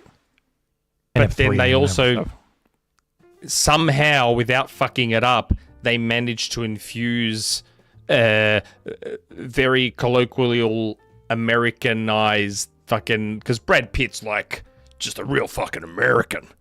And yet they got him in there without fucking it all up. If I don't know how to explain it, but if you watch the movie, you'll totally get it. It still feels European. No, Brad Pitt's very much a fucking No, I mean Yank. the movie itself. He is American, but it doesn't feel like this American's just coming in to take everything over, brother. It feels like F1 Yeah, they did it really well. Like they found a really good way.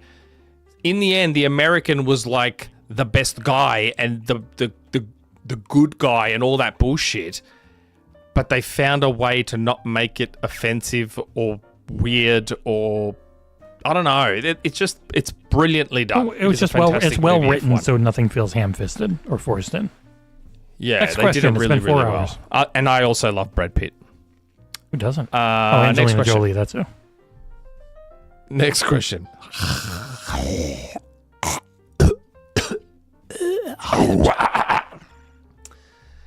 Yeah. Did we see who won the game of the year? Though I guess right, it was Expedition 33. Just starting with I love that. Thank you.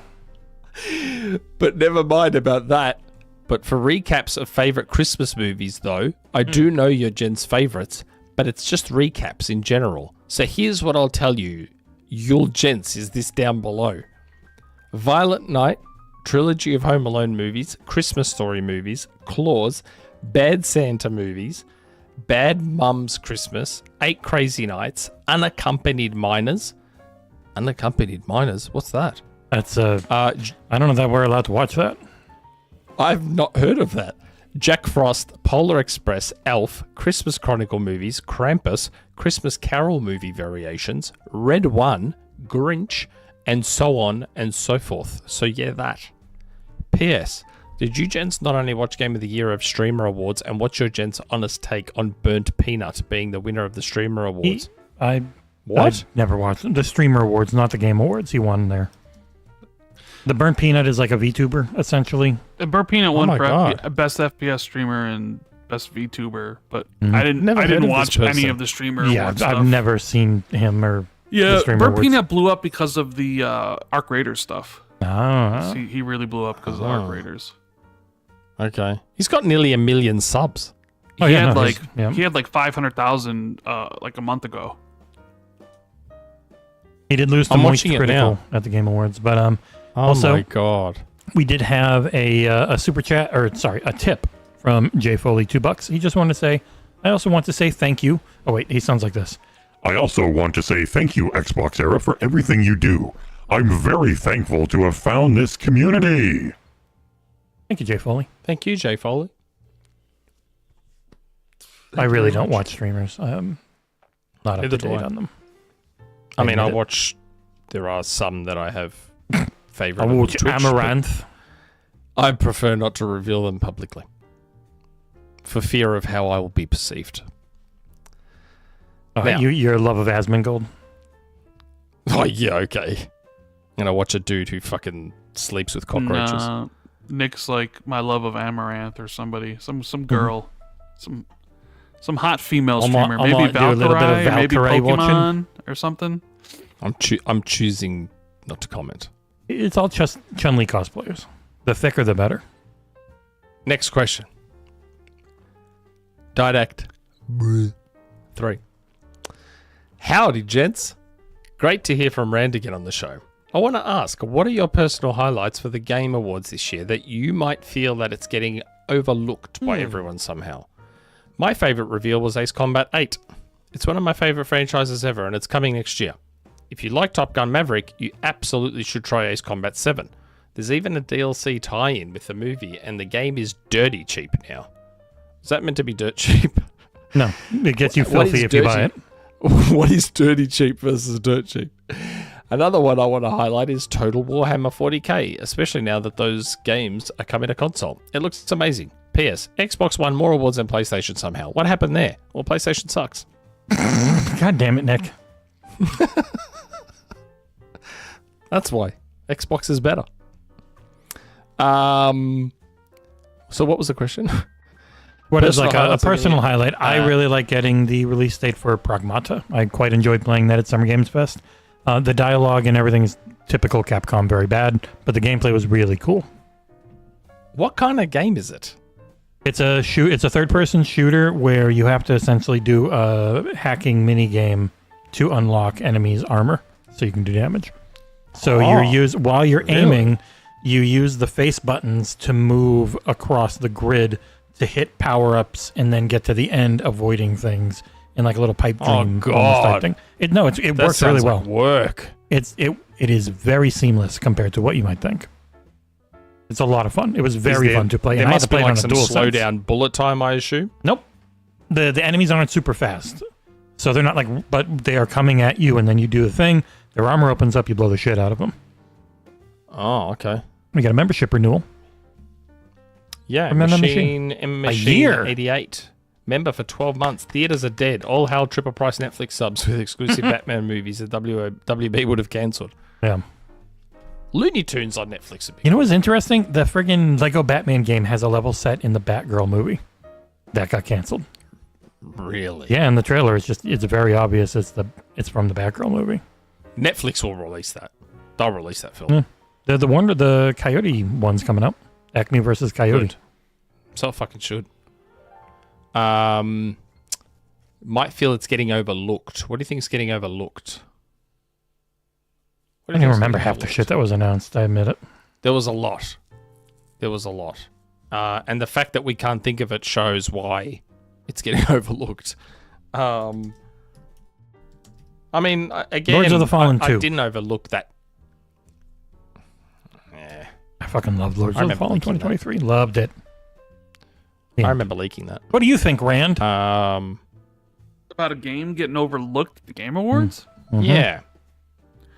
I mean, it's too tough to say. I mean, some of these games we don't even know when they're coming out, so it's tough to say if something's been overlooked. There were a lot of moonshots. I can't really. I mean, the only game that really has a negative reaction to it was High Guard. Yeah. Yeah. You know, I can't think of any announcement that's been decidedly overlooked. I know one. Stupid Never Dies. Yeah, but they had that in the pre-show though. It didn't look anything special. I mean, it looks fun. It's like a weird sort of comedy Devil May Cry Maybe thing. based on the publisher, maybe for Loop. Like, there doesn't really seem to be that much excitement around that game, considering it's a PlayStation game. But then again, we don't know when it's releasing. I mean, it could be releasing next year or 2027 for all we know. I mean, it could get cancelled. And Nintendo won 2 awards they really shouldn't have. What did they win? Best family game for Donkey Kong. And then best racing game for Mario Kart. Racing and sports Well, I mean, game. it is better than Sonic. Yeah. It is. Yeah, it's better than Sonic no Racing other Crossroads. games stood a chance. No other games stood the chance. Donkey Kong was the worst best one. racing game. I'm not saying Mario Kart necessarily deserved Racing Game of the Year. Well, it's but racing if or it's sports. between- Yeah. If it's between, if sports was included, then Rematch probably Rematch deserved was it in more there, than and Mario Kart. Rematch is what should have won. Yeah, Rematch probably deserved it more than Mario Kart. But between Mario Kart and Sonic, I did not like that Sonic demo at all. You've only played the I demo. was Shut really up. disappointed in it. Go away. Really Go disappointed away. in it.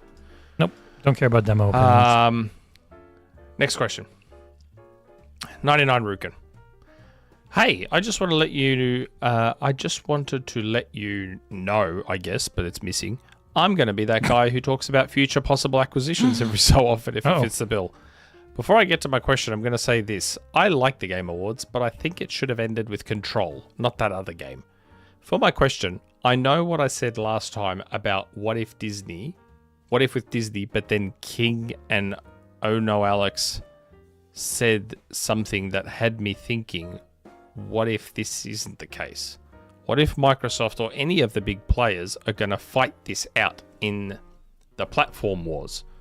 So my question, do you think Microsoft will buy someone, not a gaming publisher, but an entertainment arm to get people hooked on their platform? For me, it's got to be Comcast once they sell off their cable and news stuff off. Now, if it is more gaming stuff, who do you think it is? You already know my answer. It's going to be Nexon and Respawn Entertainment with the IPs off EA. Thoughts? I don't think anyone's looking to buy anyone for a long time. Yeah, I don't think Microsoft's going to buy for quite some time, if at all. I do know that, yes, 99 Rukin, they were looking at it as well. They were looking at buying someone who has an entertainment arm at one point, and they were looking at WB Discovery. Because they thought, yeah, we'll get it all. We'll get game studios, we'll get streaming, we'll get the whole lot of it. Microsoft, before they bought ABK, were looking at WB at one stage. Were they looking at one other one? NC 630 says Microsoft doesn't care about pulling people onto their platform. They do, just not their hardware as much, but their platform. Yes. Yeah, I have to have a look through my DMs again. Alex was talking about Netflix making a big play to eat Xbox's lunch. No, they weren't doing that. Netflix doesn't give a shit about gaming. Yeah, they don't seem to. They didn't. Which is They did not unfortunate. include those studios in the valuation that they offered. Yeah, they Like, paid they don't 80 care. billion basically just on the entertainment part alone, Mm-hmm. which is nuts to think about because they've got like Mortal Kombat and fucking Lego and Harry Potter there. I don't That's really fucking think you crazy should to think expect about. any acquisitions for the gaming side of things. Not for a while. They're more in like, I don't want to use the word penny pinching, but They're really big, and it's very hard to run. Yeah. So, I mean, maybe you could see a studio pick up, you know, Yeah. like if... Support like, stuff, I bet. if NetherRealm ever became available, like Netflix was being like, hey, we got WB, but we don't want to run these gaming studios. Who wants NetherRealm? And maybe you get some exclusivity on some games that Maybe that's a they've made. possibility, but I think they're done spending like that large amounts of money to buy like a publisher or somebody. They have so many employees. They're still over like 20,000. Yeah, and you're still going to have layoffs in January. Yep. Yeah, The whole company will. So, But and it'll be if it's like 9,000 for the whole company. People that friggin' I saw the union was saying Phil Spencer fired 9,000 people. I was like, Mike, they did not. That was the whole company. But We'll see. I'd hope that at the very least, maybe people would buy parts. Like, see how Nintendo bought that Namco studio? it's just. But like a lot of those parts, like NetherRealm and stuff, aren't worth anything without their IP. And they're expensive. They're expensive to run. It's not even just about buying. Like, you want to buy the IP. That's the main thing they bought Activision and all them for. Like, you now own these IP. They are yours, and you've got talented devs, but those devs cost a lot of money.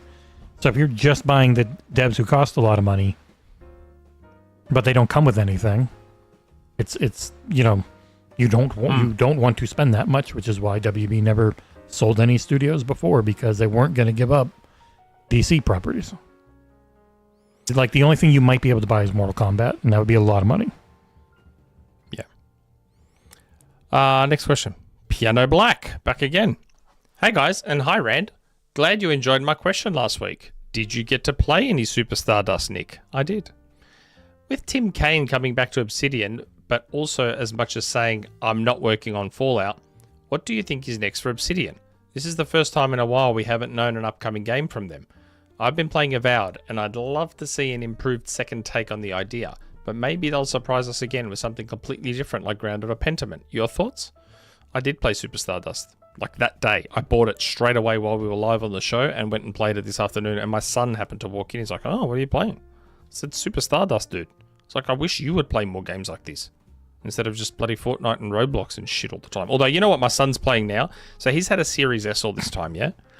And now that he got the ROG, I moved the Series S off to my parents' place, so we had something there to play. And you know what he's playing on his ROG? A lot? Halo. I'm like, bro, you had a Series S here all this time to play Halo with. And now he's playing Halo because mouse and keyboard. So he's playing Halo Infinite now. And he even had his mates last night playing it.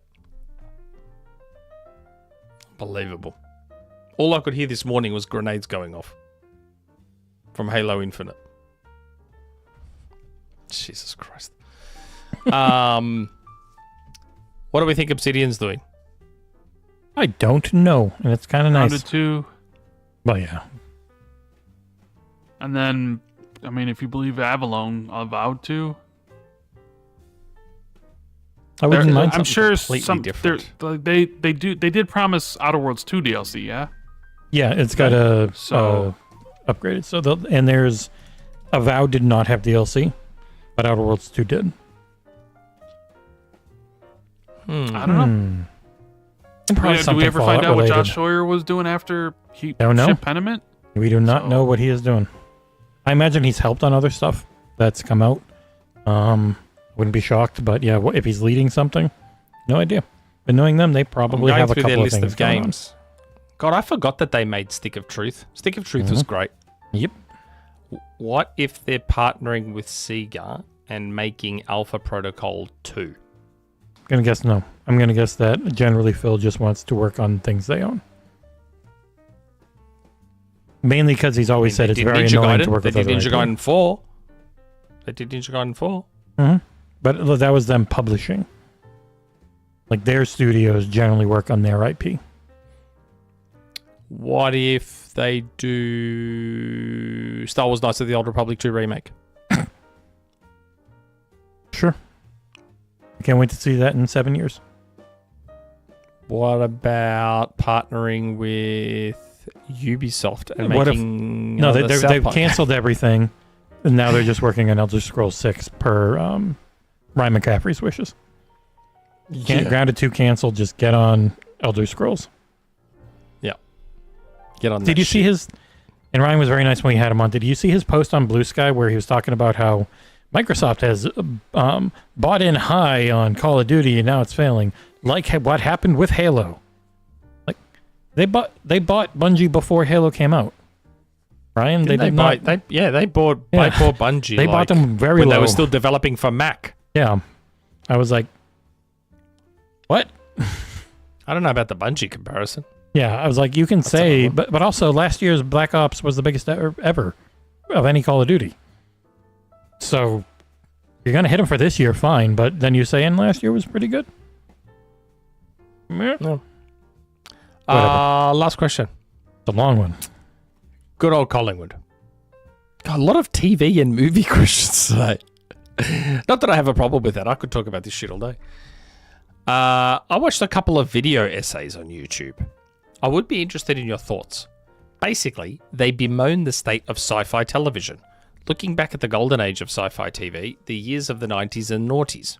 TV shows such as Star Trek, X-Files, Babylon 5, Far Side, Fringe, and the early Lost. These were series whose seasons lasted 26 episodes, where there might be one overarching plot line, but there was room to have a plot B or individual episodes that had a throwaway premise, designed to highlight a character or have an esoteric one-episode story. Contrast it with series today, such as Westworld, Foundation, Dune Prophecy, or Andor. Instead, they feel like 10-hour episode movies. Did I say that right? Whose individual episodes are to serve the main plot line, with no room to allow for a single unrelated story episode. As a result, the plot runs really slow, having been extended to fit the full running time of the series. Additionally, because so much money is poured into the production, so they can look like cinema-level quality TV, they're expensive to make. And there's a long time between seasons. God, there is. Many times these series aren't serialized, but drop complete, giving the feeling of a series coming and going, with no lasting aftertaste. Contrast that with the series from the Golden Age, which allowed the viewer to chew on each episode weekly. Too long didn't read. The question is, do you prefer your sci-fi series compact, short, glittering, and streaming, or do you look back fondly at those weekly episodes of TV series with those quirky characters and stories in between their main story? It's never been better than now. It's the best TV's ever been. There is so much shit that sucked forever. Sci-fi shows back then. Like people, but also like people always talk about all the hits, but for every hit, there's been like 900 misses, and that's always been the case throughout every. I only watched X-Files. Generation Out of TV. everything you mentioned there, X-Files was all I ever watched. And a lot of Files those- Lost. Yeah. Yeah, and a lot of those shows had I've so never many seen Lost. bad episodes. Battlestar Galactica. Never seen Lost. Westworld was good at the start. So Westworld season Westworld 1 good, fell off. season 2 okay, season 3 bad, season 4 Yeah. good. It was actually good on season 4, and it Season really 1 sucked because I season 5 was going to loved. be such a good one, and they didn't do it. Season 1 I loved. And the one that I love on Apple TV, while we're talking sci-fi, have you seen it? It's shit. It Never heard of it. is- It's on Apple TV called Dark Matter. Yep, good show. Have you seen it, Rand? Yeah, Dark Matter. Yeah, I with love Joel it. Edgerton. Well, I read the book. Book was like, Yeah. it's one of my. It's the one that people always ask me, like, "Hey, what are one of your recommendations for books?" And I always kind of give one-offs. And Dark Matter was always one I recommended. So I was really, really hoping the TV show would live up to the books, and it sure did. Yep. And the The good TV thing show was great. they're continuing Yeah. with the Fuck all book of author, which is cool. Yeah. That's very The book leftovers. author was like the showrunner. yeah, So he wrote like the script. So there's a lot of stuff that wasn't in the books, but Yeah. it was like, okay, well, it's the author who it's added some he of got those to things. flesh it out, which was so cool. Which And is he- what I loved about the So leftovers. they're doing season 2, but there's no book 2. There's no Dark Matter 2. Yep. But they are doing. Are they the doing second season 2 of Dark Matter? Yes. Yeah. Yeah. Yeah. Dark Matter was great. And it's great because I have no idea what's going to happen. Yeah, There's no I book. fucking love Dark Matter. It was so good. And Jennifer Connelly is fucking gorgeous. And Joel Edgerton was the perfect boring, Yep. but also was then really not good. boring. If you've watched, it was good. It was a really I'm good glad show. you liked Dark Matter. I was worried you were going to say you didn't like it. I fucking loved it. Did you ever watch The Leftovers, Rand? I watched season 1. I haven't watched the last 2. It is a Season show 1 was I the still worst have. one, and season 1 was good, and season 1 was the Leftovers book. great. And then season 2 and 3, like 2 started kind of weird and then ended amazingly, and then 3 was amazing the whole way through. Like it's up there as one of my favorite shows ever. And there's another rumor going around, and I hope it's true, that fucking Mindhunters might be coming back on Netflix. Oh wow, really? for season 3. I'll believe that when I see it. Yeah. I love that show so much. I mean, it's like I probably love the that best Netflix show much. ever made. But yeah. Yeah. Oh, Mindhunters. And I'm friends with one of the writers of season 2.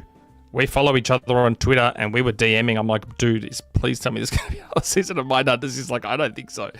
And then I just sent him a message. He probably doesn't even check Twitter anymore. Sent him a message showing the rumor that season 3 might be coming back. I was like, fucking bro. I loved Mindhunters. You know, that's the voice of, what's his face from Frozen?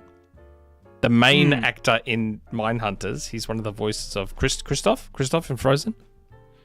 I did not know that. Yeah. God, it's such... Mindhunters was such a fantastic show. So good. Like, that to me is like something Apple would make in terms of quality and depth and it's everything. Fincher, right? Yeah. Yeah, that's why. Yep. Yeah. You get that good to of me a reminds me showrunner? of something Apple would make. Oh, yeah. Fucking Mindhunters, man. God, I did not want that show to end. Didn't want it to end. It's great. But yeah, I mean, look, to your question, good old Collingwood, I have to unfortunately say current sci-fi because I haven't watched much old sci-fi. Most sci-fi TV I've seen has been modern stuff. There was so much filler in the of past. it. Like, there was just a lot of filler, and sometimes it was good, and a lot of times it was bad. Like, I like Star Trek The Next Generation, but I would say find a guide for episodes to watch, because otherwise it is too much to go through, and a lot of the early seasons were very bad. Like, full of X-Files bad was it episodes. for me. Yeah, and X-Files Just had a X-Files. lot of bad episodes. They really got into their groove. Don't watch the second movie. The one with the bees, I think, was really bad. There's a lot of hits and misses. Even The Expanse, one of the best shows ever made. The Expanse is great. Didn't have a really bad Haven't first seen season. I forget. Haven't seen it. Or worse than it was early season, and then it got really good. Because like Battlestar I'm just happy that you Galactica like Dark season 3 Matter. was real bad because of the writer's strike. I'm just super happy you like Dark Matter. It's so good. I just loved it. I loved that show. It was so good. I couldn't stop watching it. I'm really curious where the story goes, like in a good The way. multiverse cube thing, and then you see all the fucking unlimited doors, and he's going through all the doors and all these different alternate Chicago? It was Chicago, wasn't it? Chicago. It was set in Chicago. Go Bears. God, it was great. It's like truly fantastic. I want to watch The Expanse again. I don't think Amanda's watched it. But yeah, that's it. End of the show. show. That's the end of the show. How So I'd like much? to thank- Nope. What? So I'd like to thank Rand for making the time for us. We got in at 4 and a bit hours. I said 3 or 4 hours. If Rand has to be short, then 3 or 4 hours. Thanks for the 136 or so that are still here with us watching. Thanks very much for hanging around. Hopefully we didn't bore you too much with a lot of TV and movie talk. No, chat was hopping. And it was mostly questions that made us do it. Yep. Rand, what have you got going on that you can tell everyone about?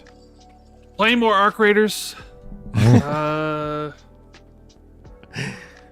really about it for now. Playing more Arc Raiders. Killing people. XB2 plus one's coming up or anything? We got Xbox 2 Ultimate coming up on Tuesday because Jez was not allowed to do the show on Friday. Oh. Girlfriend reasons, I guess. God, So we'll be doing the show then. We do have an Xbox. We do have the next 2 guests for Xbox 2 plus 1 lined up. So be on the lookout for that. But yeah, it's always a pleasure to hang out with both you guys. I don't even know what John even sounds like anymore these days. It's not important. We'll have to do it for a 4-person show. I'll fade into the background and you can hang out with John. Yeah. Okay, that's fine. It's not that important. Yeah. It's not that important. Maybe Nicole- John can fade into the background. Wow. You know? Because Jesse, what's if going on? if he was here for this, he would have been bitching 2 hours ago, being like, "It's so late." I gotta wake my son up in the morning and put his underwear on. Got to spoon feed him his rice bubbles. Fuck. Gotta make sure he doesn't choke on his boba. I gotta help him chew. I've got to crush up his food for him in my mouth. A baby bird him every morning. Hello. As far as what's coming up on the website, jack and or shit, because there's not going to be much going on game release wise. So we will be looking into Patreon peeps, hangout streams. This week we'll have headlines again, but then it's gone for a couple weeks because there's no news around the holiday and New Year's. So you'll see us again after Thursday's headlines. We probably won't have one again until like January 6th, but we'll keep being here every weekend for the podcast, including Grubsmas on the Saturday after Christmas, where it'll be myself Don't want to miss in the background as Nick and John love all over each other, and Grub is very sad because John's there for a change. Yeah. So yeah, really don't want to miss Grubsmas this year. Oh boy. And we should hopefully in the next couple of weeks do a Sick and Nick's Flicks. Because now that my children's extracurricular activities like basketball and shit have ended for a little bit, I've got Saturday mornings and whatever back for a little while. So yeah, so hopefully we'll have a couple of those soon. Maybe I saw another show that patrons are getting access to. I got the email it's about a new it. one that Pre-Drag came up with today. So it's called what is it? Box art is my passion.